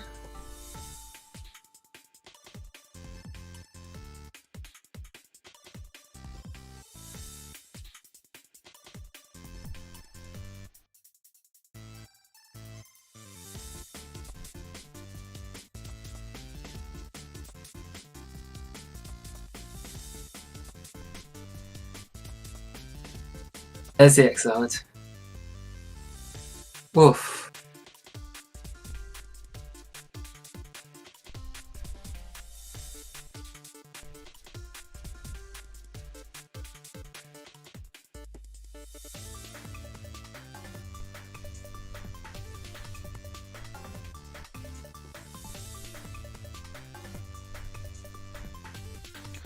A lot of passing back and forth between players here. Yeah, and now that Donzoluke's going to force Paul to take some action. Donzoluke's actually. We need to ask Slash Tap if he thinks. If he does. We have to ask him if he thinks that Donzoluke's the card of his day, because every time I've seen him use it, it does the job. It's come up so much. I questioned it at first, but I think it's really working. Chaos Really Turbo with Warrior Engine. But 6 counting yours.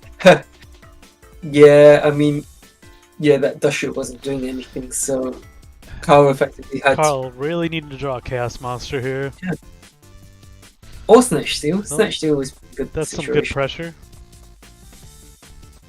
Yeah, that Donzaluke. Yeah, Carl gonna get a pure +1 here. Great. Well, I guess you break even. You're like Carl's done well to force up, make Donzaluke discard the dead card, and then trade his Snatch Steal for Donzaluke and the ring. So are we going to see Grave? No Gravedigger's Keeper Spy from Carl 8. Yeah.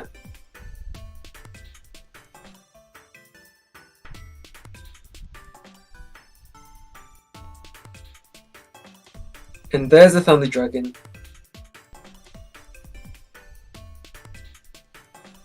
But now that gets that light in graveyard. Yeah, that gets the light in grave. Slash so just has literally combined the 2 strongest decks in the format into one. Yeah.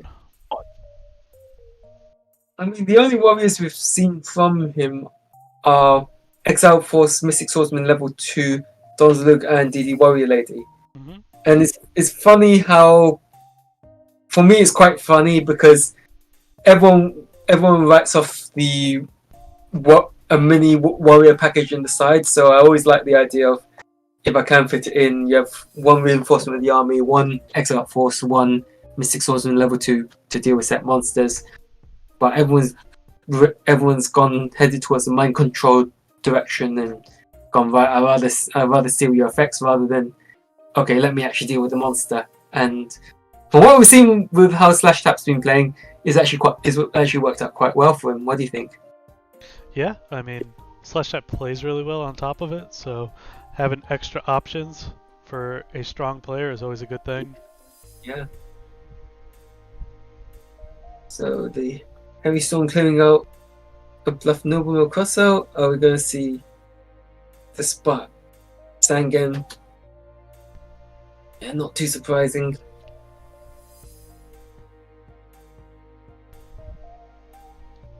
Unable to answer this Dakochi. 2 Thunder Dragons in hand.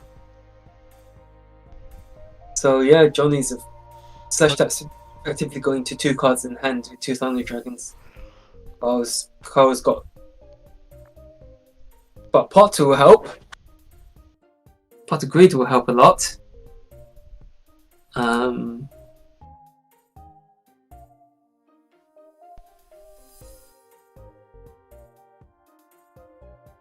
So now Slash Type has got 3 cards to work with. Going to trade off his dead Thunder Dragon. And Carl finally gets to resolve his Magician of Faith.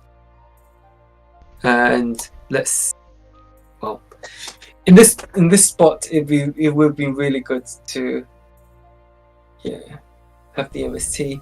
BLS is going to come down. Does he have 400 points of damage to finish off the deal? Yes, he does, and that seals the deal. I mean, yeah, that Cyberjaw crashing into Mystic Swordsman helped out in the long run.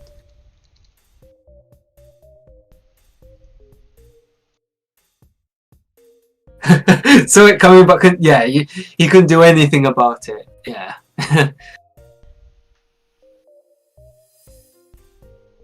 Yeah, not really much. I mean, I think still Slash Type did quite well to try and claw something back. It's just, I think it's a bit unfortunate that the Dom's Luke effectively hit another dead card, and that basically turned the tide in Carl's favor. Even though that Dust Shoot did come live later on, at the time, Dom's Luke hitting that and Carl setting the Nobleman of Crossout. Carl setting the Nobleman Crossout actually protected it from Don Zalug and actually helped him out.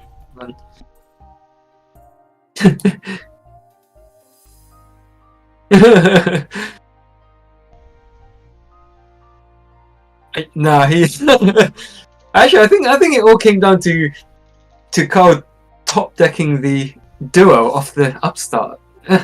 Now that I think about it. It all went downhill from the moment the Chaos Ones got discarded from Slash Type's hand. But anyway, that's with a bit of hindsight.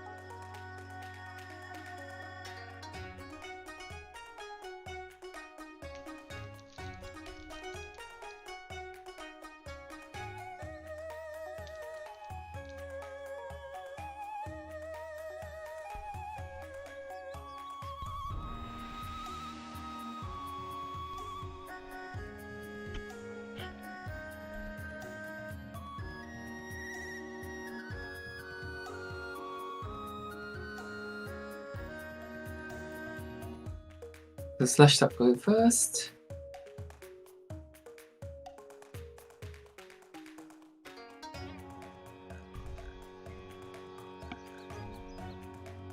That means, oof, it's not off to a good start. Unless he...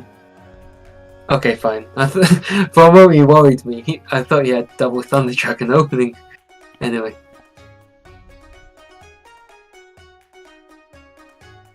Up to... The classic start with 8 cards, turn 1. Yep.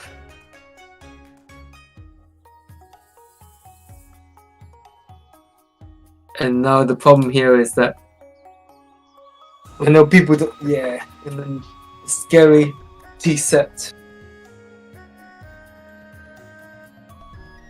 Does Carl have the answer to deal with the set monster?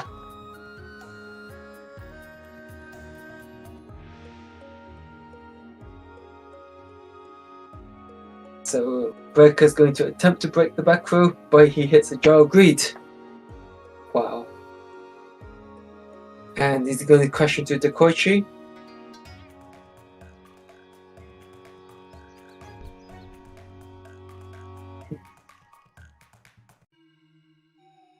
Yeah, that's a bit rough.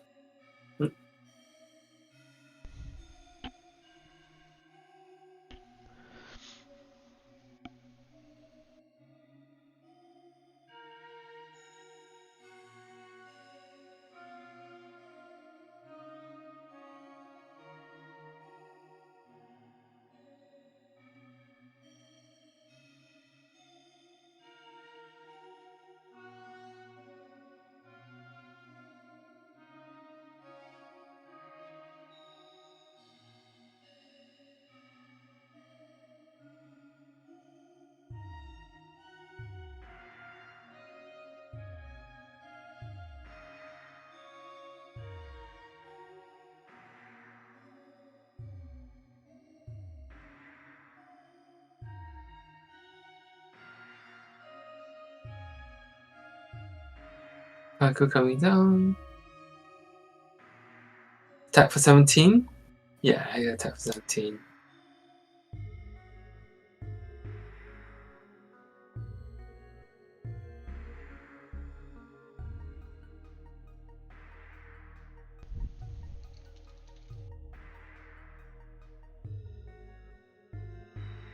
Snatch shield would be really nice though.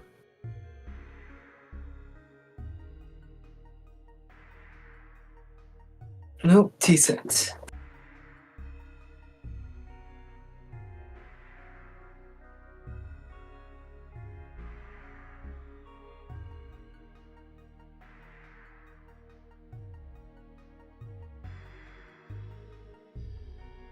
Oh, return.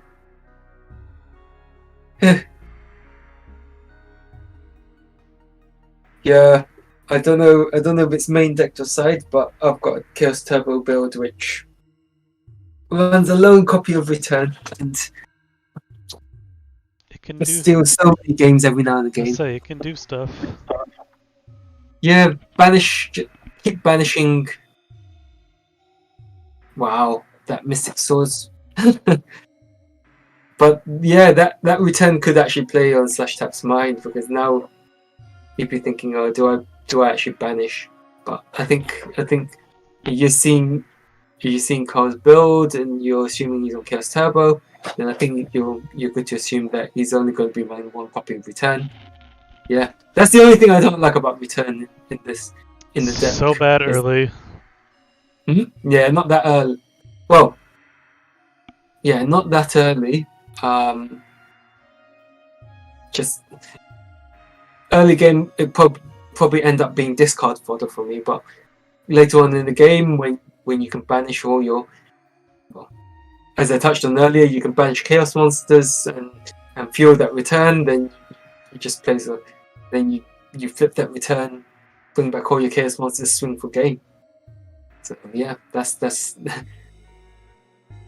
But yeah, just not when it's like that, when you got no fodder, no banish fodder.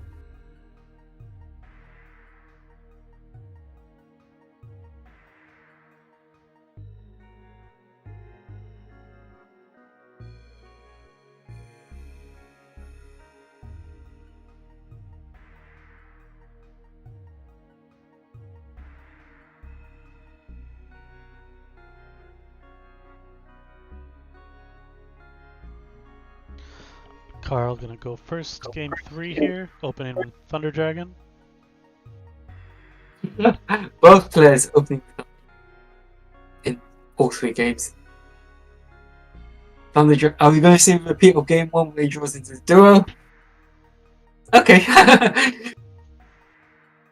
Upstart gets you into charity. Same difference, I guess. Dashu would be really mean here. I think it's coming. Maybe 2. Dashu.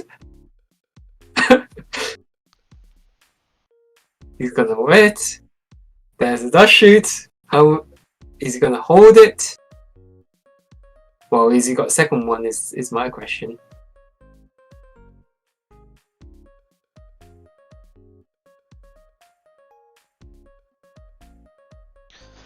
So Oh, Mirror what- Force, Torrential Tribute, Tsukiyomi, Thunder Dragon, DD Warrior Lady, Magician of Faith. I think you do return the Thunder Dragon. Oh, okay. That means the set monster must be the Sangan for him to do that.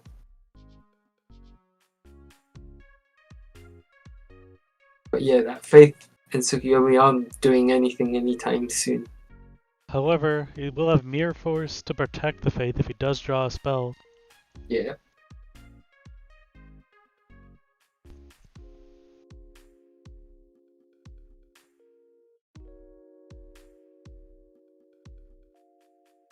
So, okay. So maybe he does set both of them. Yeah, he sets both of them.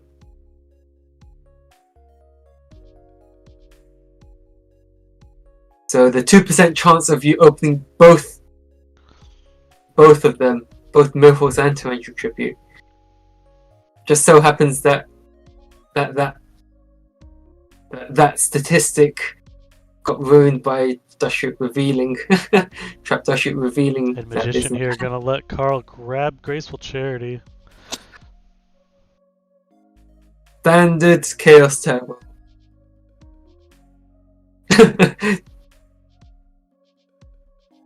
So now, We do have a Torrential we have to play around. yeah, summon Sangan. Oh my god.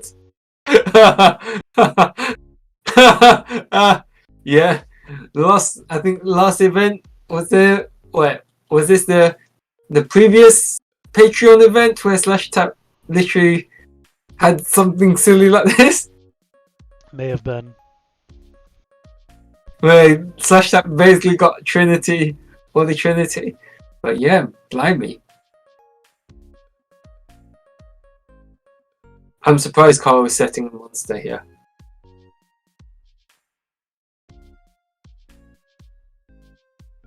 Let's see. I guess this is a spot where you just want to find out what the new card is. Let's see what the new card is. Come on, Carl, show me the new card. Yeah, of course it's going to be Sangan because summon Sangan and flip the turn true, of course. So yeah, what's Thunder Dragon times 2 Magician and Tsukuyomi, which aren't going to do much for Slash Tap in this situation, but thankfully Magician Faith only has 300 attack.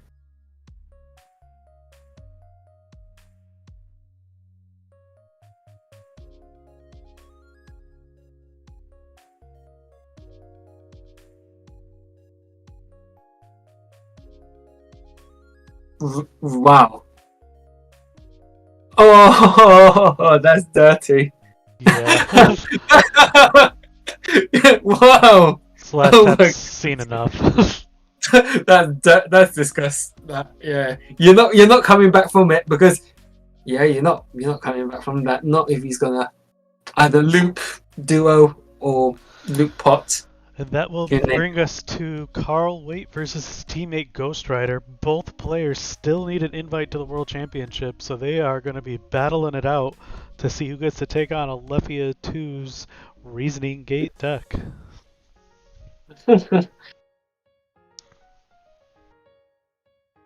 Yeah. It's gonna be tough on neither one of them, but yeah, it's gonna be a good game regardless. Come on.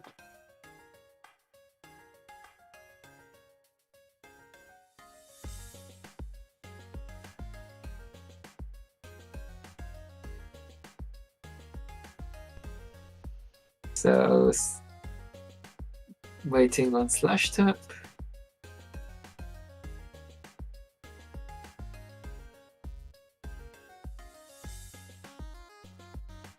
Okay. Where is Qualifier?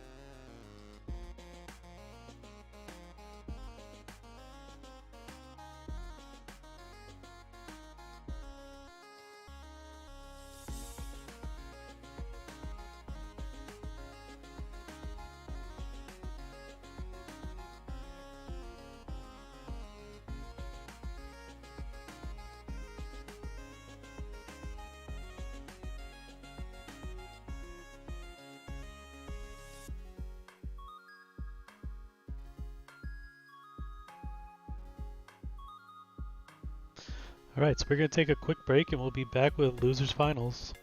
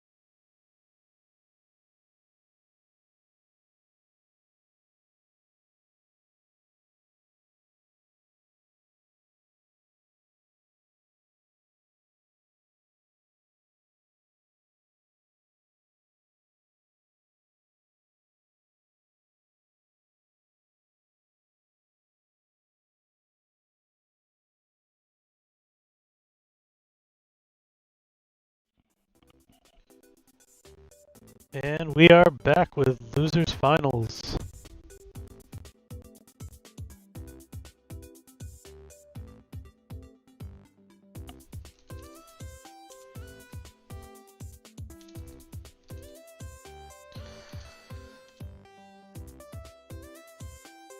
Carl Waite taking on Ghost Rider 15, only 15 years old. And neither player does have a Worlds invite yet, both teammates, and the winner of this match will have to slug it out against Olia for a shot at the World Championships.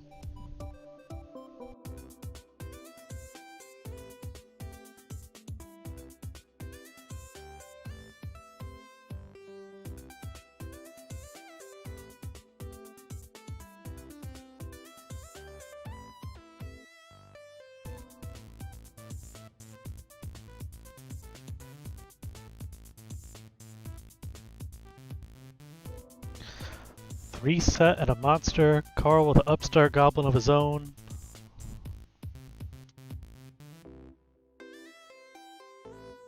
Double Another one. upstart.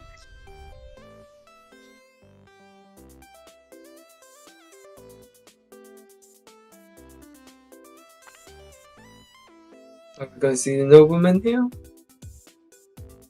No, he's just going to see attack.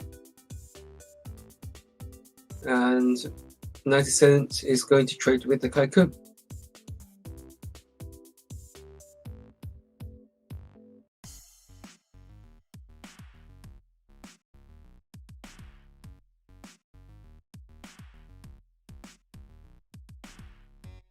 Interesting.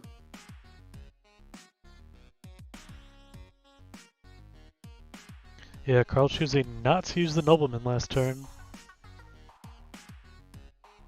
I guess he's got up 90% of his own, but yeah, it's interesting. Alright, we were in for a 10,000 duel here. But Ring's going to reset that and put them on 84 versus 84.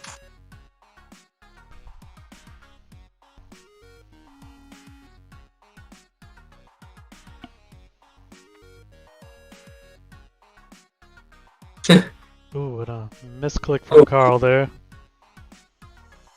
Yeah. I don't expect Ghost Rider to... Well, here's the thing though. I think Ghost Rider already knows how Carl plays, so...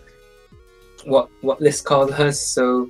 I think anyway he'd be looking to play around the dust shoot. Well, we saw even that turn 1, the set 3 back row. Yeah, exactly.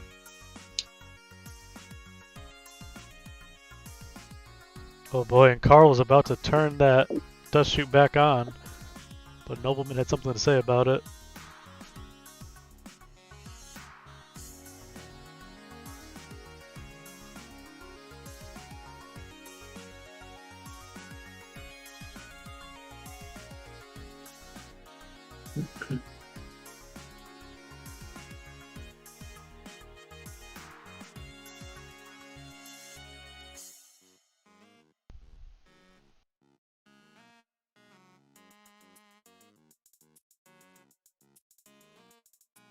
Then back an upstart, try and dig into Trinity piece.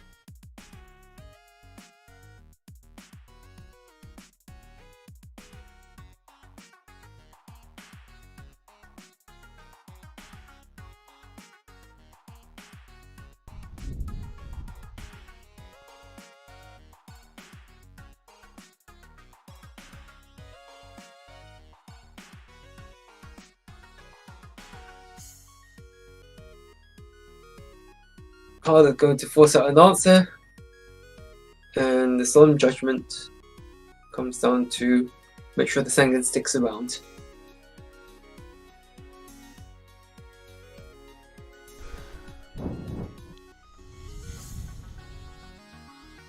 And Carl also playing around the trap dust shoot by not immediately playing the Thunder Dragons. Carl could BLS for game here. Hmm? He did have a shot to go BLS for game right there. Doesn't have the BLS.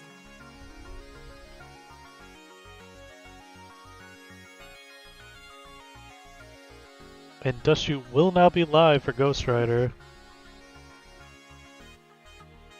Well, Dust Shoot's not. Carlo, yeah, Carlo's not going to get a chance to resolve that Dust Shoot. So we have one player running Morphine Jar, the other one running Cyber Jar. Yeah, I like Carl taking it right. Feels like Carl's taking it right back to the build that he won. He won GFC. I can't remember which one. It's been that long. But yeah, just taking it right back to similar to what he ran when he won that GFC. I like both jars, but they do have their pros and cons, obviously. Maybe Ghost Rider taking a bit of inspiration from the Nano's build. I don't know. Magician's going to. Ghost Rider plays a lot of Chaos Turbo, so this deck has been very fine-tuned over the season. Of course, I mean, yeah, he's also constantly in contact with some of the best Chaos Turbo players out there, so it's no surprise that he's just well tuned to how Chaos Turbo works.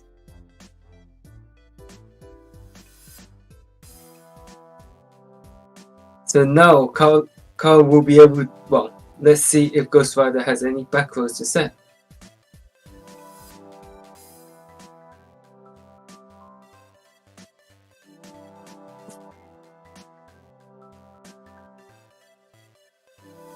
The unfortunate thing is that Ghost Rider does not have a light and needs Thunder Dragon.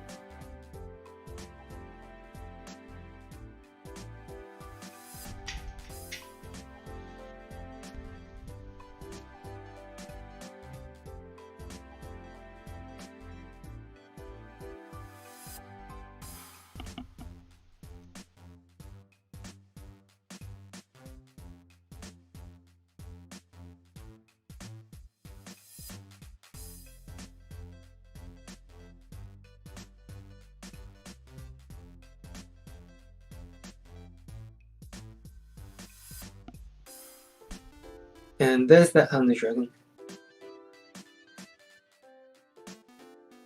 Which means that I assume Ghost Rider's got another monster in hand. So that trap, unless he's.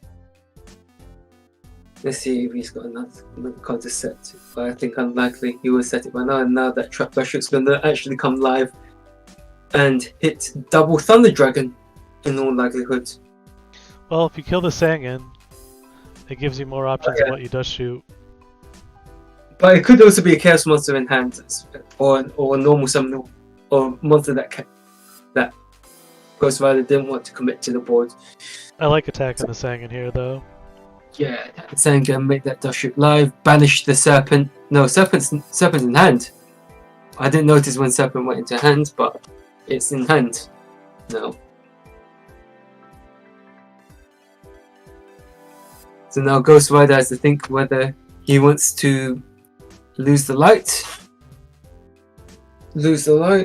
or whether he wants to kill the Kaiku. If you kill the Kaiku and summon Thunder Dragon, you do have potential lethal damage on board. Yeah. Probably a line of play to go with then, but what has Carl used? Well, what's Carl not used so far? The other option too is if you kill this Kaiku, then you get to protect your Sangin search by playing your other card. Like, Carl's gonna have to Dust Shoot him before he summons the Thunder Dragon, probably. Yeah, chips off the Sangin. Yeah, the other thing is that if you do have a discard card, there's a discard card, what are you going to discard? Of course, you're going to discard the Serpent. And that neatly plays around the Trap Dust Shoot yet again.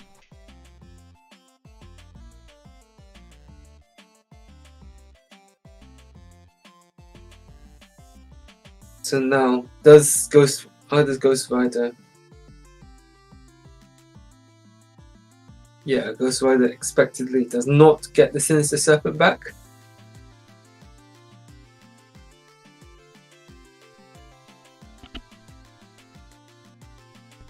And goes with the safe route.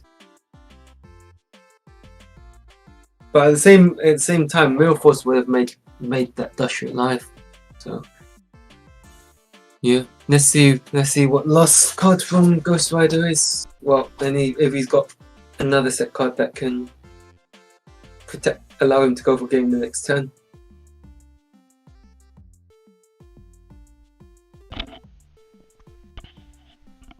That's not a bad answer. Priority. Oh, okay. Priority hits Making Sengan. sure that Dust Shoot will be live as long as there's not another discard trap. I think the line you go with here is attack over the Koichi. See if you're gonna see a book. No. Just push for damage. But now you're just opening yourself up to being hit by Book of Moon. Which is not very common nowadays, but always have to respect. I think you always have to respect that.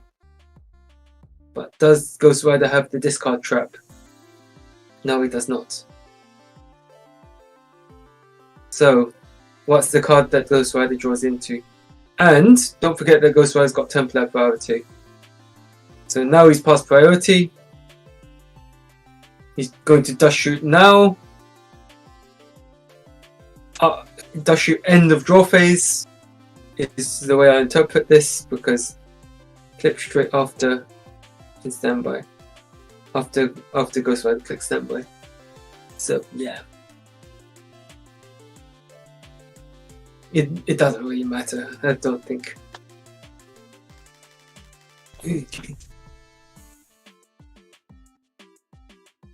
Okay.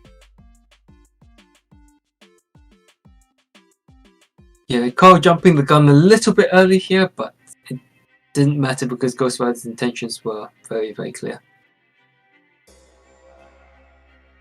And yeah, there's no way that Blackluster Soldier is going to be staying in the hand. So two Thunder Dragons, Sinister Serpent, and Night Assailant. Yeah. Two mystery cards in the back row. So yeah.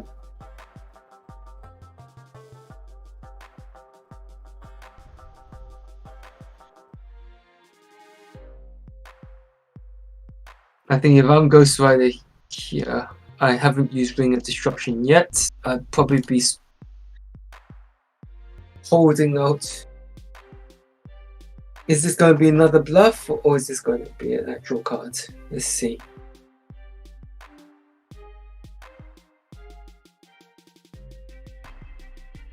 Yeah, Carl's used up all of his Noodle crossouts and all of his copies of Faith. I'm not sure.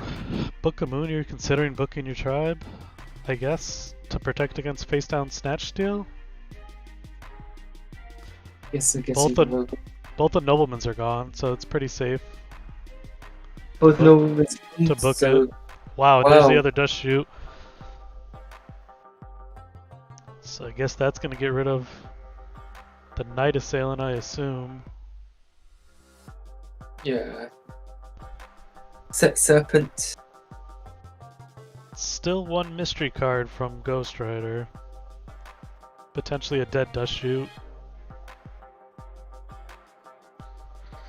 And I think Carl's got to just assume that set card is dead in this position.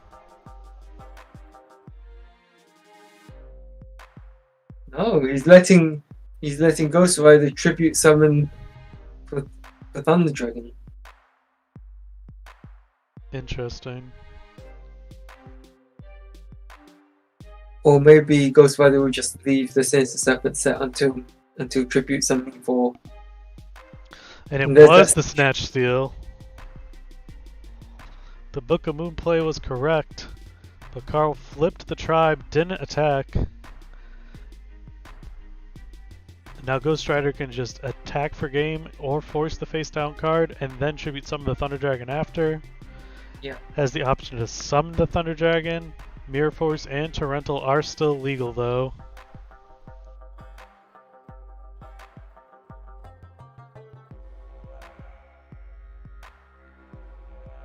Yeah, safe play, attack with the tribe, see what happens. Which is exactly what Ghost Rider does. Does carve the MST. Now he has the Mirror Force, which he's forced to use. And now we're gonna see the tribute set on the dragon. Yeah, you might as well. Just so that you don't get hit by the Kaiju. And you don't have to do that next turn. No, I think Ghost Rider was likely to pass here, to be honest. Or if he's passed. Unsurprising.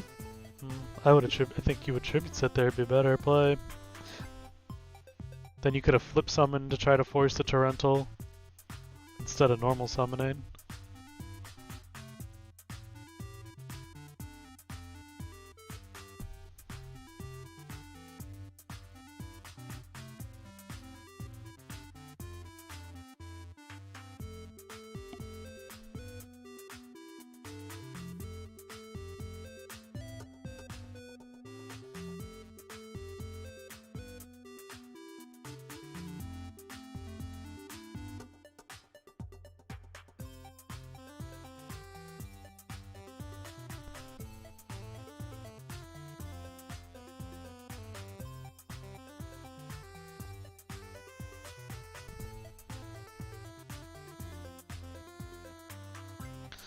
Ghost Rider gonna take game 1. Yep.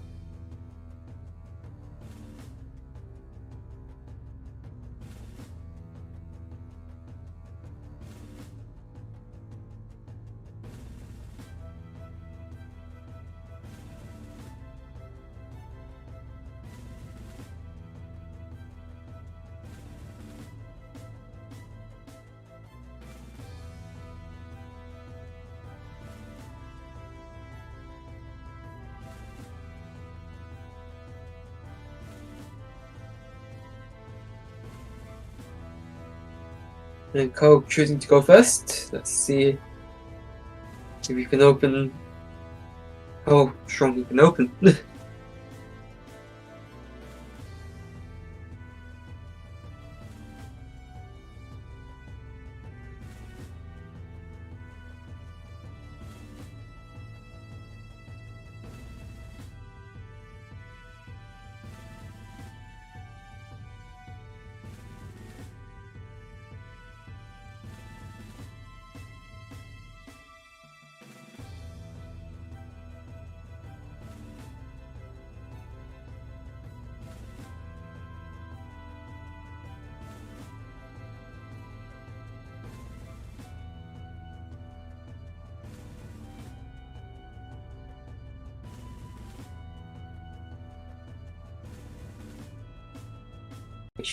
See what's going to get hit.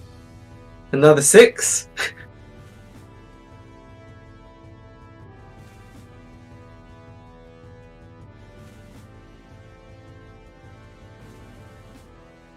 Interesting. So Carl not opting to not set the Solemn Judgment. It'll be interesting to see what his set card. Interesting to see what he set.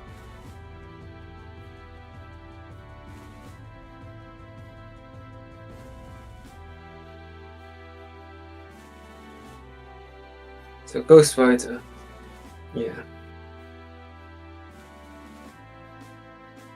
Playing around, just making sure that he doesn't get hit by Truck Dasher after using Dino Dragon.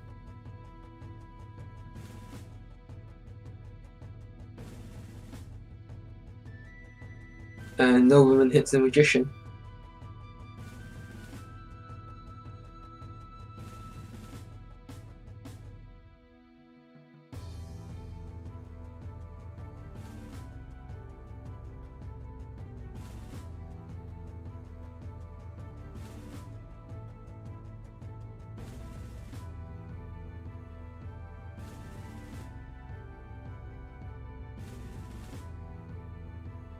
So Carl has either sided out a Magician or he's got one in hand.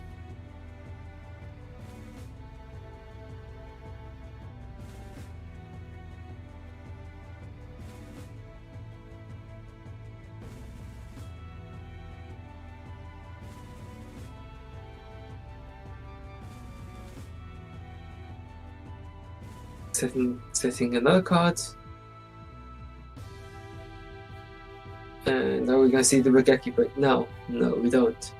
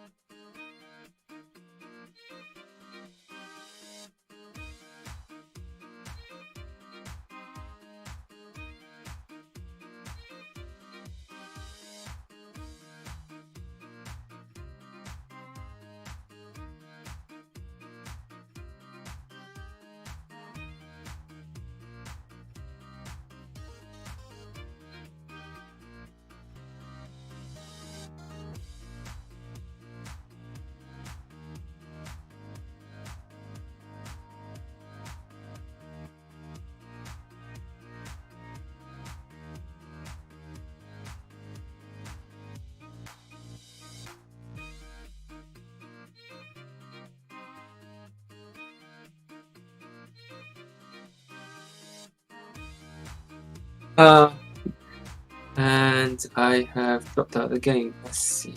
Jump back in.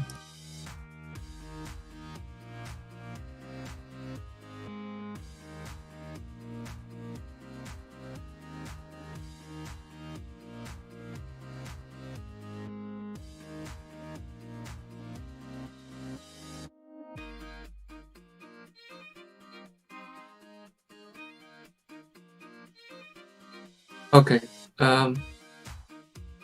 No problem.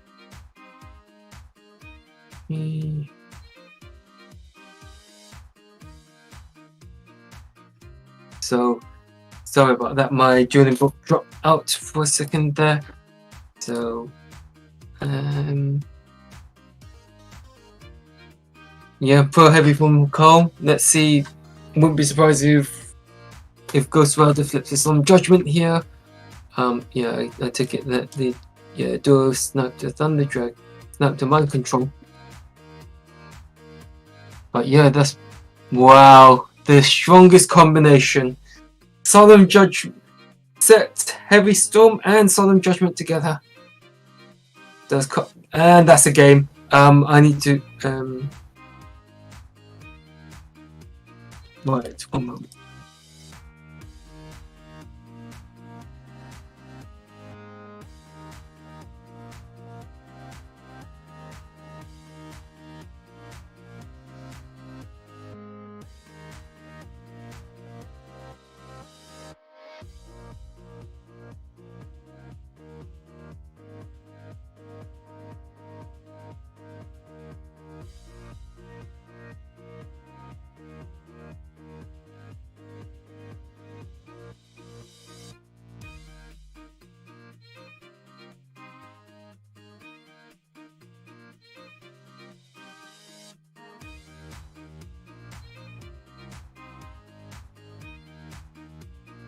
So yeah, sorry folks. Yeah, just wait. I'm waiting for Scully to get.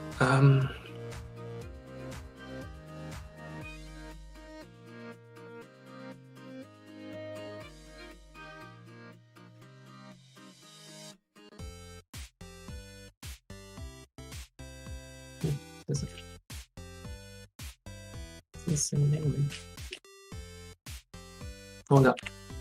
Sorry. My bad. Hold up. Let me just. Okay, don't let them start next match. Hold up. Sorry.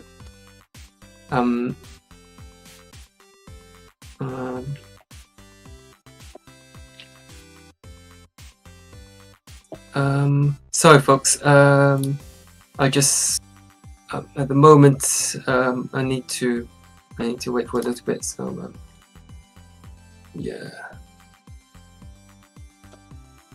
Yeah. Sorry, folks. I know. Ah.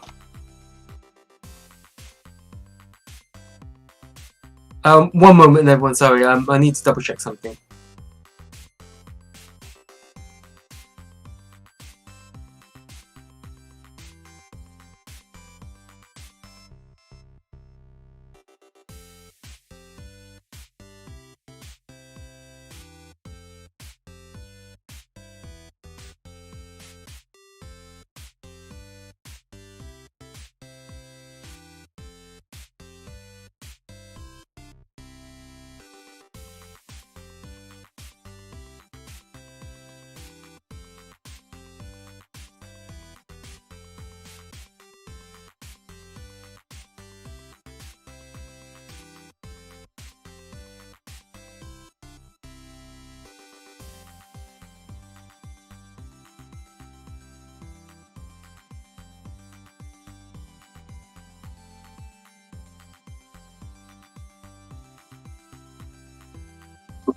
Sorry, everyone, for the wait. I just want to.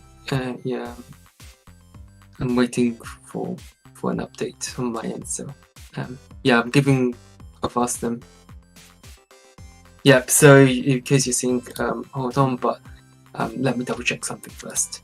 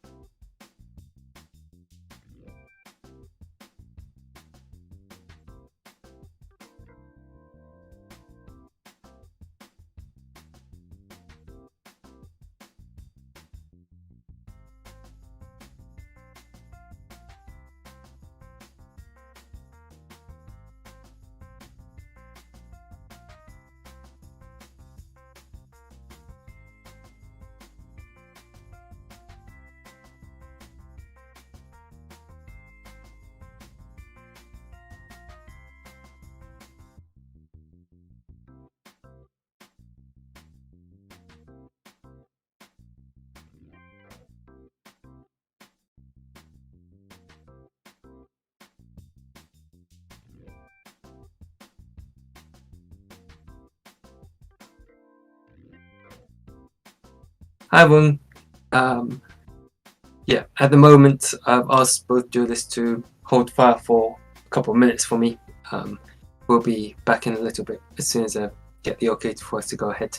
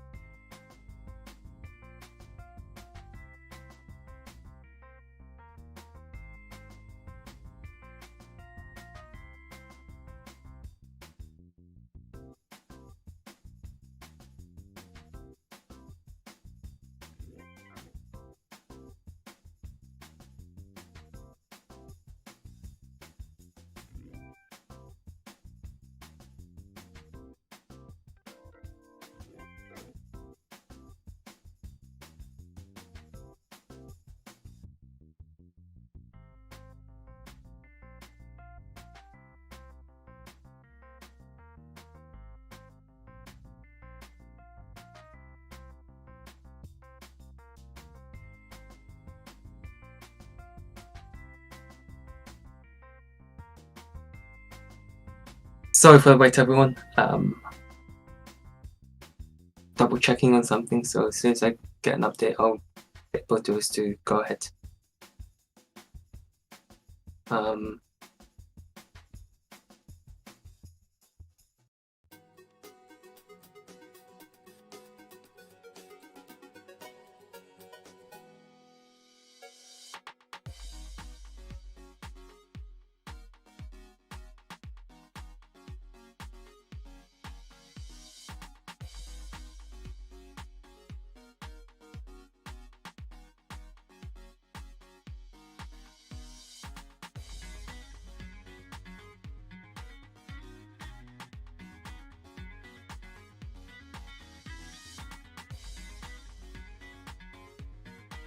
Sorry.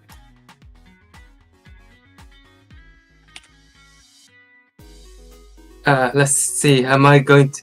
So Duo's going to get fired off.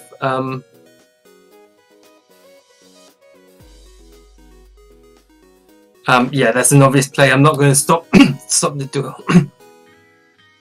So, excuse me. So Carl is going to discard the Cyberjaw and Regeki Break.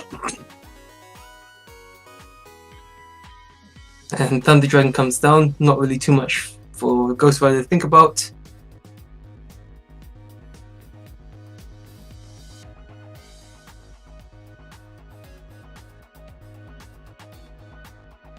So yeah, Ghost Rider is going to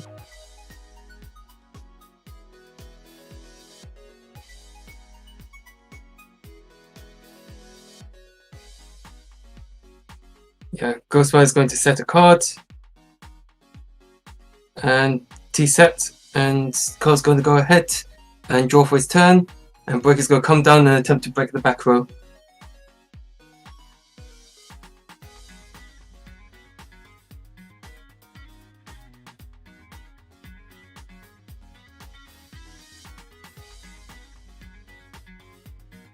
And unsurprisingly, Regeki Break is going to stop the breaker.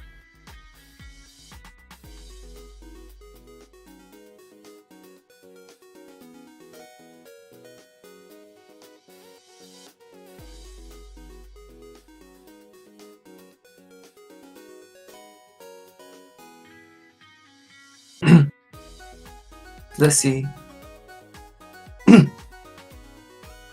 So we have Thunder Dragon.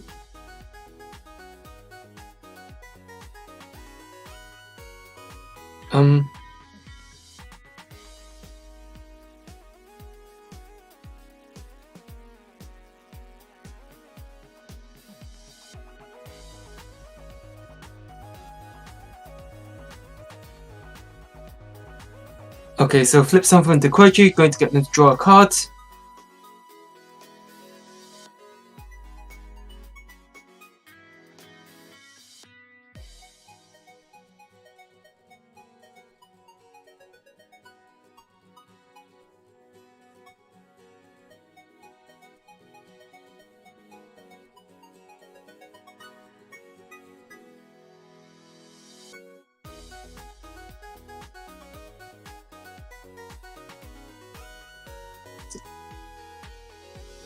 Yeah, okay, for a bit. Sorry, that's my fault. So, Breaker's going to come down and attempt to break one of Carl's back rows. And he hits the one closest to the deck. And it's a Snatch Steal, which means, let's see what the... No, we got another bluff from... We got another card that Carl's holding on to for the time being. And I assume Ghost Rider is going to pass turn here. And Carl drawing for turn. And Kaiku is going to come down and banish the Thunder Dragons.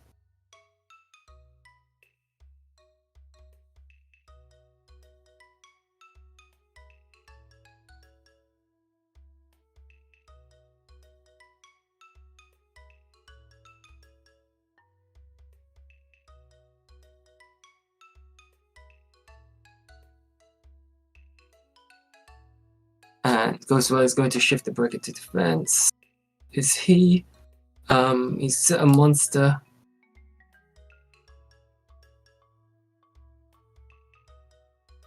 Yeah, it shifts the breaker to defense.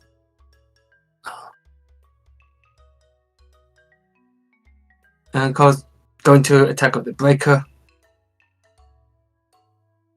And Nobleman is going to come down to banish a set monster. Let's see what the set monster is. Ghost Rider a little ahead in cards, but Carl in a better field position, while Solemn on the Nobleman. Wow. Yeah.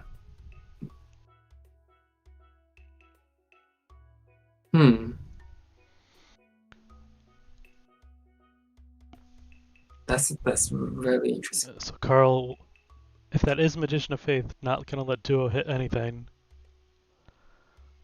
Yeah, be interesting to see what Ghost Rider actually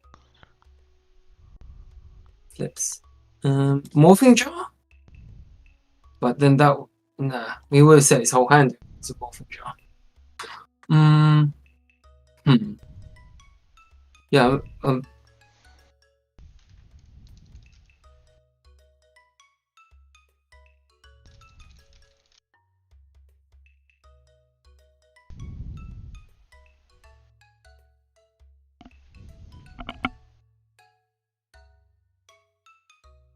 so MST is gonna come down. We could finally go for. So it was something, but Carl doesn't have discard fodder by saying monster and Breaker Spy. Wow. So that's the reason why Ghost Rider didn't want that set monster to go, because that would mean that he loses all the dogs in his graveyard. And Spy is likely to attack a set monster, which Ghost Rider does. And it's Dekoichi, which is going next call another draw. Very close game right now. Yeah. Set a monster. Haven't seen any crazy sideboard for mirror match cards yet. I mean, I did see Mind Control earlier, but Okay. outside of that, that's pretty standard. I mean, nothing crazy, if that makes sense. But match specific, so. Yeah. So yeah, Ghost Rider flipping the Spy,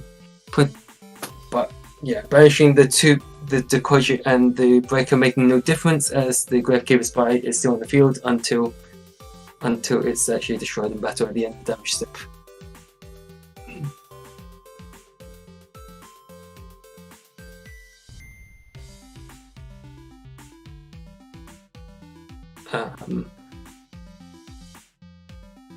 Yeah, Ghost Rider having to navigate this relatively carefully to make sure that he doesn't lose any more monsters to the Gaiku. Any more chaos fodder.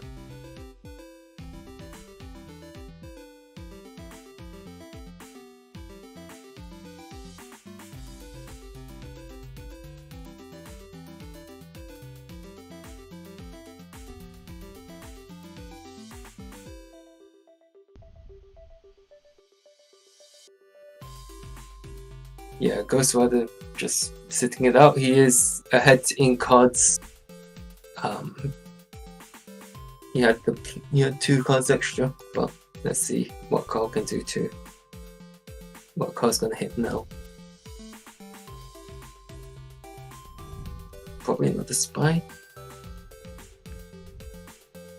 No, so that is the Faith. Probably grab back MST in this scenario. Yep. Past turn. So, is Ghost? If I wouldn't be surprised if Ghost Rider retains his player priority to play around Dust Shoot. And they're typing out something right now, so. Yeah, that's exactly what. That's.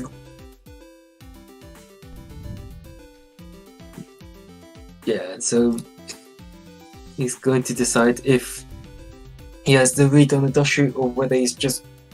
Yeah, let's see if he's going to actually see what he's going to play.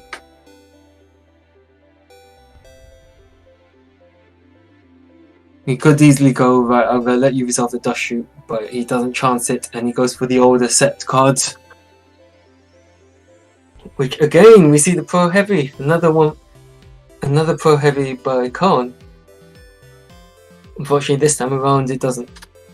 We're not going to see it, but let's see. Is this the moment we see the torrential? Nope.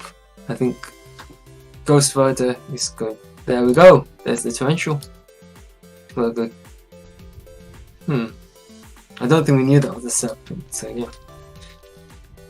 Unfortunate, but at least Ghost Rider clears the way for Chaos Monster if he has the Chaos Monster, because he's got Thunder Dragon in hand.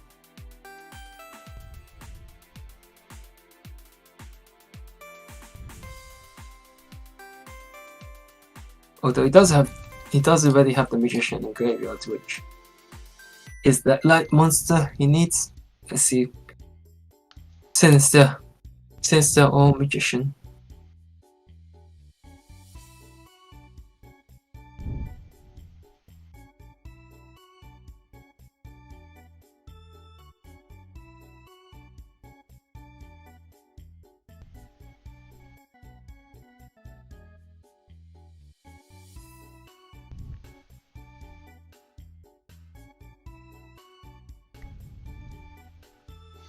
No light in the grave for Carl either. Yeah. Well, here's the thing is that although Ghost Rider is behind in life, he had the Tsukuyomi. If I caught that right. But here's the thing with Ghost Rider is that he's got 3 cards and Carl's going to draw to 2 and grab back the Serpent. So yeah, and also Ghost Rider's got lights. Both players ready for Pot and Graceful though. Yeah, for sure. Let's see, Carl's not getting the Sinister? I think there we go. That's because it's right. game. Sorry for the wait.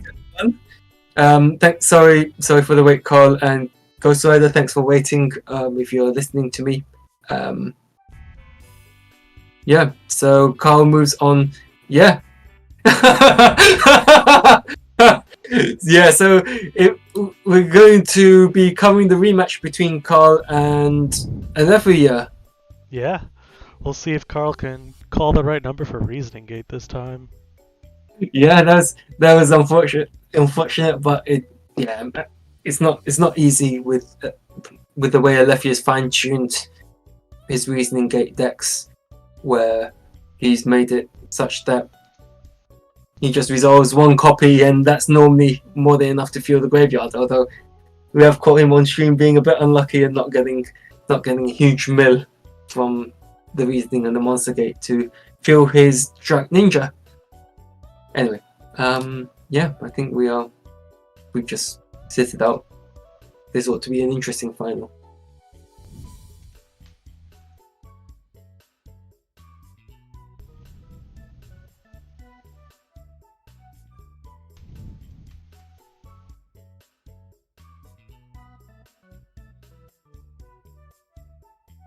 Yeah, I'm excited for it.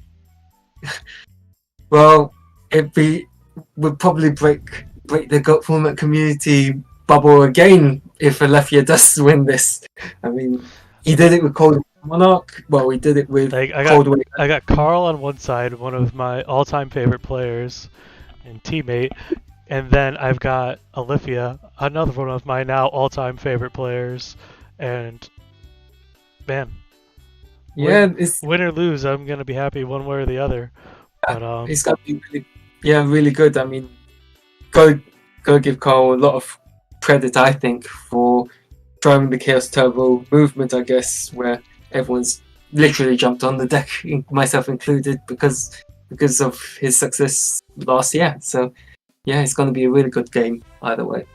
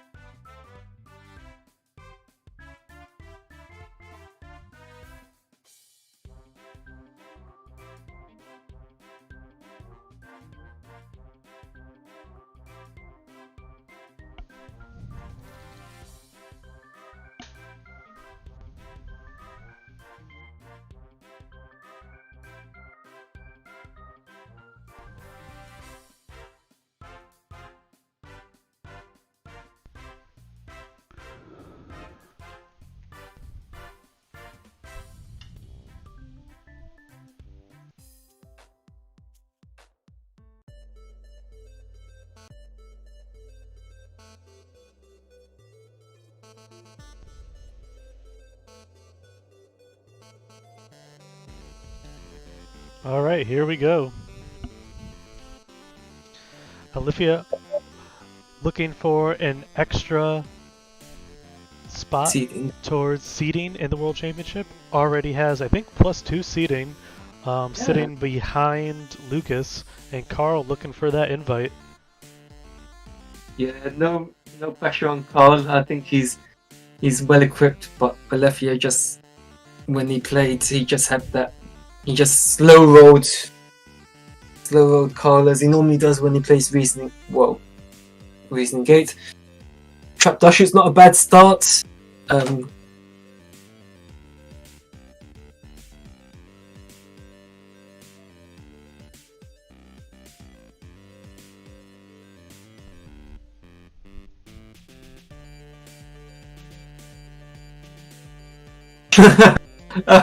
And there's a whiff.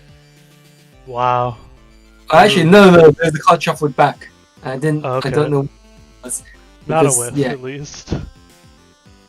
maybe hit the red metal dragon. And either way, yeah, it's interesting that Alefia's played pot first. Maybe he's looking to draw into something to get him into a kill and then play Reasoning.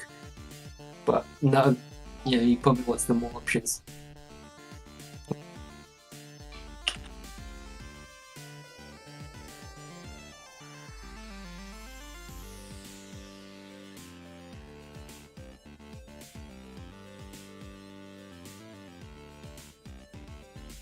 Carl gonna go for the 8 this time. He goes for the 8 after getting burnt hard. I guess it's a misclick. Annoyingly, that's a misclick. Yeah. Well. Yeah. At least this time around, Carl. Well, here's a weird bit because Carl has knows that there's the brain control, the Corridor Haunted, and the Regeki Break, and 2 unknowns.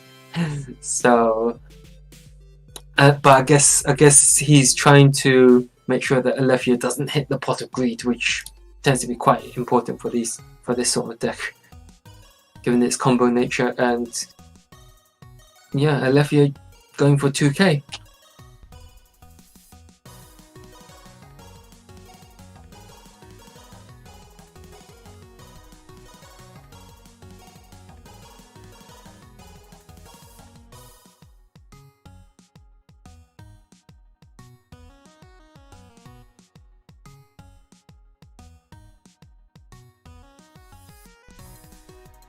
So this is probably where we're going to see that Regeki Break come into play. Regeki Break going to discard a card and hit that Kaiku and stop. Yeah,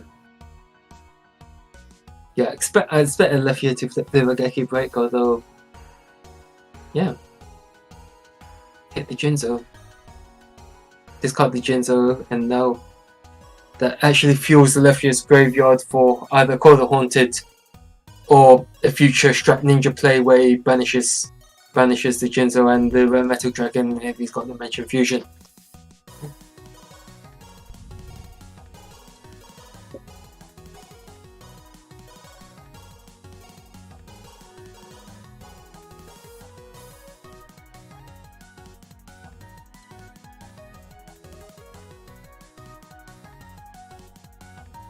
Yeah, Carl going away, making sure that Corridor Haunted won't get back Jinzo.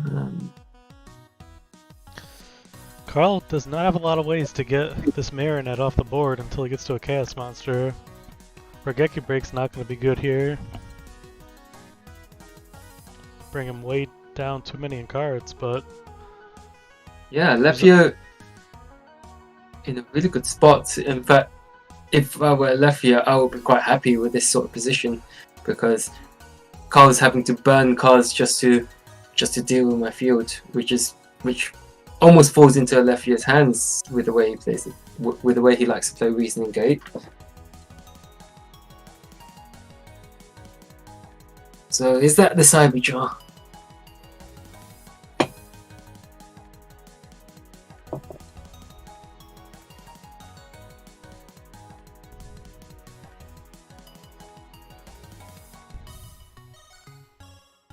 Well, Sanga's gonna get Carl a light if he needs, but he opts to go for the serpent.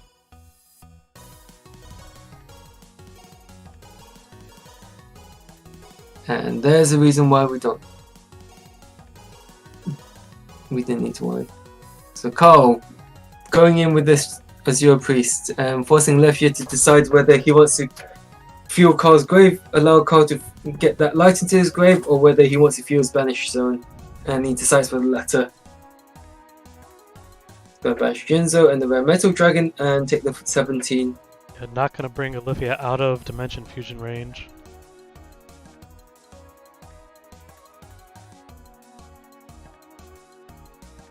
But Premature Burial, let's see if I can, let's have a look. Yeah, Alethea still has Premature Burial to deal the remaining points of damage as long as Carl does not have a Rageki Break set. Well, the Premature Burial, yeah, Premature Burial and Giant Trinade in hand will probably change that. Scapegoat, I reckon a set. There's that Trinade. Gonna be chained. And Alethea does not have enough darks to fuel the ninja this time around. If he does have the dimension, he's probably, yeah, you have to call late in this situation. Keep sending. Wow. Alethea with another. Yeah. That blowback dragon's going to, if Carl can't deal with it, then it's going to put in a lot of work, as we know from Chris Perovic's Soul Control build.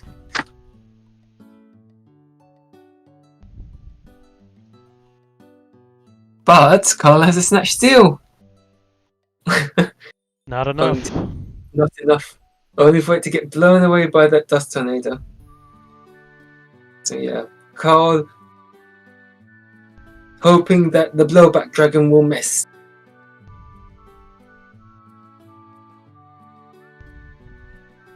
Well, yeah, that's a serpent. So no, it's not a serpent. My bad. I thought he had the serpent. Clearly not, because it's in the graveyard. Yeah, Carl letting it go through. Will we see the second heads? No, we don't. That may be Carl's saving grace here. Yeah, he banked on the 50-50 chance and it went his way.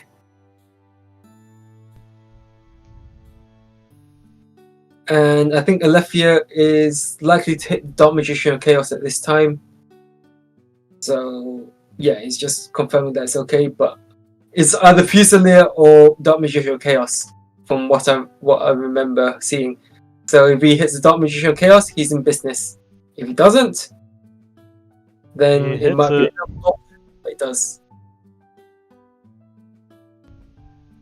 But the question is that set monster the Cyberjar? Because that would undo all of Alethea's work if it was. It's true. That'd be pretty crazy. Yeah, because 4 cards left in deck, that Cyberjar is actually a real threat. I think the only way that Alethea can get around it is with Magical Marriott. Well, he's Dimension. No, I was thinking. Yeah, it's a shame he doesn't have another meta. But yeah, Carl's probably waiting for this moment. If he's got meta in hand, Metamorphosis would be pretty strong right about now, I think. Because meta the Dark Magician away.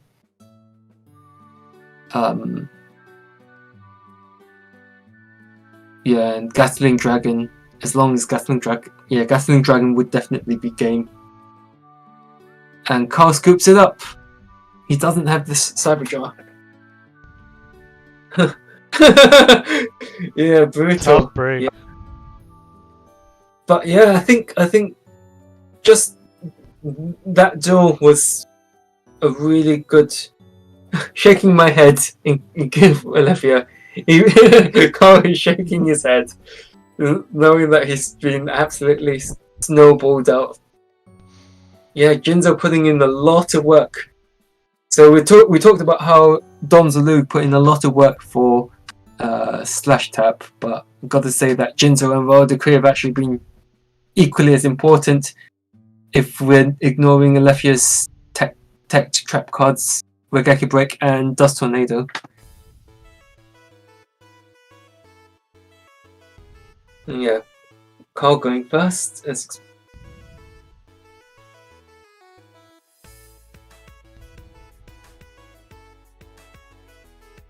Do you think that after this tournament, people will probably decide to run things like Curse Seal to try and stem the flow of all these spell-heavy combo decks? Because we're seeing a lot of library, and obviously people are going to try and play Empty Jar, myself included, for the ladder. So what do you think, Scully? No, I don't see Curse Seal coming in, to be honest. Yeah. I think we definitely, at this rate, people will definitely want to be looking at some sort of anti-spell card something. But yeah, Solemn Judgment is normally go-to, I guess. But I guess I like my Silver Bullet cards. So upset from Alethea getting in one card deeper. Yeah, I don't see Carl negating that.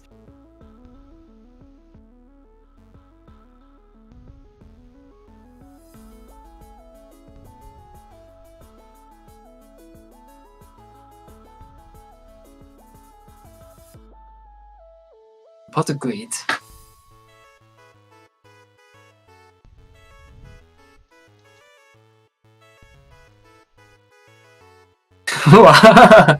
Okay.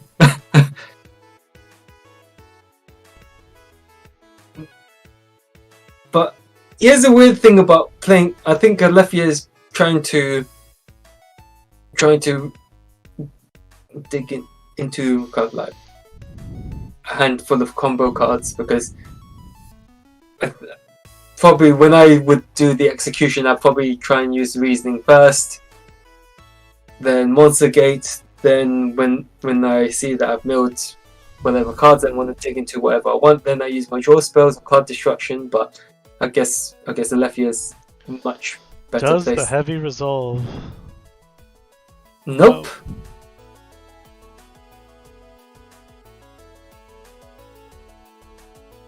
So heavy is a mystical space typing that deals 5,000 points of damage in this instance. But are we going to see that Royal Decree from Alethea?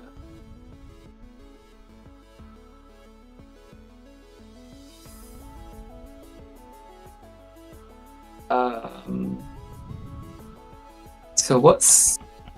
I guess Alethea had to make up for Carl having a really good opening as well, opening charity pot. So graceful.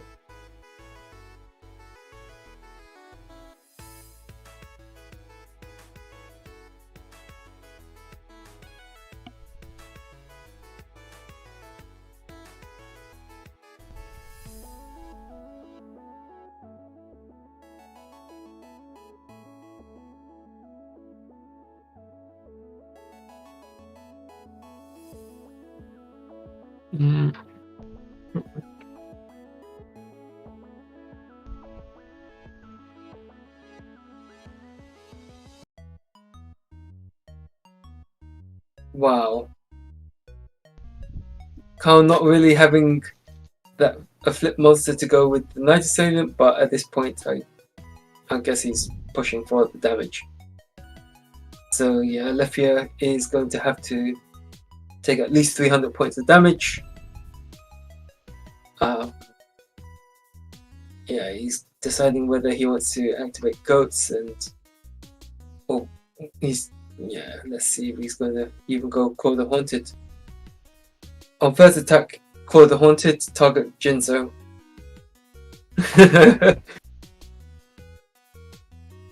Now what? Yeah, so this is really awkward for Carl, because he has to play that, and Alefia's been able to bait out 2 solemn judgments, and he's got Carl down really low. So thankfully, there's no royal decree from Alefia. Otherwise, Carl might have been in a really awkward situation. Well, he still could have decree. He couldn't chain it there. End phase, yeah, you could have used it during the end phase, but now Magician's going to come back in and get Carl more cards. Let's see what Carl is going. Let's see if Carl's going to go for the. I think Carl's gonna keep digging with this charity. I think he's got to keep digging. No, pot this time. Yeah, he's got the darkened graveyard, so at least that's something. It's about finding out when Alefia is going to play that royal decree. I guess you have to poke for at least another 300. Yeah, summon these your run over attack. Doesn't let Alefia use. Now he uses the Regeki break. Interesting. Is he gonna? I'm a bit surprised he's used. I guess what he drew of pots. He's probably going to discard. He probably must have drawn another 97 or something good to discard. You have to declare a target, Carl.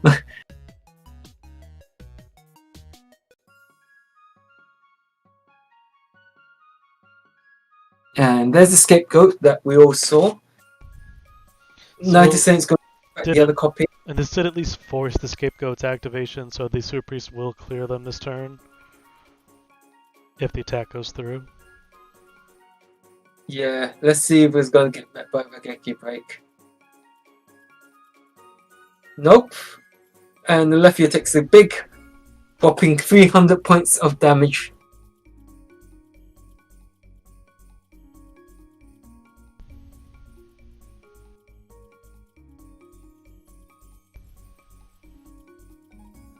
So Carl might be ahead in cards, but Alefia is slowly getting back cards. Getting ready for his own. And 2,500 is not that much for Alefia to have to deal. Yeah, exactly. I was gonna say that although Carl's up in life, he's actually quite low on. No, he's up on card advantage, but he's low on life. So I think we're gonna see that monster gate getting slammed down. Or there we go. So are we gonna see the Dark Magician Chaos? Because the Dark Magician Chaos would be game breaking at this rate.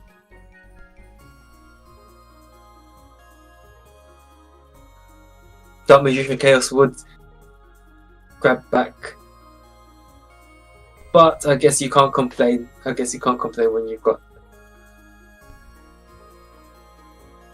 Let's see. Does Alefia have a? No, he doesn't. He doesn't have a means. Yeah, it wasn't worth boosting anyway. Yeah, here's the thing. Like he had to mirror force. Carl had to mirror force there, but Alefia is pretty much set up graveyard wise.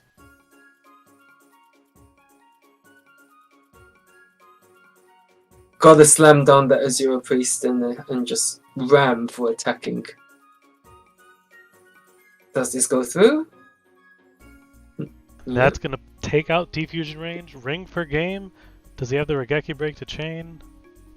Nope, No, we're going to game 3. Carl pulls it out. So Carl is after strong starts from both. At the end of the day, Carl manages to pull it out of the bag thanks to a well-timed Ring of Destruction. There we go.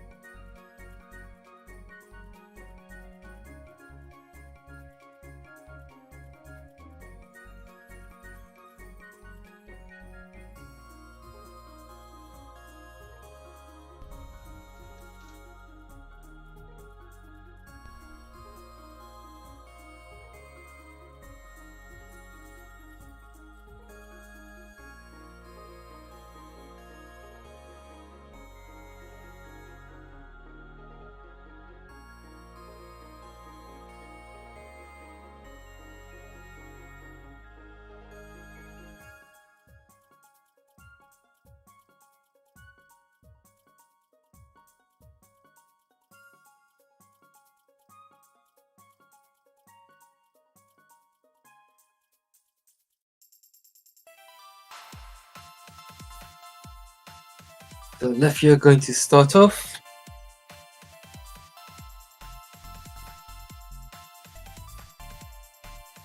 More deck thinning.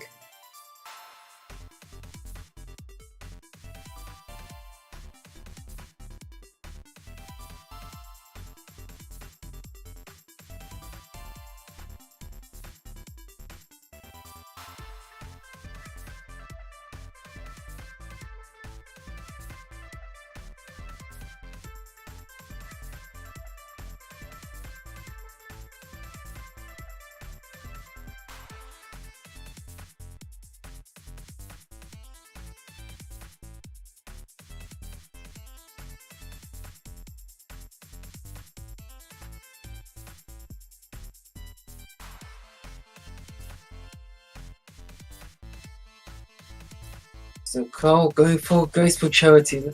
Let's see what gets pitched. Nice in the flip would be nice. And there we go.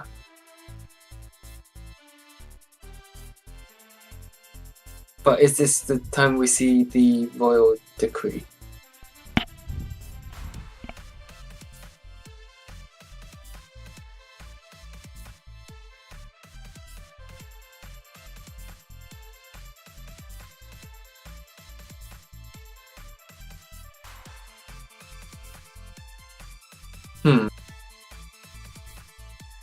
Alethea does not have the decree,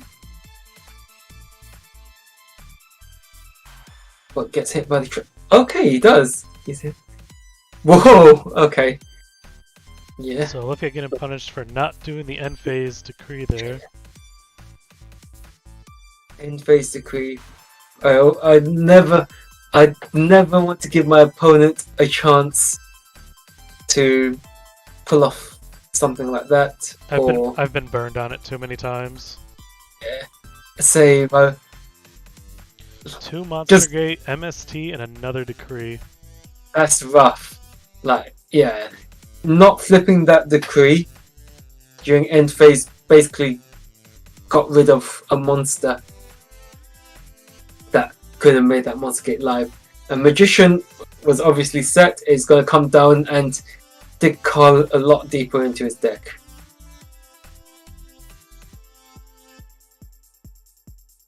So, does he have the light? All Night Assailant, I think if you're Carl, you take that. And Thunder Dragon gets discarded, getting that light monster into Carl's grave. So it depends what. Well, you don't want that set card to be the. You're playing that set card isn't the scapegoat, and Carl's actually going to make sure that that is the case by flopping down everything. Carl's got plenty of fodder. So yeah, Alethea forced to take all that damage. And I reckon Carl has got some answer. He needs to have a brain control about now. If he wants any chance of getting back into the game. Carl may be able to reset the bracket here. And he will. Does exactly that. Carl does exactly that. So, Carl is just... No! No!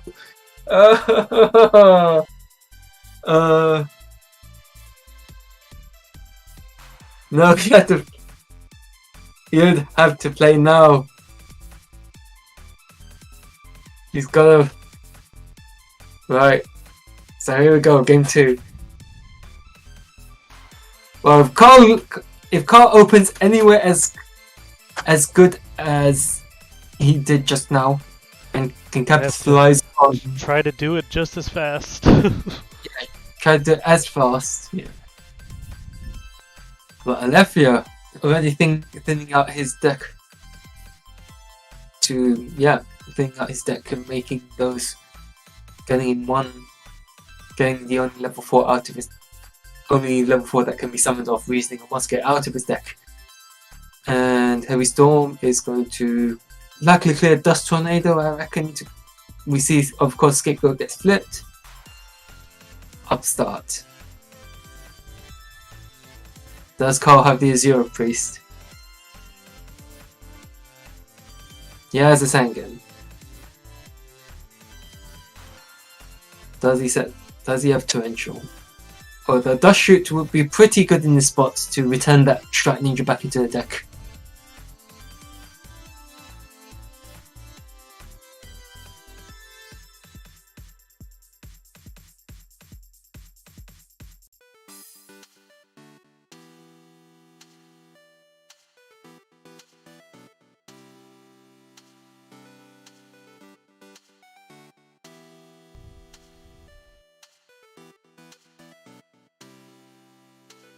Two Monster Gates, Defusion, Jinzo, and Ninja.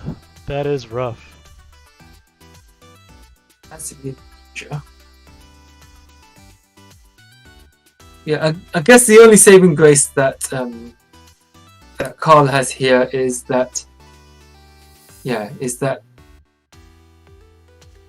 not really much of a banish power that Alethea can generate. If that is torrential, you probably want to torrential the monster. The blowback, you probably want to torrential right here, right now, before. I know Alethea is going to target that back row. He's definitely going to target that back row. But is it the torrential? If I were Carl, you needed to use that back row. Well, we'll soon find out what it is.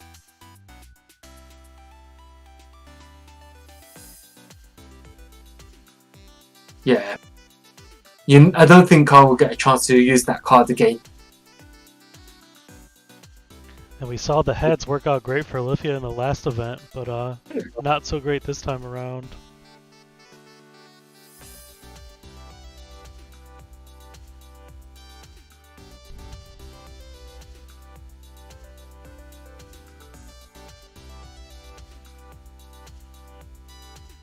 Yeah. I think Alethea has made the read that Carl does not have the torrential tribute set. Because if I were Carl, I would want to have had the torrential tribute right there. Yeah, Strike Ninja not really doing much in this. Let's see what's in the grave. Yeah, it's not really. Actually, tribute summon blowback. No, tribute away the blowback for Jinzo. Use Strike Ninja's effect. There, he does that line. Strike Ninja's effect, banish everything, because banish everything. Try and blow away the Sangan. That 24, 24, 23. You're out by 900 points, so that's game if you can clear the Sangan off the blowback.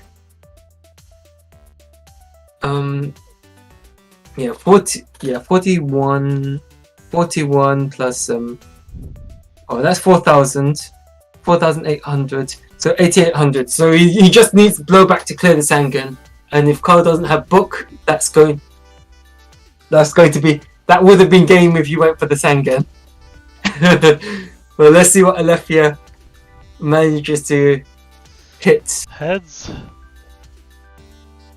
2 heads. So we're going to find out what that set card was. We are actually going to find out what the set card is.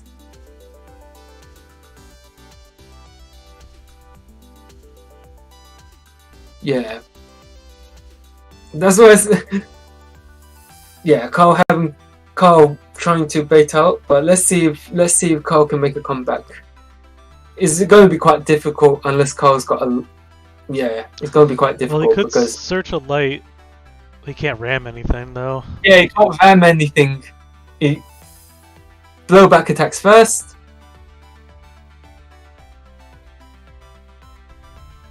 Yeah, I think Alethea is trying to play around Book of Moon at that stage, because Carl is left on 200, and he needs a Sangan search. But I think if I were Carl, I just see my next draw, see what I can get, scoop it up. Why do you think he didn't blow back the Sangan? I think it's because he thought it was book. that's the only reason I can think of because yeah, that's the only reason I can think of is that he thought that set card was a book and book would have stopped an attack and given the Sangan And Slash. what did But Carl grab with the Sangan? Cyberjar. So I think Carl's going to set the Cyberjar and bank on the 50-50 again. Or if he's feeling lucky himself, he will snatch steal the blowback. He could ram the blowback into Jinzo and set the Cyberjar. That too, yeah. That also works. You could snatch the blowback, use the effect on Jinzo, and then ram it into rare metal if you wanted to. Or just leave it out, but that kind of leaves you open to... Well, Heavy, Mystical, and True Nade are gone. Leaves you open to another True Nade, I guess. Yeah, it leaves you open to True Nade. Or Snatch Steal. Or Brain Control. Yeah. So Well, Snatch is gone. I think if you're a Carl... Yeah, I think you have to snatch the blowback. Use the blowback's effect. Try and pop one of the big ones. Try and pop Jinzo. Because you need your traps at this rate. Probably the hands full of trap cards. I mean, you could also snatch Jinzo, just attack blowback. It's probably better. Yeah, I guess you could do that too, yeah. Or Yeah, the metal. that's definitely Metal better. Crash. Snatching Jinzo is definitely better because then Yes. Alethea has to ram the rare metal. Yeah. I mean, let's see if. Oh yeah. In this case, even if Alethea does top the brain control, it's alright.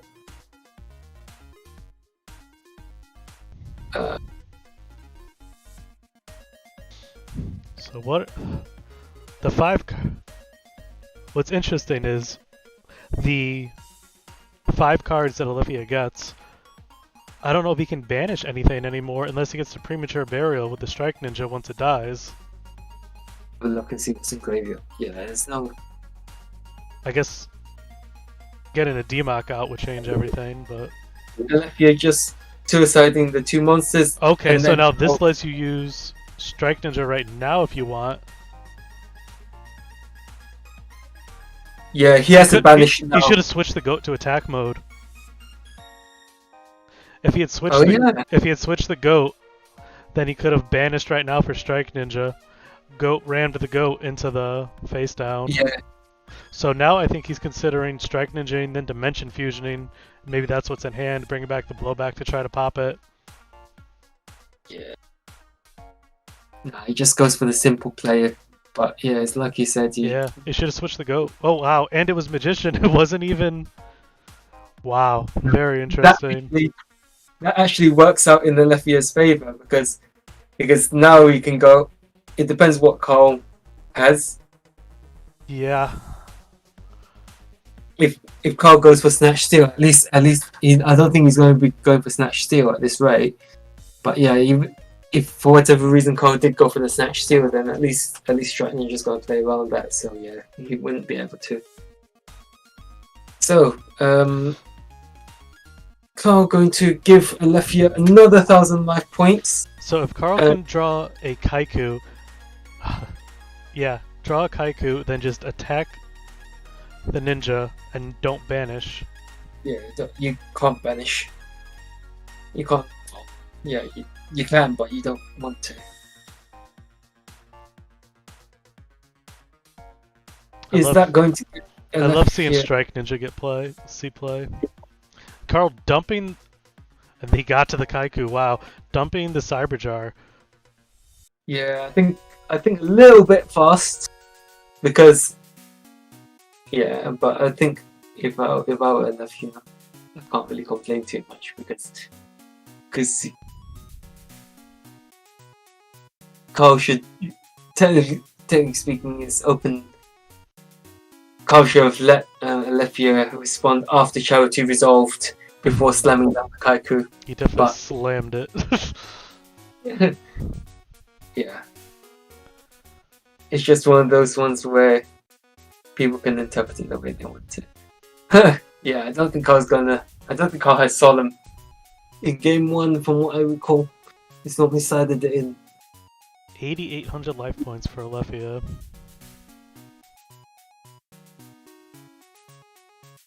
Yeah, that's. Thank you But to everybody not. watching today and everybody who entered, helping support the GOAT format community. So, Monster Gate would be brutal at this point. Oh, meta. Okay. Gonna be a serious card too. Carl's back row gonna have to be something real.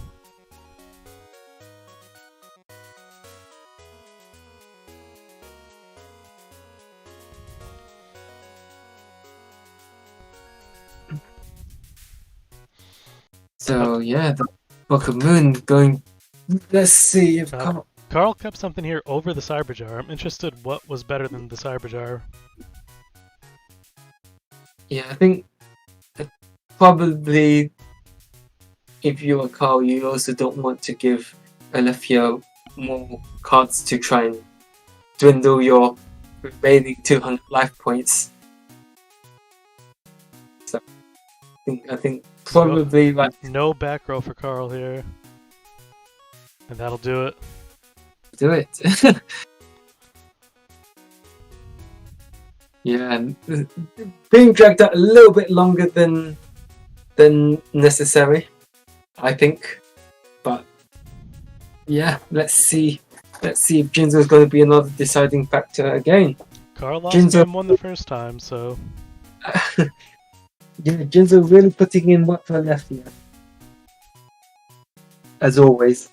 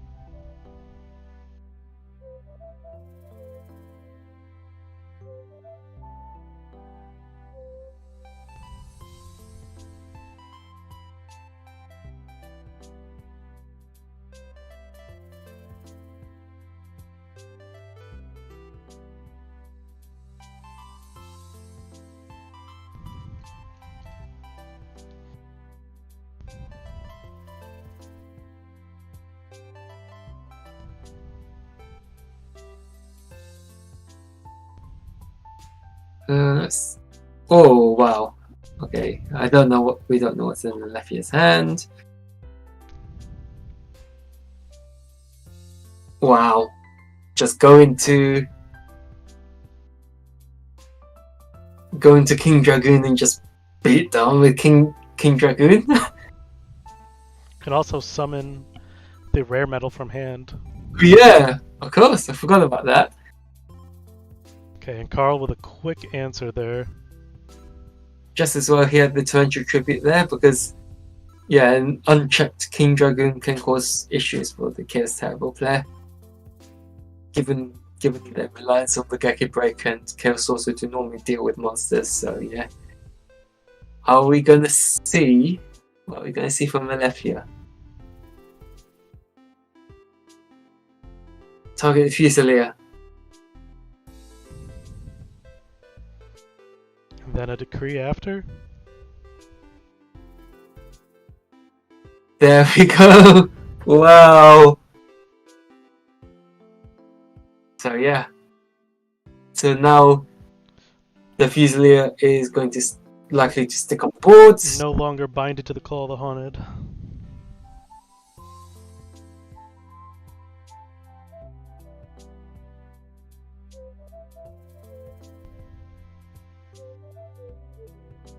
That's actually, I did not realize that King Dragon could actually fuel. Yeah, could actually fuel Strike Ninja. But yeah, let's see what Carl's got in his grave. Carl protecting the set. I'm gonna guess it's a Magician of Faith. Get back the book.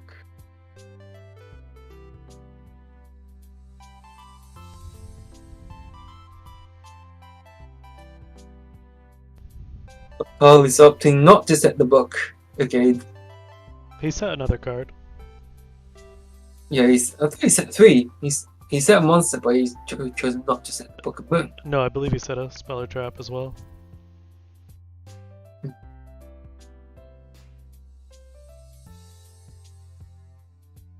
Maybe not. Card. Because those two were set alongside the book. Yeah, I don't know why you don't set the book there. Maybe he's going for a Heavy Storm play? Or he wanted the Magician to die? He probably did want the Magician to go to a graveyard. Now he just swings for big 22. I've seen this strategy a lot when I've seen players face Alephia, where they go, right, I'm going to side in beat sticks against you because I don't want you to get that opportunity to use that Dimension Fusion. Mm-hmm. I don't think I've actually seen it work properly. I'm not going to lie. Every single time Alephia has come up against something like that, he's just gone. Well, the brain controls certainly don't help. Yeah. Or certainly help against you with that kind of strategy. Not just that. Keep going. Yeah, it's not just brain control, but stealing the beat stick and running over. But yes, I don't know. I just haven't seen anyone successfully pull off that strategy. Well, here comes Alephia's probably the monster for Alephia Jinzo. So what's left in his deck monster wise? So Strike Ninja. Yeah, Strike Ninja, Blowback. Magical. Yeah, Blowback, Marionette, Dark Magician Chaos, and Alephia's got the read that the other two cards are likely to be Book of Moon. They MST'd one of the Book of Moon, so... Yeah. I'm surprised that book wasn't set earlier, but I guess Carl wants... It could have saved Carl a lot of life points, and he would have just got the Book of Moon right back anyway. Anyway, there's that Chaos Monster you're talking about, but which one is it? It has to be VLS here, I think, because you don't really want to be banishing the Jinzo this way, because you just... Yeah, he's Rocket Mine, he's not really got much of a choice. Yeah, I think if it's Chaos Sorcerer, he has to banish the Jinzo, which is a bit rubbish because that's just asking to get hit by Strike Ninja. He might as well put the Sorcerer in defense. Well, no, because then it would die to a blowback attack. Yeah, it also could die to Rare Metal if it got revived somehow.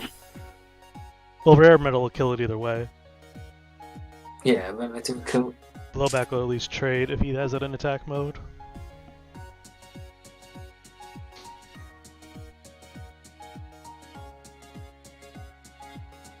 And Snatch Shield's gonna come down, banish that Sangan.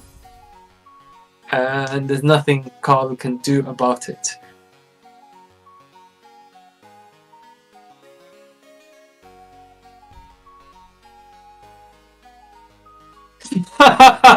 Attack for game. Wow. Well, congratulations to Alethea. Oh, Doing it again. crazy. So, a completely dark-based reasoning gate. Yeah, Pretty completely cool stuff. Dark, Yeah. dark reasoning gate. Gonna take it. dark reasoning gate. No. So thank you Okay. everybody for tuning in to the Patreon World Championship Qualifier number 4. Appreciate all the viewers. Super appreciate all the entrants. Thank you, Manic Lord, for commentating with me today. And we'll see you guys soon. Thanks for having me, Scully. Bye, everyone. Bye.